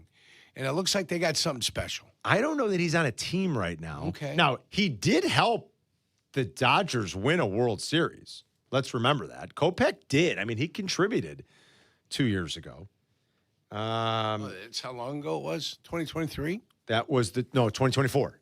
That's when Vargas got here. He came from the Dodgers to Chicago. And what year are we in? We're in 2026. Okay. Yeah. Thank you. Wow. I mean, he pitched last year, too. He's a free agent right now. Very little. Isn't it? He pitched very little last year. And I don't think he's on a team right now. He is not. He's a free agent. Nobody wants to pay him.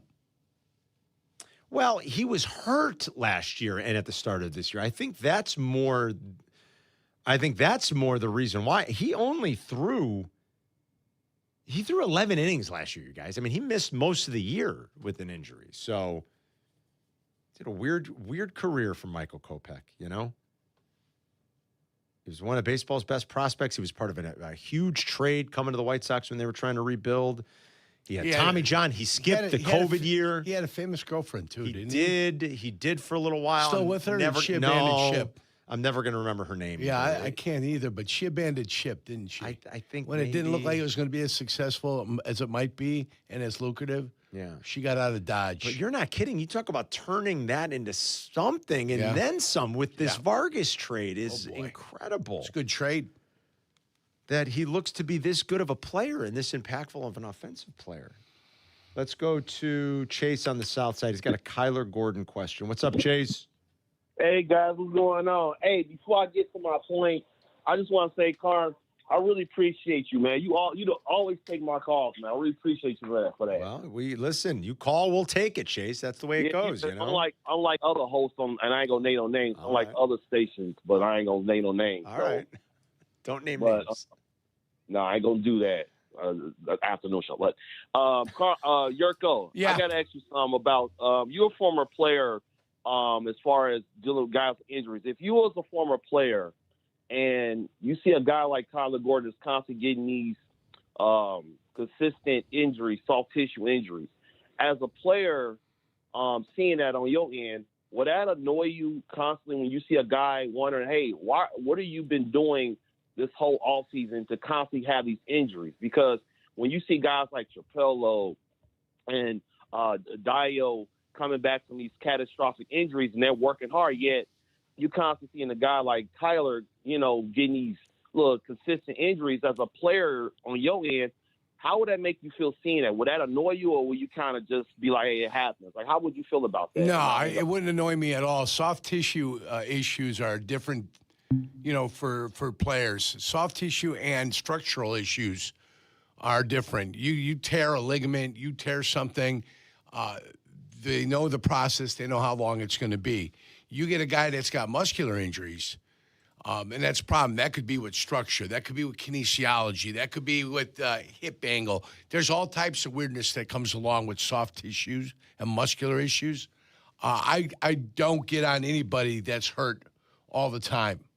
I would hope he could stay healthy. His career is going to be short. Yeah. If he's not available, he's going to shorten his career. And most of the time, that's the motivational factor that drives a guy back out there. I always said playing in the NFL is easy. Everybody that gets there is talented. He's probably one of the best players that was on a high school team, best player on his college team. Okay, everybody is talented in the NFL. It's the ability to play with pain and the ability to play when you're hurt. that separates the men from the boys sometimes. You've got to be available to be there on Sundays to make something happen for yourself. Okay, so that's not like being critical of Kyler Gordon. You're just saying, or you wouldn't be like down on him. You're just saying that's the reality. The reality is, if he doesn't get healthy, he won't be in the league. Yeah, that's true. That's how that works. Thanks, Chase. Simple. And no, I don't get upset if somebody gets hurt. I broke my leg. Were they upset at me because I got hurt? No, but I think that's what Chase's point. Yeah. More like these, but soft tissue things are real. They can. Kyler Gordon is a world-class athlete. You don't become a world-class athlete by just waking up one day and you have to work at it. Right. You've got to get out there. You've got to go through the grind. You've got to condition. You've got to work out. You've got to do it all. You don't just show up one day and say, I'm a world-class athlete. You develop into a world-class athlete. Yeah. So, no, I don't begrudge anybody that is too injured too often. You hope that they can contribute, though. That's what you're looking for, a contribution. If they can't contribute, they got to go. That's it. Mark's in Simple. South Bend with a White Sox stock. Go ahead, Mark. Hey, how you doing there, Carmen? And how you doing, good kid? I'm doing good there, Brett Weir. Great. One thing I'm going to put in about the Cleveland Browns that I call clowns. Haslam, they moved on from Mayfield 4 years ago, and he got them to the playoffs. And I'm not saying Baker Mayfield's a great franchise quarterback, but he got out the money and paid a guy who was pending legal issues, and they gave him one of the biggest quarterback contracts at the time, and they deserve to be Cleveland clowns and what they are. Now, as far as the White Sox go, Carmen, the whole nuclear glue is Andrew Benintendi. He's been stepping up. He's been leading. He's been getting big hits all year long. He's been around the world. He's been to a team that won 108 games in a World Series. He's definitely a clubhouse leader. And as Benintendi goes, so does the White Sox. Well, all right, Mark, thanks. I don't know if as Benintendi goes, so goes the White Sox, but I do think he's been a nice contributing factor to what they've got going on. More just because he's found a way to come up with like big clutch. I'll use the whole clutch, what is it real? Is it not? But sometimes you can just feel it and you're like, this is a time for a big hit. And he's delivered in a bunch of those moments as a pinch hitter. I mean, he hasn't complained. He's done whatever they've asked him to do. He's their highest paid player, right? And he just, and well, maybe not on an AAV. Yeah. What was his AAV? I'm trying to remember because Moody's at 17. Was Benintendi at 17? Was he 18 million? Something like that. I mean, he's 5 years, 90, or was it 5 years? No, it was 70 something. It was like 78, whatever it is. Like he's one of their highest paid players. He hasn't complained, right? He's accepted his role. He comes off the bench. He pinch hits. He platoons, and he's actually got this is nothing to write home about, but it's the best it's been in a while for him. He's got a 105 OPS plus. He's the most clutch hitter on the team, in my opinion. However, he's been in the we define clutch. Yes, I mean, it's but he's been in the most clutch situations, and he's came through in a lot of them. He's had a lot of big moments. He has. He's had a lot of big hits. Now, I wouldn't say as he goes, they go, because he doesn't he doesn't even have 400 plate appearances this year. He's at 350 at bats, but no, he's been good for them. We'll spin the wheel coming up next. We got a new list. Just a little over 2 weeks away, 16 days and counting to the start of the 2026 NFL campaign. It's Carmen and Jurko. We'll be right back. You're listening to Carmen and Jurko on ESPN Chicago, Chicago's home for sports. Sometimes the conversation can get away from the team on ESPN Chicago's Kap J Hood show. Fortunately, there's always room for a sidebar. Just a quick sidebar, may I approach? Sidebars on the Kap J Hood show are presented by Hankin Law. When your life turns upside down after an accident, you need an advocate like Wallner Law. I'm John Wallner, and for over 50 years, Wallner Law has fought for people just like you. Injured, overwhelmed, and searching for answers. We don't just take cases, we take care of people, and we win for you. From car crashes to workplace injuries, Wallner Law stands by your side every step of the way. So call us today, 312-8-million, and win with Wallner. Hey, it's Kap. Athletes know that breathing matters, but you don't have to be a pro to know something's wrong when you can't breathe through your nose. Whether it's an old sports injury, a deviated septum, nasal polyps, or another structural issue, the experts at Sinus and Snoring MD can help you get answers and help you breathe and sleep better. Don't just live with it. Visit sinusandsnoringmd.com or call 847-545-0147. That's sinusandsnoringmd.com. You're in the market. The clock's ticking, and this is your moment. Jeff Joniak here, and I know how much pride Chicago takes in a team that shows up, works hard, and gets the job done. That's exactly what you'll find at Arlington Toyota. The same trusted people you've known for years are now backed by new ownership from the Andy Moore Auto Group, bringing even more value every day. A full lineup of new Toyotas is ready for you. Dependable when it matters most, and built for Chicago roads. Step in, take the wheel, and drive home a winner today at ToyotaArlington.com. Parent Petroleum. Its customers and the Parent Petroleum Foundation work together to support local charities in an effort to give back to the community. During their annual Pump-a-thon event, with every gallon of gas purchased in the month of August, retailers donate a portion of their sales to 4 great charities: Folds of Honor, Living Well Cancer Resource Center, Cascade County, and Cow's Angels. Be on the lookout for a Pump-a-thon signage at a participating gas station near you. Learn more at parentpetroleum.com. Okay, all signed up. Easy. Now let's run payroll. What the? Hey girl, I'm you with more gusto. Nice. Who's that? New social media manager. Hired and onboarded with gusto. And spoiler, we're kind of famous now. Wait, we're famous? Oh, well, I'm famous. Payroll, benefits, and HR. Designed and built for small businesses. Choose a future with gusto. Reese Davis here. When the pressure's on, you find out who's ready and who's not. Same goes for the job site. The work doesn't slow down when conditions get tough, and you need tools that can finish strong.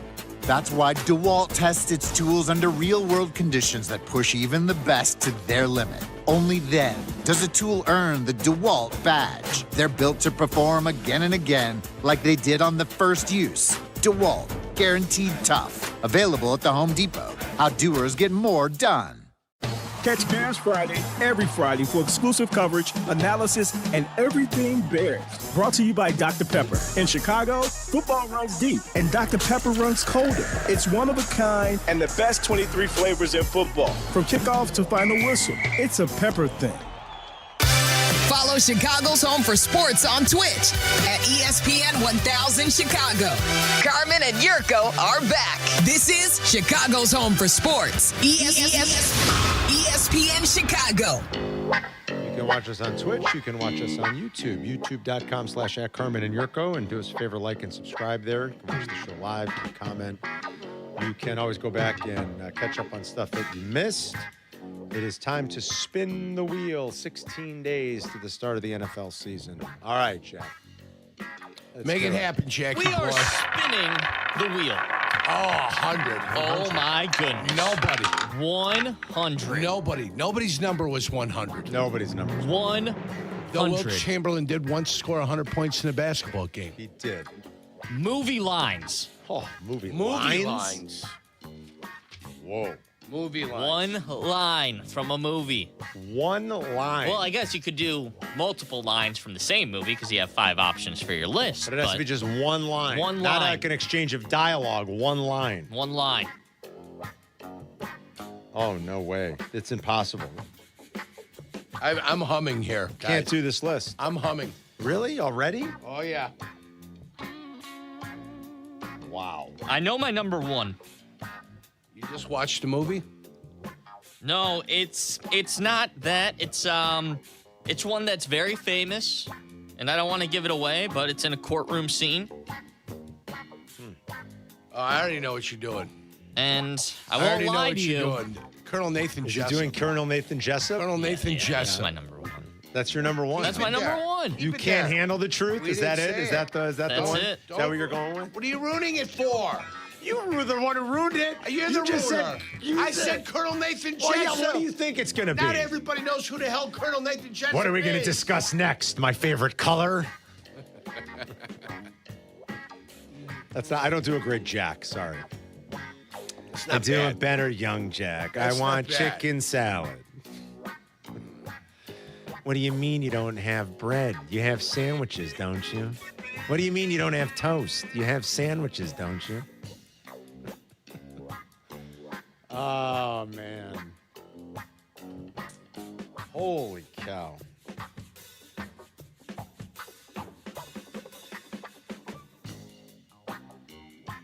I mean, we're going to be here all day. No, we're not. And we're going to have a million phone calls on this one. Yes, why not? I'm humming along. There's too many. This is sometimes it's hard to come up with 5. Yeah. This one, I have a million. I need to get to the top 5. It's impossible. Which is difficult.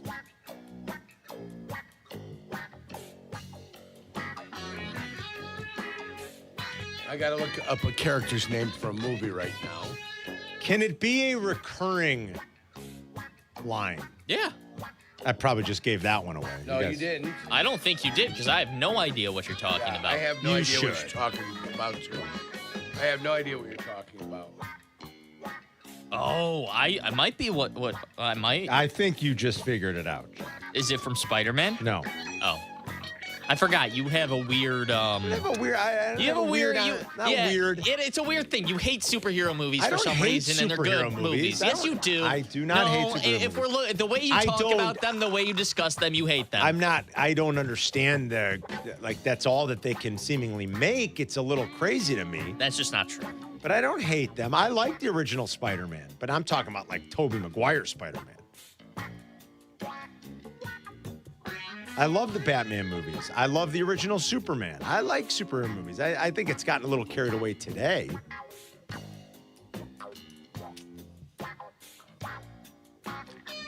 I'm trying to look something up, and it's becoming a real pain in my ass. Why? I can't winnow this down, you guys. I go down and I got something, and then it changed it on me. And then quit begging for money. I'm getting tired of it. They got to quit begging for money. Who's begging for money? Wikipedia. Stop. Either you're a viable business or you're not. Oh, can you donate $2.75? No. I'm not. Tired of people begging all the time. Oh, man. Driving me nuts. I'm almost there, guys. I'm almost there. We're right there. We're on the cusp. The music ran out before we even started. This is impossible.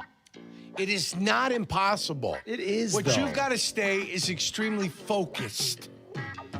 Okay? Focus. Yurko, do you know where wiki comes from? No, I give up. In Hawaiian, wiki means quick. And Wikipedia. I did not know that. I didn't know that either. I learned that this weekend. Yeah. That's pretty good. Do you know where the Leaky Highway is? No. It's in Hawaii. Look it up. Like Highway. Takes you from Waikiki all the way to the other side of the island by Kanohe, which is wonderful. You been there, Carm? Kanohe? Never been to Hawaii? It's a trip you should make. I think you'll enjoy it. All right, I'm ready. All right, good. Do it. All right, this is an impossible list. This is gonna you're gonna be like that's your list, but I don't know. I could spend all day doing this. I would need a week to really think about it, brainstorm it, research it. Number 5, I'll be back. Arnold, because that's the recurring one I was talking about. Because it became so famous, it became something that everybody looked forward to in every movie he was in, subsequently after Terminator. Number 4, very sage, wise advice from young Ferris Bueller, Yurko. Mm-hmm. Life moves pretty fast. If you don't stop and look around every once in a while, you might miss it. It's a good one. Number 3, yippee-ki-yay, mother. Number 2. Die Hard. From Die Hard. Hard. Yeah. Die Hard, I should say. And what do they say in the dubbed version when you used to get it on TBS? He would say yippee-ki-yay melon farmer, which is just a great way to sub mother effer. Yippee-ki-yay melon farmer.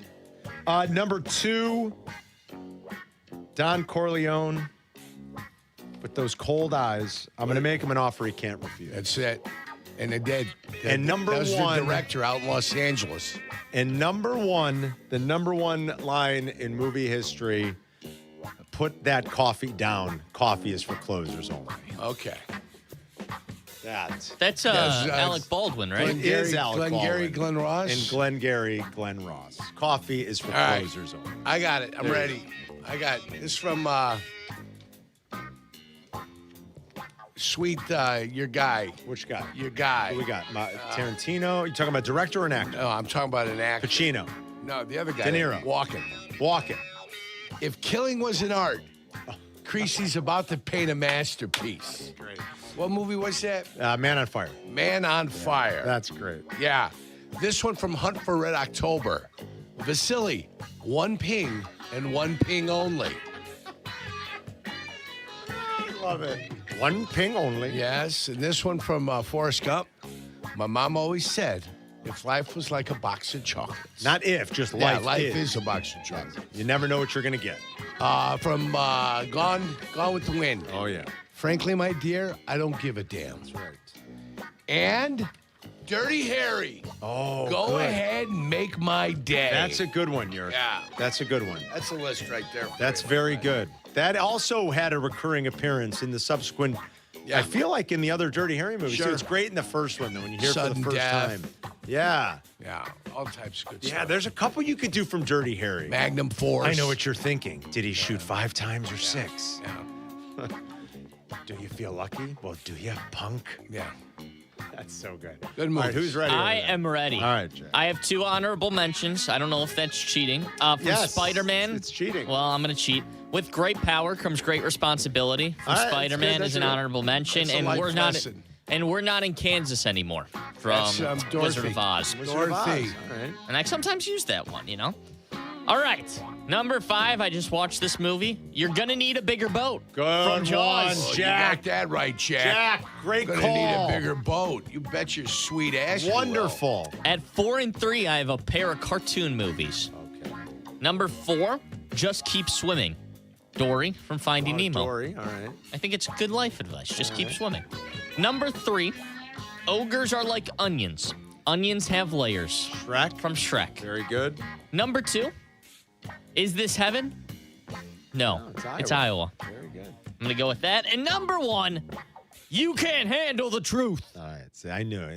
Yeah. Colonel Nathan Jessup. Colonel Nathan Jessup. All right. Very All right, good, who do we Jack. got next? Jack just gave us 7, by the way. Yeah. I Not have 6 because 6. Oh, you got one too. Okay. 6, 7. Oh. Yeah. Anyways, my honorable mention is To Infinity and Beyond. That's from good. Toy Yep. Story. Yep. And then number 5 is a mix of the 2 Wizard of Oz. I got a feeling we're not in Kansas anymore, and there's no place like home. All right. Put those together. All right. Number 4, I Volunteer as a Tribute from Hunger Games. I kind of use that as like it's a vocal stim. She like screams, I volunteer as a tribute. I just say that all the time. I have no Don't idea. know I why. never know what that I know The what Hunger she's Games, talking yeah. about. I volunteered to tribute. I know what she's talking about. You had to watch it, Carl. Oh, yeah, Number never seen it. 3, Houston, we have a problem. Very good. Number- a line from real life, too. Number 2, I've only seen The Godfather in like clips, but I also use this as a vocal stim. I'm going to make him an offer he cannot refuse. There you Just go. like in life, you never know when you're gonna need that. Do a couple from the Number 1, one of my favorite quotes: "Life's a climb, but the view is great." That is from Ding Ding Ding. What do you guess? Hannah Montana movie. Oh, But all right. it's a great quote. Life's a It is climb, great. but the view is great once you're up there. That is great. I like that. All right, very good. No Darth Vader. No Darth Vader. I was gonna put that, but I thought Luke. somebody else would do that, so I didn't. I am your father. Would that be the most famous? No, may the force be with you. May the force And be also with with you. you. Sure. Well, That's he the said most. Darth Vader. I Yeah, was yeah, thinking yeah. like Darth Vader's most famous line is, Yeah. "I am your father." Yeah, he never says, Luke, I am your father in the movie. That's a true. common That's misconception. He says, misquoted. no, I am your father in the movie. Yeah. He says, "I am your father." Right? Yeah. Yes, he doesn't say, Luke, Not I Luke. am your It's father. no, I am your father. Yeah. Good call. All right. Look Very at my good. damaged skull. We will take a quick break, and then we'll take some of your phone calls. And I'm sure a lot of people are going to want to jump in on this one because you could do this all How day. about you talking to me? That's another great one. I'm walking here. You talking to me? You must be talking to me. I'm the only one here. I mean, you can do this all day. There's no crying in baseball. There's no crying in baseball. Leave the gun. Take the cannolis. Hasta la vista, baby. Hasta la vista, baby. Avoid the clap, Jimmy Dugan. I mean, there's you could just. It's great advice for you kids. Great advice. You're killing me, Smalls. How about that? You're killing me, Smalls. You could do this all day. It's Carmen in Europe. We'll be right back. It doesn't matter. You're listening to Carmen and Jurko. It doesn't matter. On ESPN Chicago, Chicago's home for sports. Advantage Acura of Naperville proudly presents the Peggy and Dion Show. Join host Peggy Kaczynski and Dion Miller every Saturday from 11 to 1 on ESPN Chicago, AM 1000, FM HD, the ESPN Chicago app, and live on YouTube. All right, the good kid's got a question for you. Have you ever noticed your air conditioner never quits in April? Nope. It waits until it's 90 degrees outside. Then you've got two choices, sweat it out or wait weeks for a new system. No thanks. That's why I trust ABC Plumbing, Sewer, Heating, Cooling, and Electric during their warehouse clearance event. Save up to $5,000 instantly on select systems that are already in stock. Get same-day installation when available. Plus, $0 down and 0% APR financing for 60 months. Don't spend the dog days of summer waiting to be comfortable. Visit 4abc.com. ABC, consider it done. This is your White Sox Minute. I'm Len Casper. The Sox did it again on Sunday. Tristan Peters hit a game-ending homer off Kodai Senga as the Sox beat the Mets 2-1. The Sox took the series with both wins coming on bottom of the ninth homers.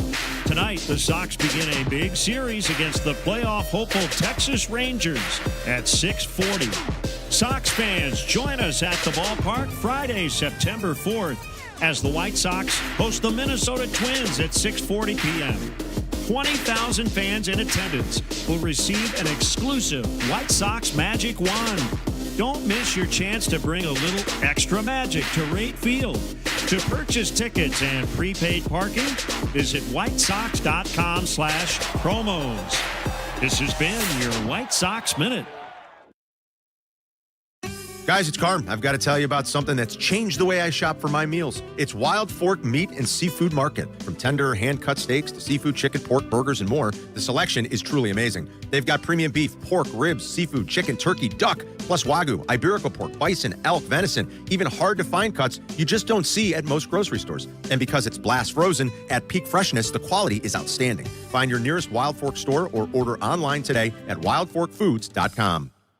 Individuals and businesses with tax problems, listen carefully. If you owe over $10,000 in back taxes or have unfiled tax returns, U.S. Tax Shield can help you take back control. The IRS can seize your bank accounts, garnish your paycheck, close your business, and file criminal charges. Our team of tax attorneys can stop collections and get you protected. U.S. Tax Shield offers a price protection guaranteed quote to get you protected today. U.S. Tax Shield is A+ rated with the BBB, so call 800-494-6139. U.S. Tax Shield, 800-494-6139. Progressive knows that boat days can come with unexpected problems. Oh no, I dropped my lip balm in the water. I can't think of anything worse than the looming threat of potentially having chapped lips. It was ginger vanilla too, my favorite flavor. If a real problem comes along, your boat's protected 24/7 with Progressive, so you can keep worrying about boater problems. Progressive Casualty Insurance Company and Affiliates, not available in D.C. True North stores have the Pepsi products you need to keep refreshed all season long. Stock up and save on select Pepsi brand beverages. Buy 2 for $5 or 3 for $7. Get even more ways to save with True Rewards. Find the app in your favorite app store. True North convenience stores. Fast, friendly, clean. You're listening to Carmen and Jurko. Listen to us now. Live on the ESPN Chicago app. Chicago's home for sports. ESPN Chicago. All right, we'll push the brunch rush back, which we've been doing here because it's too much fun in the summer to do a list with people. This was a good one. Favorite movie lines, best movie lines. Thousands and thousands and thousands of great lines from thousands and thousands and thousands of great movies, and it's hard to pick just 5. God bless you. But we tried.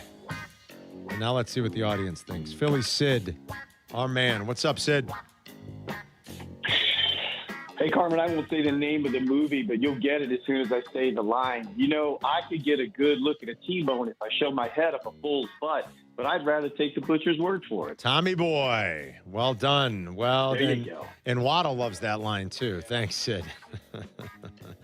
It's a great. I like when he butchers it the first time before he finally gets it. Turn your mic up. Before he figures it out and he smiles his ass off. That's so good. What is it? Tommy Boy is so good. I feel like I'm due for a viewing of Tommy Boy. It's been a while. Let's go to Aaron. Give it a spin, Carm. Aaron and Lombard. It's so good. What's up, Aaron? Hey, yo, what's going on? I love you guys' show. Thank you. I try to catch up. I try to listen live and whatnot. But, no, okay, so I got a twofer for you with starring Harrison Ford. So in Empire Strikes Back, when Carrie Fisher goes, "I love you," right before he's about to go in to the crowd chamber or whatever, she says, "I love you." He goes, "I know." I say that to my wife all the time when I'm leaving. Yeah, that's a good one-liner. That's good. And then to push that onto The Fugitive, what did he say? I didn't kill my wife. And then Tommy Lee Jones, I think it is, goes, "I don't care." Yeah. I don't care. Yep. That's where they're in before he jumps off of the dam. Yeah. Thank you, Aaron. Yeah. There's a couple good ones from The Fugitive. You find that man. There was a one-armed man. It's so good. Let's go to Dominic in Tinley Park. What's up, Dominic? Good morning, boys. How are you? We're good, buddy. All right. From the Sandlot, Babe Ruth and the Dream, talking to Benny the Jet. Heroes are great, but legends never die. Nice. Nicely done. Thank you, Dominic. Couple of Sandlot references in there. Oh, yeah. Already. Ken in Aurora, Colorado. What up, Ken? Not much, guys. I got quite a few here. I'll cut them down. But from 16 Candles, No More Yankee My Wanky. Yeah, that's Donger true. Need Food. Yeah. Excellent. Donger does need food. And then I got What's a Happening Hot Stuff from that movie as well. And then from Empire Strikes Back, Do or Do Not, There Is No Try. There's no try. That's right. That's Thanks, Yoda. Ken. That's Yoda. Great Yoda. Do or do not. 16 Candles. There is no try. It's 100% correct. I love it too much. Jordan. And the credit, goes to either doing it or not, but not to there is no try. Yeah. There's no credit for trying. No. There's credit for getting it done. Yes, that's exactly right. All right, Jordan, you're up. Go ahead. Jordan in Wakanda. Hey, boys. Real quick, just I know you guys are a sister company to ABC. I just want to shout out. I came back from a taping last week, Wheel of Fortune. Awesome time there. Oh, nice. Awesome. Very cool. Yeah. Hey, real quick, I got two of them. If you build it, he will come. And say hello to my little friend. Oh, yeah. It took a while to get to say hello to my little friend. Good one. Yeah. I don't love that movie, but still, that's a famous moment and a famous line. I'm surprised it took that long to get that. Yes. It very did. good. And we are not owned by ESPN or ABC. No, we are We not. are owned by Good Karma Sports. Yes. That's all right, David. Oh, you got to make it official. I mean, obviously, the information's not out there. We because still somebody are. thinks we're still owned. It was the final quarter of 2019 that we got bought out. It's still 2026. We still have a very strong partnership with ESPN Disney, but we are Good Karma Sports. How many Disney passes did you get this year? Okay, we got a new owner. So, okay. See, now you're smelling the coffee. It matters, right? It does matter. Whether you believe it or not, it matters. Andy's in Bloomingdale. Go ahead, Andy. What am I, a clown? Am I here to amuse you? Awesome. I'm shocked it took that long to get that, too. That's great, Andy. The one Absolutely. we use all the time, like yesterday, Big Daddy Russ Serrato goes, drinks are on the house. The drinks on the house. And it's with De Niro and Liotta. Yeah. When they're No. sitting there. You insult him a little bit. No, A little bit you did. you insulted The him. drinks The drinks are on the house. are on the house. I'm going to go get the papers. We could just do a take 5 just from Goodfellas. You could. You could do a take 50 from there. You could. Frank is in Yorkville. Go ahead, Frank. Frankie. Hey, guys. Thanks for taking my call. Hey, I got to go back to the infamous Judge Smales for two of my favorite movie lines. The first one, you'll get nothing and like it. Fabulous. And then the second one, I've sent boys younger than you to the gas chamber. Didn't want to do it. Felt I owed it to them. Felt that. I love the dog. Even the dog likes it, Frank. Yeah. I didn't want to do it. I felt like I owed it to them. That's so good. You'll get nothing and like it is such a great line because Spalding is being a little brat. Yeah. I want a hamburger. I want a hot dog. dog. I want a cheeseburger. You'll get nothing and like it. I christened thee the Flying Wasp. That's so good. Frank, well done. Didn't want to do it. Felt like I owed it to them. Let's go to, that's another one we could probably do. We could probably pick a whole bunch Chevy of good Chase, ones. Just, Bill Murray. Just from Caddyshack alone. Gunga Galunga. Got a pool and a pond. Yeah. Pond would be good for you. Pat in Champaign. Go ahead, Pat. From Meet the Parents. I've got nipples, Greg. Can you milk me? Very good. Very good, Pat. Yes. Another one I would throw in the running from Meet the Parents would be, now look, Fokker, I'm a patient man. That's what 18 months in a Vietnamese prison camp will do to you. But I will be watching you. That's another very good one. Did you ask him if he was a pot smoker? Yeah. You a pothead, Fokker?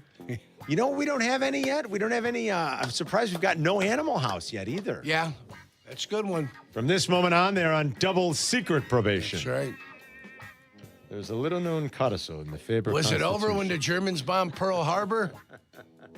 No. And it ain't over now. Mac always had an idea to do a show. Well, I don't know if he ever wanted to do it as a show. He wanted to do it like at his house where we would get together and you couldn't say anything unless it was a movie line. It had to be a movie line.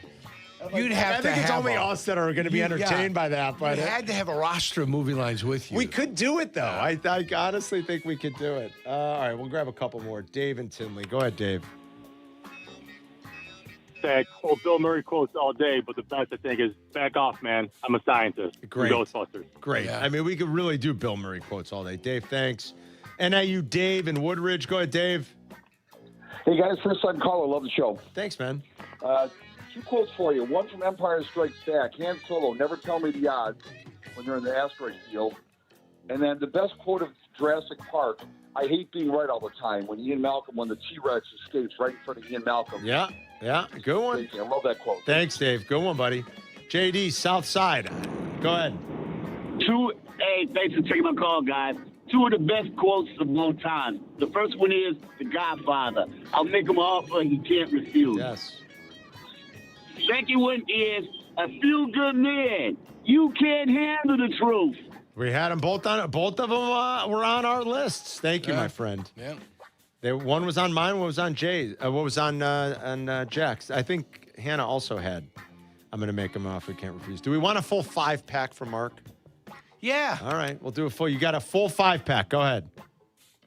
Hey, what's going on? Thanks for taking my call. All right, from Midnight Run, when Grodin says to De Niro, Jack, why are you so unpopular with the Chicago Police Department? He just keeps going over and over and over on it. And then from Jaws, as the boat's on fire, Quint looks at Chief very calmly and says, Chiefy, why don't you put out the fire? Yeah. And then it's an old movie. It's a mad world. Jim Backus hands the controls to Buddy Hackett to go make a Manhattan. And Hackett's like, what could go wrong? And Backus is like, what could possibly go wrong with a Manhattan?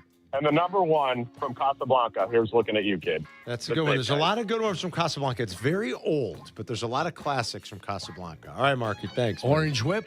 Oh, good 3 one. Orange Whips. From John Blues Candy Brothers. and the Blues Brothers. Yeah, somebody else texted me Blues Brothers, too. Who else? Somebody texted me Blues Brothers. 106 miles to Chicago. We got a half a tank of gas. Was he say a half a tank or a full tank? A half tank, yes. Half a tank, right? Yeah. Pair of cigarettes. A pack of cigarettes and a pair of sunglasses. Yeah. Hit it. Got a half a tank. No, got to be a full tank because they just filled up.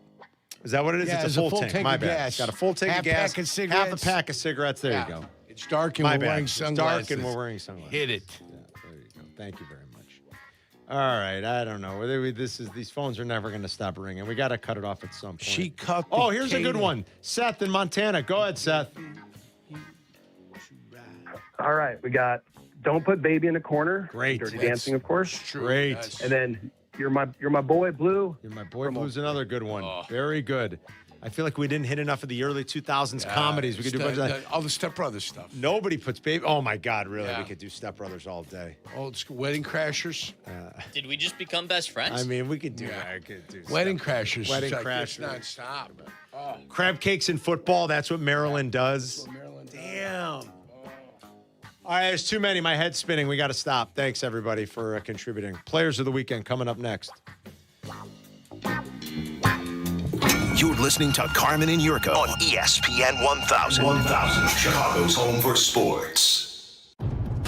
Baseball's biggest stories deserve baseball's best insiders. Introducing Inside the Friendly Confines with Jesse Rogers, presented by Arlington Toyota. Twice a week, ESPN's Jesse Rogers takes you beyond the headlines with unmatched access, candid conversations, and some of the biggest names in the game. From breaking news and insider insight to unforgettable stories from around Major League Baseball, this is the podcast fans can't miss. Inside the Friendly Confines with Jesse Rogers. New episodes twice a week, presented by Arlington Toyota.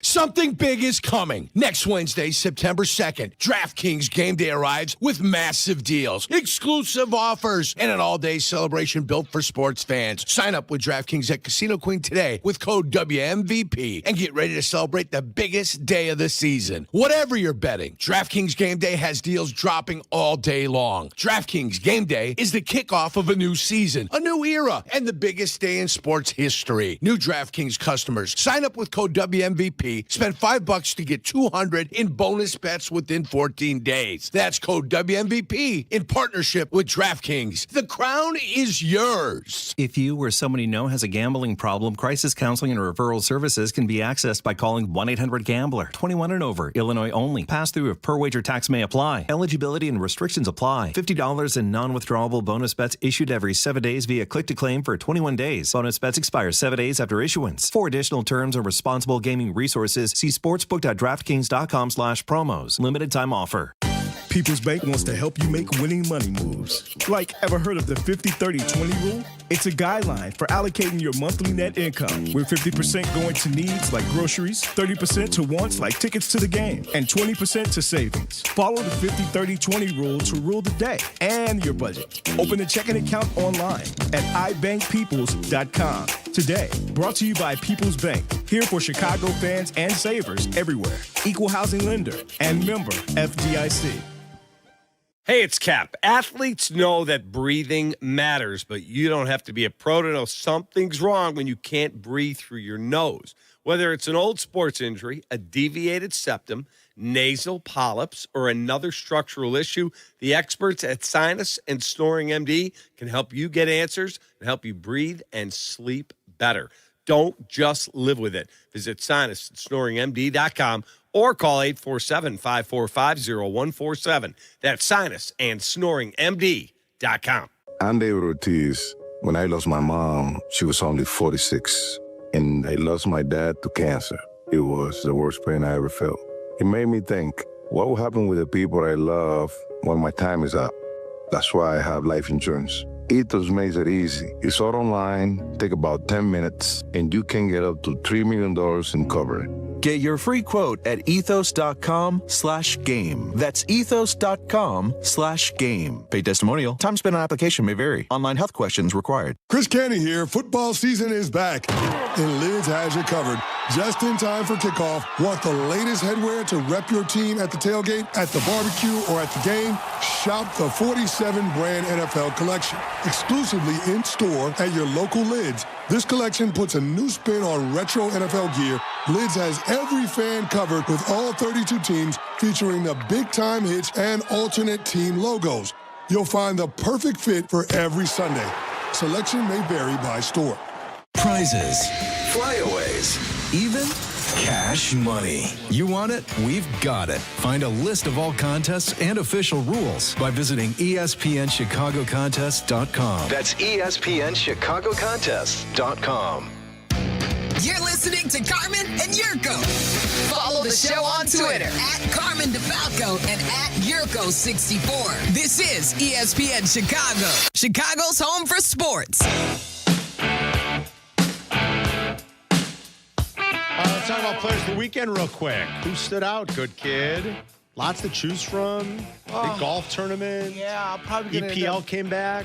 Yeah, and the great Jasko Gvardiol scored a 93rd minute winner for Manchester City, which is fantastic. I don't know if that's the thing I want to go with. I'm thinking Wyndham Clark. Is who I want to go with. What a round, man. Yeah. What a year he's had, Wyndham Clark. Holy It's cow. about time. BMW championship. They're accusing him of some chicanery out there on the golf course. What did he do? He fudged. And then he had his caddy stand in front of the camera so it couldn't see what he was doing. Oh yeah, there's always the viewers look at what these guys are doing. They're meticulous. Well, how does he not get caught though? I thought it's almost impossible to get away with that stuff this day and age with all the cameras. Mm-hmm. There's major controversy. There's always controversies. All right, Jack, who are you going with?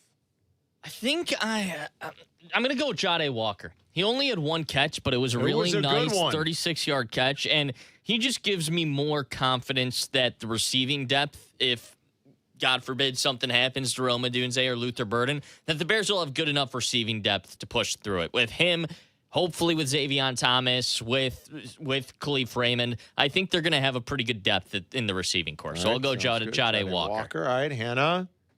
I'm going to go with Fernando Tatis Jr. What a season. What a second half. Turnaround, yes. Because at first he was hurting our fantasy. Now he's helping it. He had 2 home runs yesterday versus the Twins.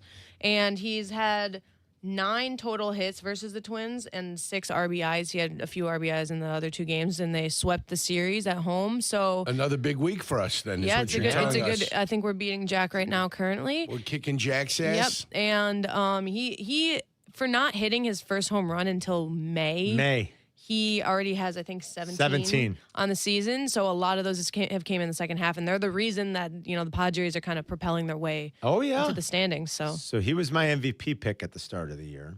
How'd that go? With your Mason Miller ticket? And my Mason Miller ticket. I've got tickets on Tatis and Mason Miller. Padres fan? And I am a Padres fan. Well, of course, my second favorite team, the Padres. Closet Padres fan. Closet Padres fan. Second half, you ready? Yeah. 34 games for Fernando Tatis Jr. 12 home runs, 32 RBIs, 328, 418, 679 with a 1.098 OPS. And yes, it's easy to make jokes about maybe something that happened from the first half to the second half. I get it. But he's pretty awesome. And he has been incredible here for the last 6 weeks. And he is kind of not carrying all his own because they're all starting to hit a little bit. Jackson Merrill's hit the ball better a little bit here in the second half. They've just been really, really good. All right, I'm going to go with, no offense to the Cubs, but I don't want to piss off any Cub fans, but I'm going with Randy Arozarena. Randy Arozarena went 5 for 13 this weekend with 3 home runs, 5 RBIs, and 4 runs scored. But on Saturday, he basically, I don't know if anybody in baseball could ever really single-handedly do anything or win a game, but he sure came close. He hit a leadoff home run. He hit a walk-off home run. And did you see the home run he took away from Miguel Amaya? I think it was Miguel Amaya. Yurko, we thought the Nando catch robbing Tatis was the best catch of the week when he took the in Citi Field, when he took the slam away. Go watch the highlight of Randy Arozarena's robbery. It was it Miguel Amaya? Do I have that right, Jack? It was. Yeah. That's correct. Go look at the highlight of Arozarena taking away the home run for Miguel Amaya. It was spectacular. And wouldn't you know it, Yerk, this is only in baseball.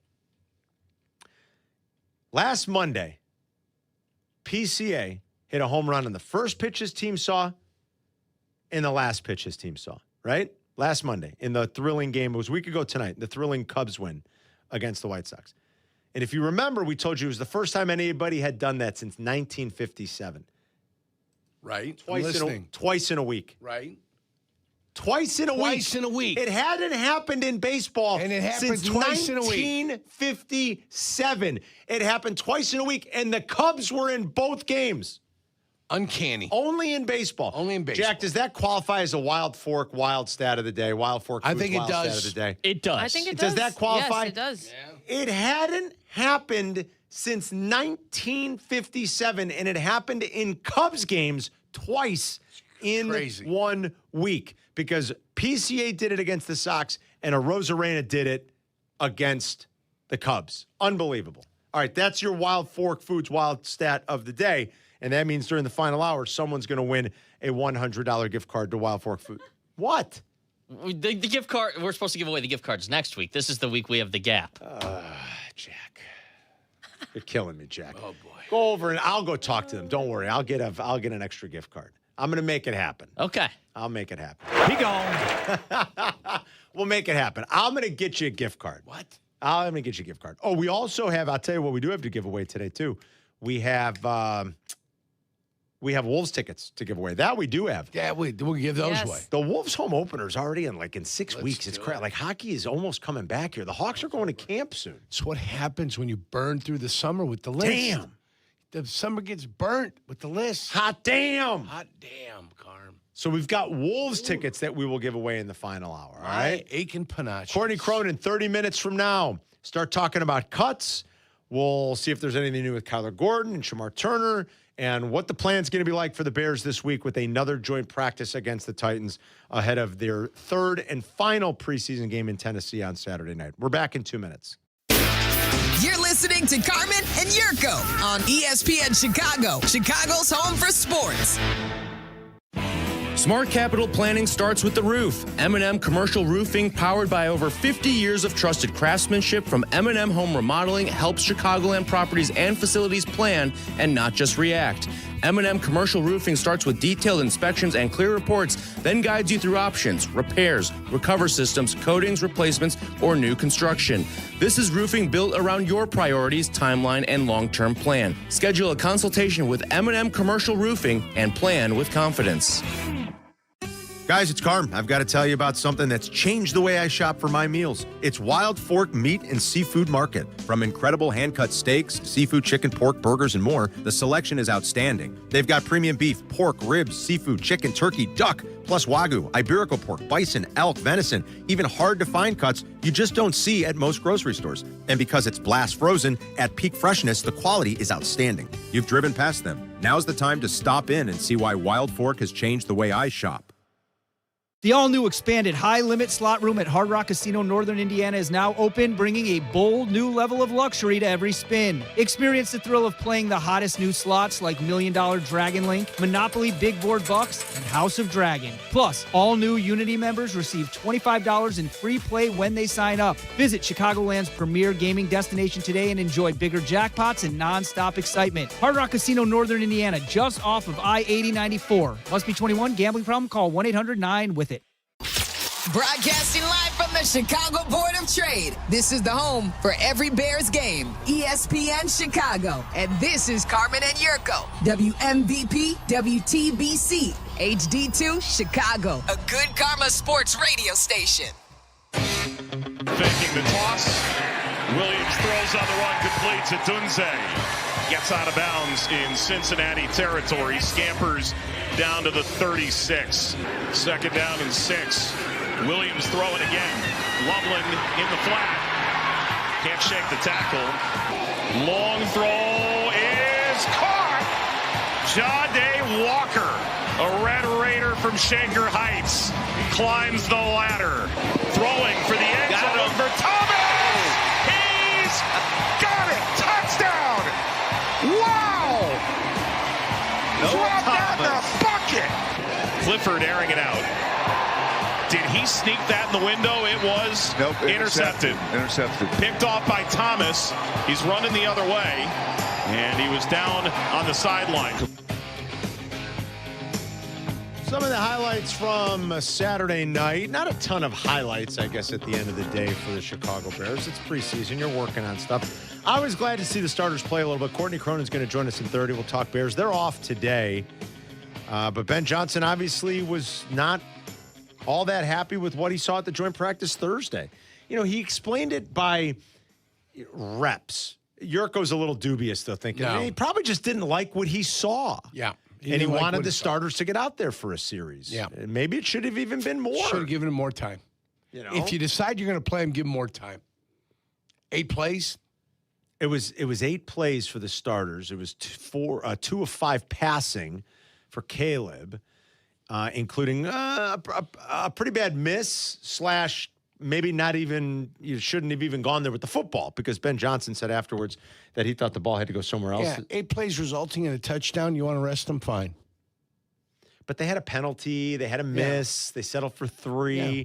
I would have been fine with a 2, Yerk. I'm with you. I think they should play a little. I think starters should play a little bit unless there's some very specific reason where you're protecting a guy or a guy's been banged up. I think starters should get a little run in this preseason. There's a long layoff between the last game and the first game these days since they changed this schedule and they changed all the protocols.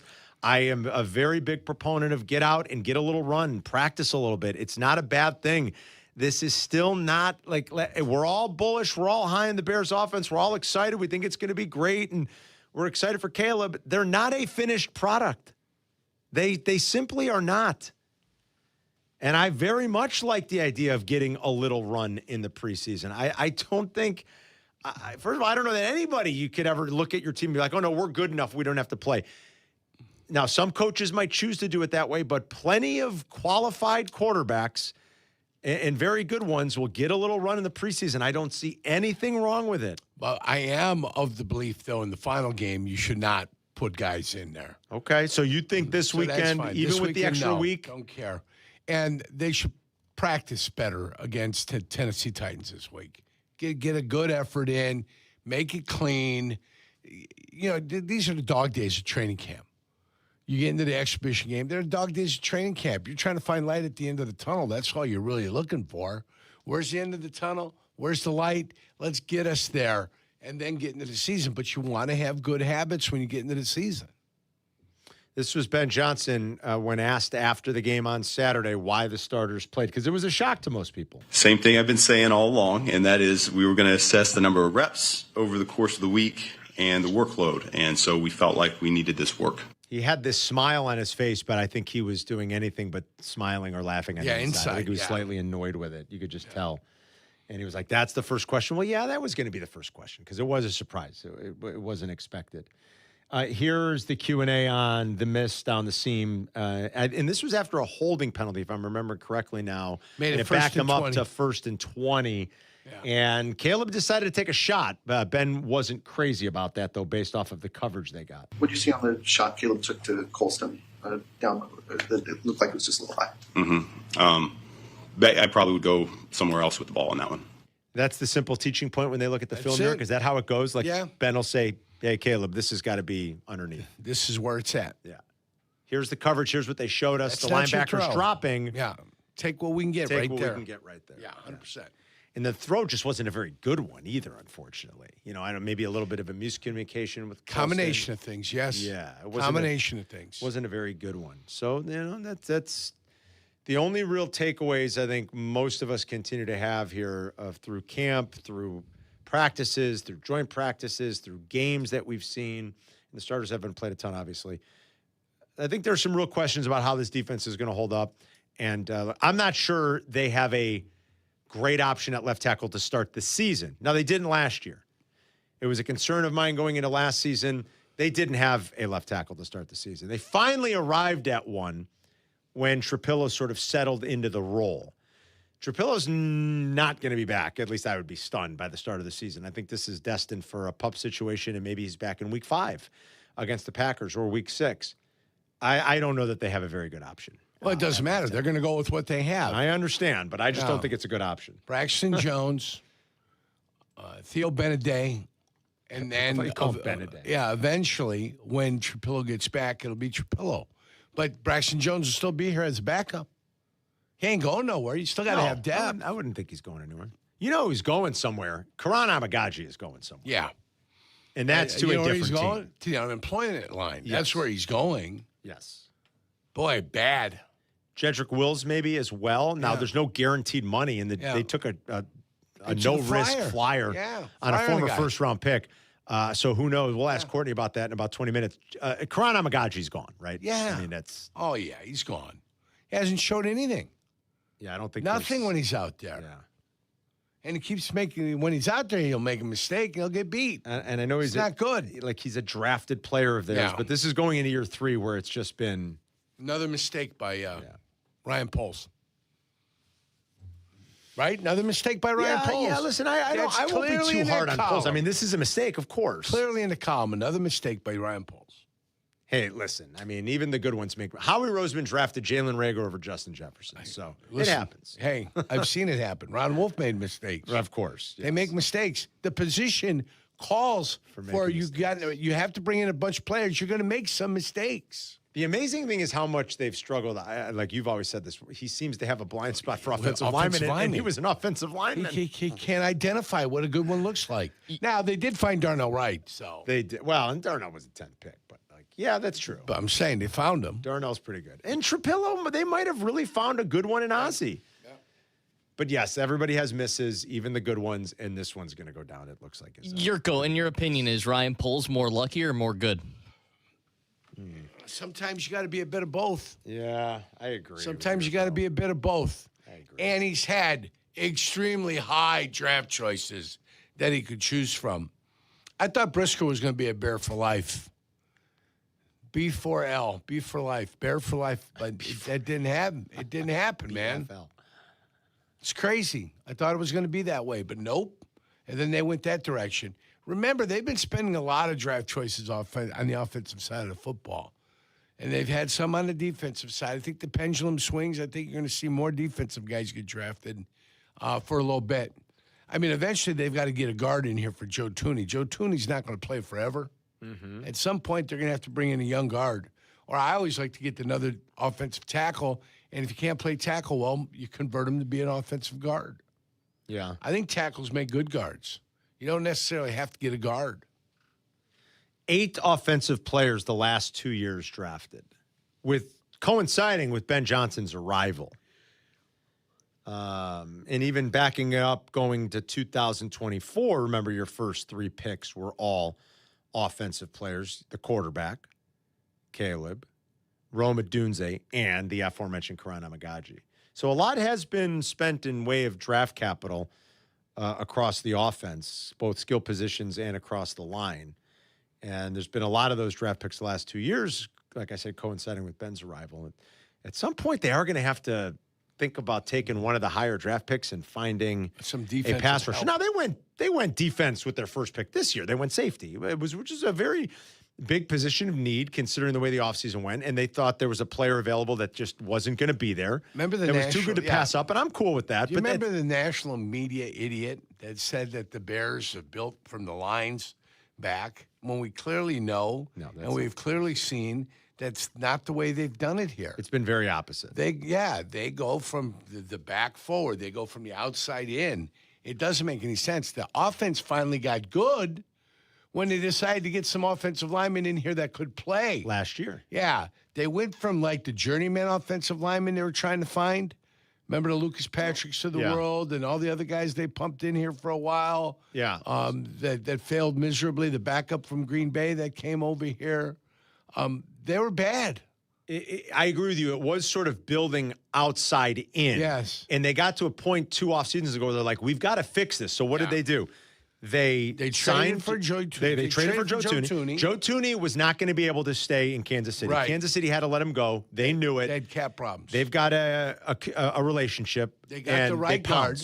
Then they traded for the right guard. After failing miserably at Nate Davis. After failing miserably. Oh, my and God. Ben knew Jonah Jackson from Detroit. So then they went out, they traded for the right guard. From the Rams. Drew Dahlman was a priority free agent. Yep. They drafted Ozzie Trapillo. Yeah. That is 80% of when you started the playoffs, in your first playoff game, in your divisional round game against the Green Bay Packers, 80% of your offensive line was new. Yep. But that wasn't this team building from the line out. They did it quite opposite. They did it backwards. Which doesn't mean that you've always said it doesn't mean that you can't make it work, but it's just slightly right. It's backwards. It's kind of backwards. It's backwards is what it is. Yeah. But you always said that doesn't mean that like you can't thrive with it or make it work. Well, but you it's can find a way to make weird- it work, but it's a weird way to do it. It's a weird way to do it. Yeah. So I got to get after the national media guys when I see them trying to spin yarns. No. You know, don't do that. Try to rewrite history from your 2,000 miles away. Why don't you pipe down and shut the hell up, champ? All right. The one thing this team doesn't do anymore with its high draft picks, we've talked about this a lot, we talked about it during the draft, is draft pass rushers. Yeah. Like, And I'm trying to double check real quick. Off memory, I want to say Leonard Floyd was the last one in the first round. Is that right? I believe so. And he was an inside backer in college, by the way. That goes back to At Georgia. 2016, you guys. Inside backer at Georgia. Yes. And like in fairness, I guess, Roquan again, but Roquan wasn't a pass rusher. He was an off-ball linebacker. He's a linebacker. They knew Leonard Floyd was going to rush the passer in this league. And so they took a chance on him in 2016. That didn't work out here. I don't think there's been a first-round pick, maybe even a second-round pass rusher picked since then, unless I'm forgetting it. I'm going to double-check real quick. That's one thing that they have sort of neglected, and at some point they're going to have to find a young stud pass rusher. This franchise hasn't drafted one in a considerable amount of time. 312-332-3776 if you guys want to join us. We got a brunch rush coming up next, and we'll talk to Courtney Cronin, all things Bears at 11:30. We'll be right back. You're listening to Carmen and Jurko on ESPN 1000, Chicago's home for sports. The Waddle Silvy podcast is brought to you by Viore. Get 20% off your first purchase at Viore.com/waddle. If you or someone you know has a gambling problem, crisis counseling and referral services can be accessed by calling 1-800-GAMBLER. 21 and over, Illinois only. Pass-through of per-wager tax may apply. Eligibility and restrictions apply. $50 in non-withdrawable bonus bets issued every 7 days via click-to-claim for 21 days. Bonus bets expire 7 days after issuance. For additional terms and responsible gaming resources, see sportsbook.draftkings.com/promos. Limited time offer. Hey, it's Kap, and I'm here every day bringing you up-to-the-moment information about the teams we love. Because when something matters, you need real info right now, and that goes for your energy, too. If your power goes out, you need to know the status and when it's coming back. That's why I use the ComEd mobile app, because it's got the absolute latest reporting and tracking on outages right at my fingertips. So keep listening to stay up to date on the sports that matter to you. And download the ComEd mobile app to stay up to date on your energy status at ComEd.com/app. Save big on everything for your next project when you shop at Menards. Check out our huge selection of bagged concrete mixes. Whether you're pouring a walkway, a concrete slab, or setting a post, we have the right product at the best price to get your project started. Shop our entire selection of concrete mixes in-store and on Menards.com. Plus, check out the weekly flyer and find all the great deals happening now. Save big money at Menards. Winning football teams have a playbook. Winning businesses? They've got Robert Half. Because when your star player's out or the workload blitzes, you need the right move fast. That's where Robert Half's specialized recruiters, together with their award-winning AI technology, step in, matching companies with skilled contract talent across finance, tech, legal, and more. It's depth on your bench. It's keeping the drive alive. Visit roberthalf.com/talent. At Robert Half, we know talent. Shohei Ohtani's interpreter was fired today. Ippei Mitsuhara ran up gambling debts to a Southern California bookmaking operation. The inside story of the biggest scandal in modern baseball. He was absolutely bananas, the amount of bets he was making. I've never seen anything like it. From 30 for 30 podcasts, this is The Betrayal of Shohei Ohtani. Presented by Gusto. New episodes available now. Listen wherever you get your podcasts. After a wreck, insurance companies will fight to pay you less. At Lerner & Rowe, we don't back down. We fight for every dollar you deserve. In a wreck and need a check? Call Lerner & Rowe today. Jonathan Faust, Managing Attorney, 114 East Cermak, Chicago. You're listening to Carmen and Jurko. If you missed something, get the podcast on the ESPN Chicago app. This is Chicago's home for sports, ESPN Chicago.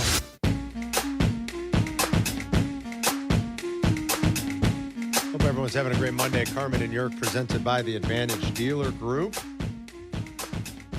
The destination for your next Chevy, Acura, Toyota, Cadillac, Buick, GMC, Hodgkins, and now Honda. Find your Advantage at Advantage Dealer Group. We're going to talk to Courtney Cronin coming up here in about 15 minutes. All of our training camp coverage on ESPN Chicago is brought to you in part by our friends and partners at Country Financial. We have a busy 11 o'clock hour because we're going to do a brunch rush real quick, and we still have some Wolves tickets to give away, too.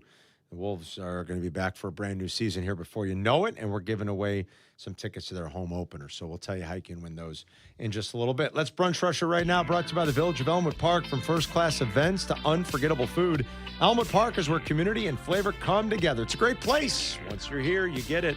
All right, Jack, take it away. Cubs are 6 back. This is pretty simple to start off. Cubs are 6 back of the Brewers. It doesn't seem like they're gaining much ground, or at least when they do gain ground, the Brewers don't lose much, so the Brewers gain it right back. But the two teams do have 7 games against each other still. It's a lot of games still. We're about under 30 games left in the season here. Do the Cubs still have a chance to knock off the Brewers in the division? What did they get it down to? 3 at one point here in the last 2 weeks? Yeah, it was 3. It was 3.5, I think. Was it Now 3 or it's 3.5? 6. And now it's back to 6. Now it's at 6. Sylvie was texting me. And there's 31 Jesse, games left, I believe. I think there's 31, yeah. 31 games 31. left. Sylvie was texting with, me and Jesse and Sylvie were on a text thread, and we were I'm chatting sure you during are. the baseball games yesterday. And Sylvie said the Cubs are still closer to missing the playoffs than they are catching the Brewers, like to put it into context. Yeah, I don't think Sylvie's going to be running in his jockey. No. I don't think so, Jack. I think the chance was a couple of weeks ago. Right. You never know, though. 7 games is still a lot of games for the two teams to have against one another here. The other thing to pay attention to, which I think has gone a little bit under the radar for Cubs fans, is the Phillies have won 9 in a row. Did you see how they won yesterday? They're only 2 games back right now of the Cubs for that 4 seed, the top wild card seed, which would mean if the Cubs drop back of the Phillies, that first series, it's going to be on the road in the playoffs if they drop back. Right. You only get the home series if you are the number 1 seeded wild card team or a Yeah. division winner, and that's all 3 games on the road. Yes, that's right. And the Phillies were down 4-0 in the 9th, and they came back, and Schwarber, I think, walked it off, right? They were down 4-0 with 2 outs. How about that, Yerk? Down 4-0 And with they 2 outs. scored 6. They scored, and Schwarber, I think, hit the walk-off home run. Yeah, 2-run home run. 39 bombs again for Schwarber. A Schwarbomb. They've won 9 straight. Yeah. That's what it looks like, Carm. That's what the yearbook said. 4-6. They picked up 5 games in the last 10 games. You know what I'm saying? Cubs have been 5-5. They've been 9-1. Is Pat so they Murphy pick up 4 games here? Is Pat Murphy going to win a 3rd consecutive Coach of the I Year? don't see how not. Manager of the Year. They. Or could it be Mattingly? Or would it be Craig Stammen maybe in San Diego? Like, I'll tell you, it's not going to be Roberts. No, the only way It's San not- Diego it's did not- is if they won the division, but I don't think that's. Could it be Counsell? No, probably No. not. It's I not going to be think- Walt It's Weiss, gonna I don't be- think. I think it's going to mean, be Murphy. Is it going to be Murphy or Mattingly? I think Mattingly deserves it. For the way he pulled that team up, they fired their manager early in the season. He came in as the interim. They were way out of a playoff spot, and I know it was super early in the year. But now they're rolling. I mean, and think about this. Mike and I talked to this on Odds Couple the other day. Like, I think the Sox are going to make it. Will Venable's going to win it in the AL. But let's say something like tragic happens in the final month and they fall back and they miss it. Who's even close to Will Venable right now in the AL? It's probably, I guess you could say Kevin Cash, but it's probably Chad Tracy, who is also an interim manager. Think about where the Red Sox were before Tracy got there, and even where they were in late June. I don't ever remember. This whole season's been crazy. Yeah, it's and what's nuts. happening in the American League is crazy. All right, what else we got? Well, what's Jack? even crazier, just to tie a loop on that, Don Mattingly, even if he wins Coach of the Year this year, Manager of the Year this year, there's a chance the Phillies still move on from him because he's just the interim next season. Yeah, it was Those are almost the like, rumors that they're going to go want a bigger name, like Alex Cora or something Did they like that. basically just hire him because his son is the president? Well, I guess his son's the GM. Dombrowski's the president. But, his son is the GM. Where they just hey, Dad, we're going to fire Rob Thompson. You want to take over? He was part of the organization already, and it's not like he doesn't have credentials. No, Don I know he Mattingly does, is of course. I don't know. I think But I wonder if agree they were with just you, they were in a pinch and they're like, man, this isn't working with Rob Thompson. And then somebody was like, hey, Preston, just ask your dad to do it. What was he doing in the organization? Don was in the... He was in the organization, He was? I believe. Okay. You know what other team has won 8 in a row? Have the Padres won 8 in a row? The Kansas City Oh, Royals. the Royals, yeah, because they just swept the Tigers. watch out. Royals. They're only 11 games out. Wow, that's a lot of Watch games. out. Only 11 games out, Listen, guys. I know there's a month left still, but 11's a lot of games. Also, everybody likes to talk about how bad the AL Central is and about how wacky of a year. The leaders that are tied for the AL West. How about the West? Yeah. Are one game under 500. Yeah. There is not a team in the AL West that is above 500. It could be a possibility that the team who wins the AL West is under 500. That's insane. That is insane. It's, Every team in the AL West, every team is a minus, is a negative run differential Yes, team. it is. They're in the red. Minus Every team. 44, minus 46, minus 61, minus 70. And then the Athletics of Sacramento, minus 187. Embarrassing. like the Mariners are 62 and 69, and they're 3 games back of first place. They're a minus 61. And they're 3 So games out of bad. first. It's so bad. So bad. Yeah, that division is poop. All right, what else we got, Jack? Well, we're going to have Courtney coming on, and she shared her roster projection for the Chicago Bears. Cut date is on Sunday already. I mean, coming up, and the Bears are going to have to make some tough decisions. Some interesting ones in here. What stood out to me is she has the Bears cutting both Karan Amagaji and Jedrick Wills, both who could have been contenders for that starting left tackle spot. Cutting them both, keeping Theo Benedict, hoping Ozzie Trapillo comes back soon, and rolling with Braxton Jones as the starter at left tackle. Yeah, I don't think she's wrong. I mean, Karan Amagaji, I'd be stunned if he's still here, wouldn't you? And Jedrick Wills, again, is he's good. There's no guaranteed money. Karan's gone. I think Karan Amagaji's He's gone. played himself out of the Bears and probably out of the league also. Somebody might take a flyer on him, see if they can get him in, maybe listen to a coach or something like that. Somebody might, but here's one that I'd really want to, and we'll talk to Courtney about this. She's got Saman Ahmed making the team as the third running back. Are we sure it's not going to be Roshan? Ahman. I mean, did you hear what Ben said about Do you want my simple truth after you talk to Ben? I'll give you the simple truth. You want me to play Ben first, or you want to give me the simple truth? Give Ben first. All right, You can't handle the truth. Here's Ben Johnson after the game on Saturday on Roshan. I think he flashed the other day, in particular on special teams, and we keep talking about that and the importance of being the number 3 running back or depth in the running back room and being able to bring that to the table. And so he had a couple really, really nice plays in the practice. Can't wait to see what it looked like today on the game tape because we talked about would love to see some of these players stack good performances back to back to back. And he's a candidate that may have done that tonight. That's a pretty good endorsement from the coach. What do you think is the simple truth of it? Simple truth of the fact is he's a concussion candidate, and you can't rely on him to play all 17 games during the year. Okay. So he's got to go. We'll ask Courtney. I mean, she's got Roshan on the outside. Tell you, that stinks. What I just said there. I know. Stinks. It's awful. It's terrible. I know. But if I'm a general manager, unfortunately, I've got to think that way. Okay. I hear you. Doesn't make me feel good about myself. But that's the way it's got to be. What else we got, Jack? The 49ers owner, Jed York, he's been arrested on misdemeanor charges. He's pleading no contest in a prostitution charge. He was soliciting a prostitute? Yes. Ooh, wait a minute. Well, who? Jed York. The owner of the San Francisco 49ers. Well, listen, I don't know if there's much of an excuse for that. There is not. Yeah. You're going to get yourself into trouble. Right. You got to pay the consequences. You might end up into pokey for that. When did this happen? This is just reported on ESPN about 35 minutes ago. This is breaking today? This is. Oh, he was arrested in Ohio. You know, it always happens in Ohio. Florida or Ohio? They should do Florida or Ohio for later today, Hannah. I bet you it's an Ashtabula, if I'm not mistaken. Let's see if we got a... He was arrested with the charge with the description in engaging in prostitution. The charge was amended to misdemeanor disorderly conduct, which is what he pled no contest to. Okay. If you're Jed York, I mean, aren't you like you're a billionaire, right? Aren't you like you're just phoning this one in, aren't you? Just like, yeah, don't you have the means that however these rich people do it? You're getting something delivered to the house. That's. Hey, if you don't mind, can I get like a couple dozen egg rolls? Give me some beef lo mein, and send over one of your young ladies. I don't understand. Yeah, I don't get it. I don't know why people in positions of power like this, you're going to get caught and this is going to be everywhere. Why is it worth it to do something so dumb and careless? As they say, you don't pay him for the sex, you pay him to go away. First of all, that's the truth. I don't know. Yeah. That's not the truth when you're hiring a prostitute.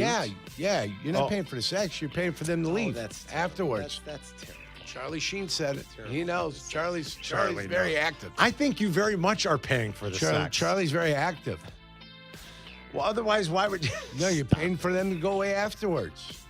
Yes. What else, Jack? It's the truth. You don't want to hear it. We talked about it a little earlier, but the Browns and Coach Todd Monken have named Deshaun Watson as the starter over Shedeur Sanders. Watson! You talk about silly decisions. Yeah. I don't know what's sillier, what Jed York did or what the Browns are doing. Yeah. All right, what Jed York did is sillier, in fairness. Yeah. I don't want to make light of that. But the Browns are silly. The Browns will Browns. They're silly. They're not good. Deshaun Watson's silly. His comments over the weekend were silly. They're not good. Does Deshaun Watson want people to feel bad for him? I mean, Yeah. what are we doing? Sorry, Deshaun. Nobody's lining up with the sympathy for Deshaun program. None. Nobody, Deshaun. Nobody. And now that fan base, I mean, I would love to know, like, can we eavesdrop on ESPN Cleveland? Like, what are they? Are they beside themselves? I mean, Tony are Grossi? they surprised? What's Tony Grossi I don't saying? think anybody's surprised when it comes to the Browns. They're so used to dysfunction. They're probably just like, just another day. When, like Yurko said it, why wouldn't you use this opportunity to get an answer on Shedeur? Like, they don't have any good answer. And it's kind of a shame because that roster is talented. Like, there really is a lot of that defense is good. That offense has some oomph to it. You know, I mean, I guess it's young and unproven still, but like Boston and Concepcion and Judkins might all be like good offensive players. And they just they meander with this quarterback position. They've had nothing but bad choices. I think Taylon Green's like the most intriguing one. But start Shedeur and see what you have. I don't Get an understand. answer. I don't know what they're doing. They're silly. The Browns are silly. I start to feel bad. Do you know who I feel really bad for right now? No. Don't say Deshaun Watson. No, Who do you feel not bad Deshaun for? Watson. I'm starting to feel bad that Todd Monken missed the coach's photo at the NFL meetings at the Combine this offseason because he was getting a haircut. Because unfortunately, I'm starting to wonder, it's early on, if that might be his only opportunity to One be in and that done. coach's photo. Because I think he's an early candidate for being a one-and-done head coach. Boy, one and dones are rare, but it does happen from time to time. And if anybody's going to do it, it's the knucklehead owner. So, But if you're going to draft a quarterback next year, which is what you're setting yourself up to do by starting Deshaun Watson, so is that don't just you want to that- marry it up like we had talked about So is before that- the Bears yeah. drafted Caleb and they didn't do? Yeah, I mean, is that what they're doing? That's your plan? What else is their plan? Are they going to re-sign Watson next season? They have no plan. You going to go with Shedeur, who you're not giving game reps to? The plan is already to. Is the it tank- Dylan Gabriel? No, stop it. The tank is Yeah. on for. I gave you the plan. The tank is They're on not for listening to me. Arch. Arch. Arch Manning. What would you call it? Like March for Arch? What's the it March called? for Arch. The March but for Arch. Arch has to play a lot better. I was going to say, yeah. Yeah, I mean, just because of the name doesn't mean you're anything. Yeah. I saw. I think is it Peyton's son that debuted in high school over the weekend? I mean, how's Dante Manning doing for the Bears? He's a Manning, right? Did you see him? He led the team in tackles because they kept catching the ball in front of him. Courtney has him on the roster. Ahead of Beanie Bishop. Oh, well, he's Beanie got Bishop. a 3-game suspension. Yeah, Beanie too. Bishop's got a suspension. That's probably why. Yeah.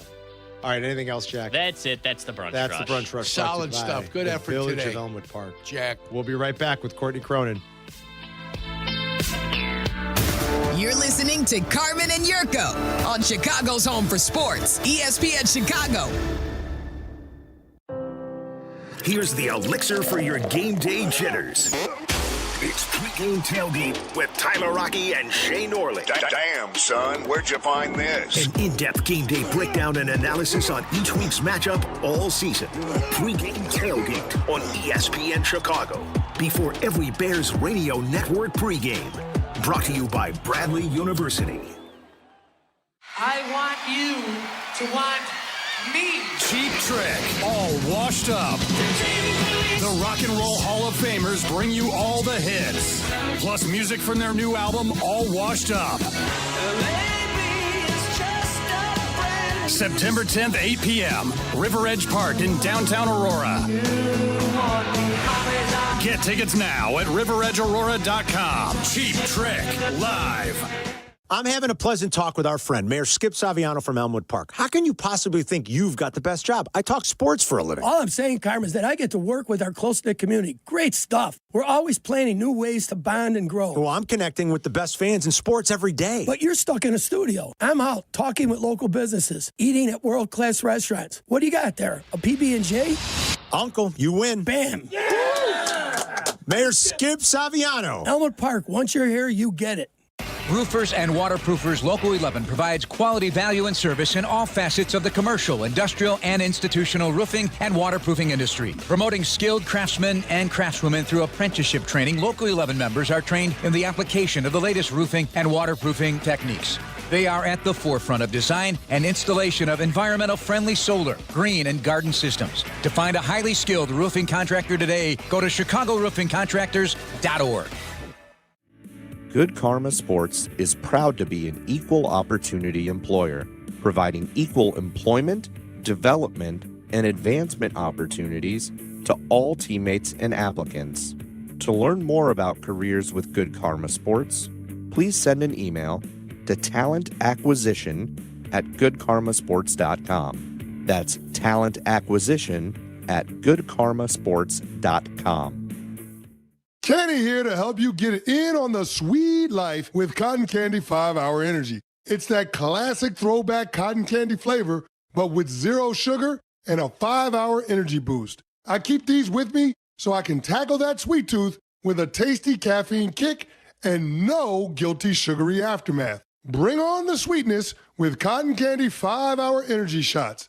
Available online at 5hourenergy.com or on Amazon. Do you read more about your team in the off-season than in the season? Does your game day outfit include a brown bag with eye holes? Then you may be a fan of a BST or bad sports team. Luckily, when you bundle your home and auto insurance with Progressive, you're protected. Because seeing your painted face in the rearview mirror after a loss isn't just depressing. It's distracting. Visit Progressive.com today. Progressive Casualty Insurance Company, affiliates, and other insurers. Covered subject to policy terms. Not available in all states or situations. Ring, ring. Hello. Who is it? Guests on ESPN Chicago join us on the Yingling Hotline. Chicago office is calling. I've been expecting your call. The Yingling Hotline. Brought to you by Yingling, the oldest brewery in America. Next Wednesday, September 2nd, DraftKings Game Day arrives with massive deals, exclusive offers, and an all-day celebration built for sports fans. Sign up with DraftKings at Casino Queen today with code WMVP and get ready to celebrate the biggest day of the season. Whatever you're betting, DraftKings Game Day has deals dropping all day long. Mark the date. It's September 2nd. DraftKings Game Day is the kickoff of a new season, a new era, and the biggest day in sports history. Get pumped.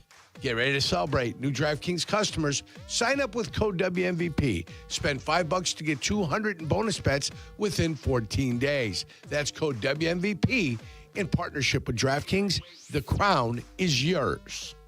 If you or someone you know has a gambling problem, crisis counseling and referral services can be accessed by calling 1-800-GAMBLER. 21 and over, Illinois only. Pass-through of per-wager tax may apply. Eligibility and restrictions apply. $50 in non-withdrawable bonus bets issued every 7 days via click-to-claim for 21 days. Bonus bets expire 7 days after issuance. For additional terms and responsible gaming resources, see sportsbook.draftkings.com/promos. Limited time offer. Subscribe to the show on YouTube. YouTube.com/@Carmen and Jurko. Now back to Carmen and Jurko, ESPN Chicago. Cordy's going to join us here in just a couple of minutes. Oh, wonderful. We got a couple of things that we're going to be giving away too here before. We got to pack a lot in the next 25 minutes here. Next 24 minutes. I'm not surprised. Got a couple things we're going to give away. Rich Eisen is up at noon. Waddle and Silvy back with you at 2 to 6 to get you home today. And then that's right into White Sox baseball. I got another 3-game set that starts tonight. Then they'll finally get a day off Thursday before hitting the road. And the White Sox have the Rangers tonight. By the way, Friday is the annual police versus firefighter charity game at the rate. And I'm I'm on the umpiring crew. You're umpiring? I'm the celebrity. It's all these professional umps and then me. And I'm nervous as hell. I don't want to screw anything up. Are you on the line? Where are you at? So Jim Miller, our friend Jim Miller, who used to work at Hawthorne. Sad what's happened at Hawthorne, man. Yeah. So Jimmy pitched in the Brewers system, pitched minor league baseball as umpires as a side hustle, does IHSA games and things like that. He's doing the plate. And then me and the other umps will rotate. You'll go, you each get a line in left field, right field, and then first, second, and third. And someone's got to get a video of this. Listen, at second base, there's a lot of nuance to the positioning that. Are you wearing a cup? I wasn't planning on it. Should I? Well, I mean, you're out there in the ball field. Yeah, but I'm not making plays. Oh, you're trying to get the hell out of the way. I mean, what if you don't get the hell out of the way? To be fair, you don't have. Is it 16 or 12 inch? It's baseball. Oh, it's baseball. Fast So you pitch don't. baseball. So you don't even have a glove out there. Yeah. No. What so if I would. Well, what if the ball careens? What if it hits a base and goes right into your junk? That's what you have no. You have no. What are you going to do? Use your hands if the ball comes. Well, what would I do? I'm not going to stand out there with a glove on, Jack. That's what I'm saying. Well, I mean, But an umpire. To Yurko's point, that's why you might need to. Protection card. Come on. I coached bases in Little League. I never went out there with a glove. You're 45 feet away. Listen, all you need is a little teacup. That's Little League. These are men. I think I'm not so worried about that. I'm worried about screwing something up. Pressure's on. It happens. Oh, we got Courtney. Okay, hold on. So more details on that as the week goes. Talk to Courtney. Let's bring in Courtney Cronin. She's on the Yingling guest hotline joining us now. Courtney's got a good article up at ESPN.com speculating about what it's going to look like a week from now as the Bears get down to cuts. She joins us to talk Bears. First and foremost, always a pleasure. Thank you, Courtney, for joining us. And what was your takeaway from finding out that the starters were going to get a little run on Saturday after the way the week went last week?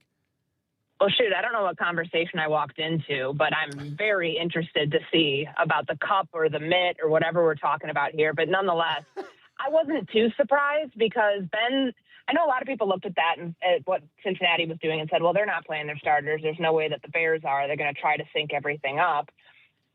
Ben kind of is run independent of what other teams have done based on joint practices from last year and what he's going to do with his starters. And so last year, it was 14 snaps after the Miami joint practice with Caleb. And then they had their opportunity to get a little bit, off the joint practice. They got some run this week for it only being one series. I'm not too surprised. I think that Caleb's somebody who says he wants to play in the preseason. And we heard from Roma Dude. This is something they knew about earlier in the week.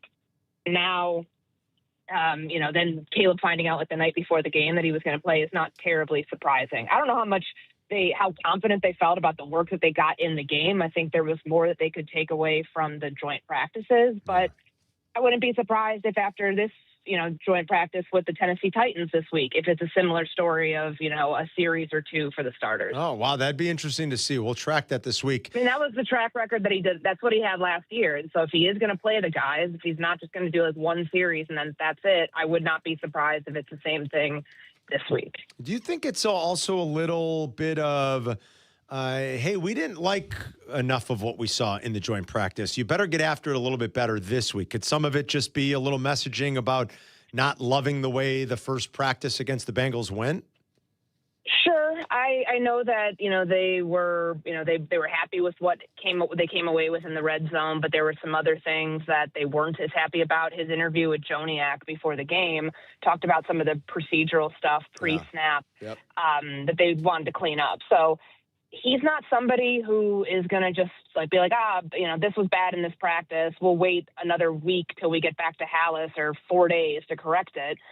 I'm not surprised that, he said those things. And would that factor to be able to get them out there?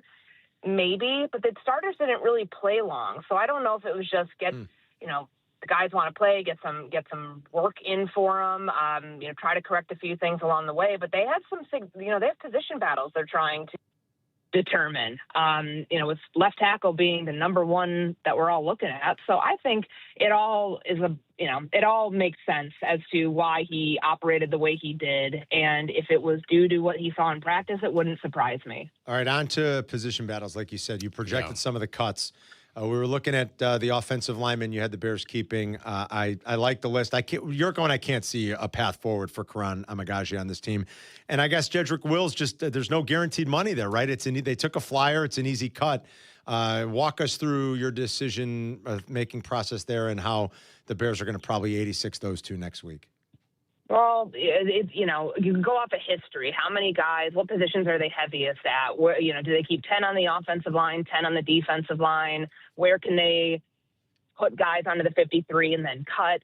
This is an initial projection. So there are plenty of DBs that I was looking at that I'm like, this guy probably won't make the roster, but based on the fact that they have to put somebody in a position to then release them if something else pops up after they get a look at waivers, that was my logic. So I looked at the offensive line first. I figured they could go heavier here because Ozzie Trapillo now factors into the equation. He's not starting the year on PUP, so that's an active roster spot. So then that changed things for me. That changed the whole dynamic of what I was going to do with the offensive line, because you think about what the starting combination was on Saturday. There are your five. Then there's Trapillo. Then there's Jordan McFadden, who is, he played in a playoff game. You're going off of history. This is somebody that they trust in those situations. Logan Jones obviously gets a spot because he's a second-round pick. They like Luke Newman a lot. He can play center. He can play guard. He's a versatile interior lineman. And then, Theo is your swing tackle. I think I just hit 10 right there, and I just didn't have a spot for Karan or for Jedrick Wills. And in the case of Amagaji, former third-round pick, they've given this thing as much as they can, and it hasn't worked out. Same thing with Jedrick Wills. He did just get here, and the coaches talked about the talent versus, it not looking clean enough on a consistent basis. And they're running out of time. I mean, Ben, with the plot twist that he provided last week when he says we're going to move them over to the right side, that to me spelled the beginning of the end for them with this team. Now, if there's a way for them to sneak somebody onto the practice squad, it's never a bad thing. But I look at someone like Jedrick Wills, and I don't know if you'd be able to get him on there if there wouldn't be another team that's trying to, it's also with the amount of years that he has vested as an NFL veteran. He could go sign somewhere else. I don't think they're going to have room to carry both of them. And it's not like you've seen enough consistently to think that either one of them would be a big miss if you got rid of them. What's their plan on the defensive line? Well, I have them keeping 10. I mean, we know about some of the names that, the depth that they signed this offseason, Neville Gallimore, Contavious Street. I think both of them have been, solid rotational players for them. Nothing to call home about, but enough that they are in a spot where the interior depth is important that they address that on the roster. They love Jordan Vandenberg. I thought he had a great camp. I know everybody's really pumped for what they saw in the preseason game. I would just, warn him, you hit the quarterback, that's a 15-yard penalty. I don't care how fast you are, in your closing speed. That's great, but you can't, that could have been a bad play if that happens in a real game. But nonetheless, there's more depth on the interior than there is at edge. We like what we've seen from Dio Dengbo. They say that on a consistent basis. He's come back. He's motivated. He's healthy. Austin Booker's ready to take the next step. The roster spot gets freed up with Shamar Turner because he hasn't been on the field. So then that maybe creates the room for Marcus Davenport to get on the roster. Because in what world does he sign when he does? He's taking a veteran minimum contract, but to then not make the roster, I don't know. That doesn't make a whole ton of sense to me. I know that we didn't see him in Cincinnati, but he knows the defense. He's quality depth if you need it. That's how I looked at it. I tried to factored in the numbers on the interior of the defensive line first before we went to the edge group, and it was actually not that hard of a room to cut. Any news on Shamar or Kyler Gordon at all? I last saw Shamar the day of the really physical practice. I think it was August 6th. I saw him working on a side field with a trainer. Have not seen him since. That's one that I think needs to be asked this week, because it didn't seem like when Ryan Poles gave that initial update, he was going to be too long before he got back to practice. Same thing with, Keyshawn Elliott, though, and Elijah Hicks, who I feel like anytime you see the cameras during the game, he's on the sideline. You can easily spot him. So I'm wondering what's taking so long with those. I can't imagine everybody starts on PUP. There's just no rhyme or reason to that. So maybe they get a couple guys back and it will alter a little bit of what they do, especially at that safety spot of who's making the 53. And maybe that happens at the end of this week. But with Kyler Gordon, the coaches have been pretty adamant that they've said what they've said about that, and that there's not much more that they're going to reveal. And I know there's frustrations on both sides where it feels like the Bears feel he should be further along than he is, and he has not spoken on this. To his credit, he shows up. He's there in the building. He's working towards a return. It's just not happening fast enough for either side. So I wouldn't be surprised if they started. He's probably got to ramp up so much to get into football shape that what would be the point of bringing him off PUP now? Just to get him back in training camp. I understand you have a little bit of time, but it still feels like this one, just knowing that there's never been a timeline put on it, it still feels like it's a ways away. All right, excellent stuff, Courtney. We'll try to catch up again later in the week from Tennessee. Thank you so much. Appreciate it, guys. Thank you. All right, there's Courtney Cronin, brought to you by Coast Ivoni, your local personal injury attorneys. Let's give away some Wolves tickets. That's right. The Wolves are going to be back here before you know it. Wolves and Hawks going to camp soon.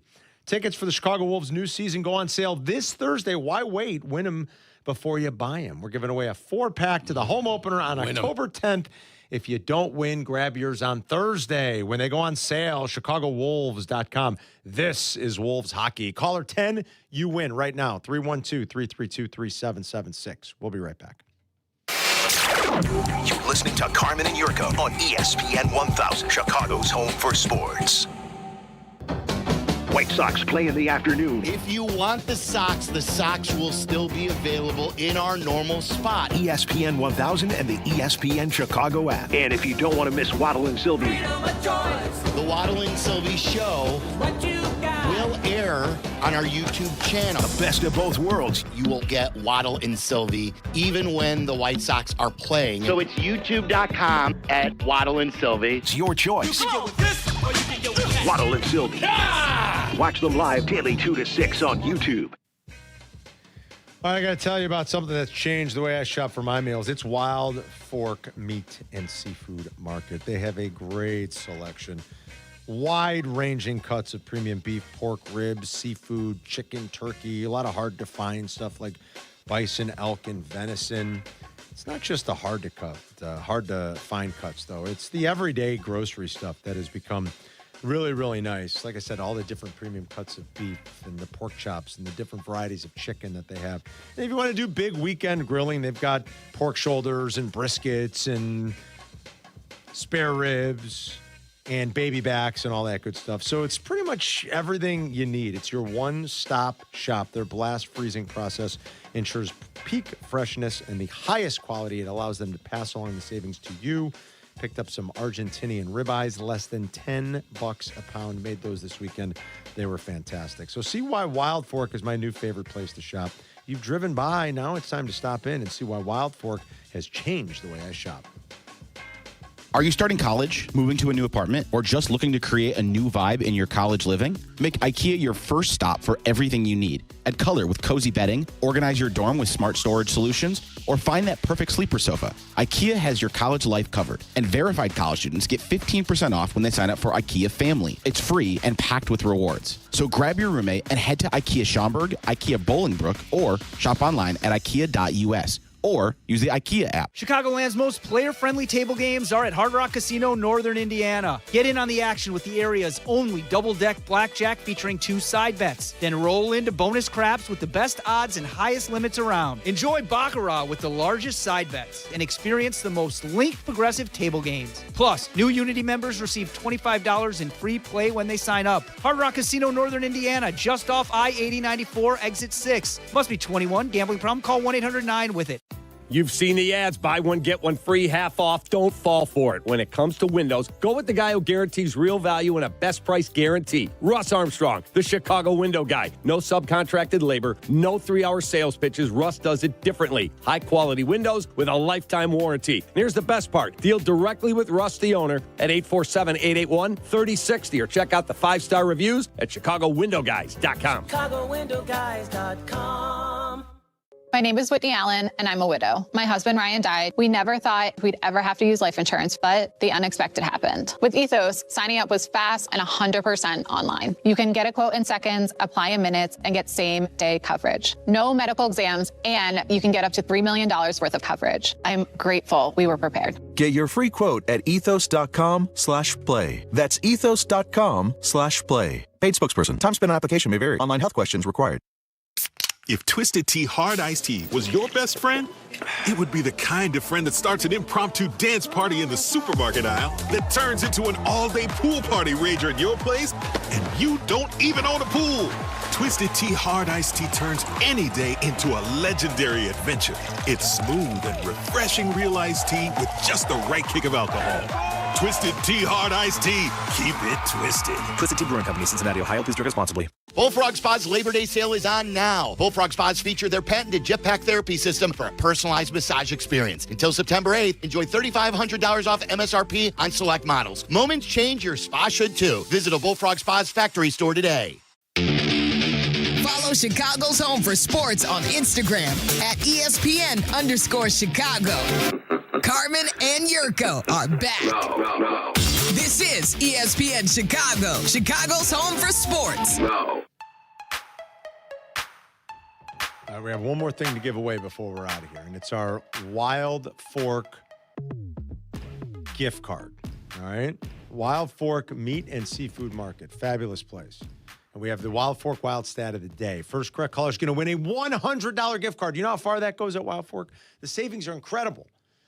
So you're going to be able to load up. First correct caller. We talked about the oddity of only in baseball. Something hadn't happened in Major League Baseball up until last week since 1957. Then it happened not once but twice in 6 days. And the Cubs were involved in it both times. The two players last week that hit a home run on the first pitch their team saw and the last pitch their team saw. Who were the two players? First correct caller is going to win. One of them is real easy. Hopefully you were paying attention and you get the second one. 312-332-3776. Jack, let me know when we have a correct answer, please. $100 gift card to Wild Fork Meat and Seafood Market. And we'll give away a gift card again throughout hopefully every day of the week. We've got a bunch to give away. It's next week that we're going to be on break for a 1 week respite. Yeah. But I love the partnership with Wild Fork, and I love the idea that we can give these away. And I love it there. I just made these Argentinian ribeyes, Argentinian beef. They were beautiful. I saw you throwing that flake salt on there, man. Baja Gold, just like mineral salt. Yeah, real good. I like to dry brine with those. Then you put them in the fridge. Dry briner? Start sucking the moisture out. Sure. And the salt penetrates. It's a great way to do it. How long do you do that beforehand? I did it for about 5 hours, 6 hours.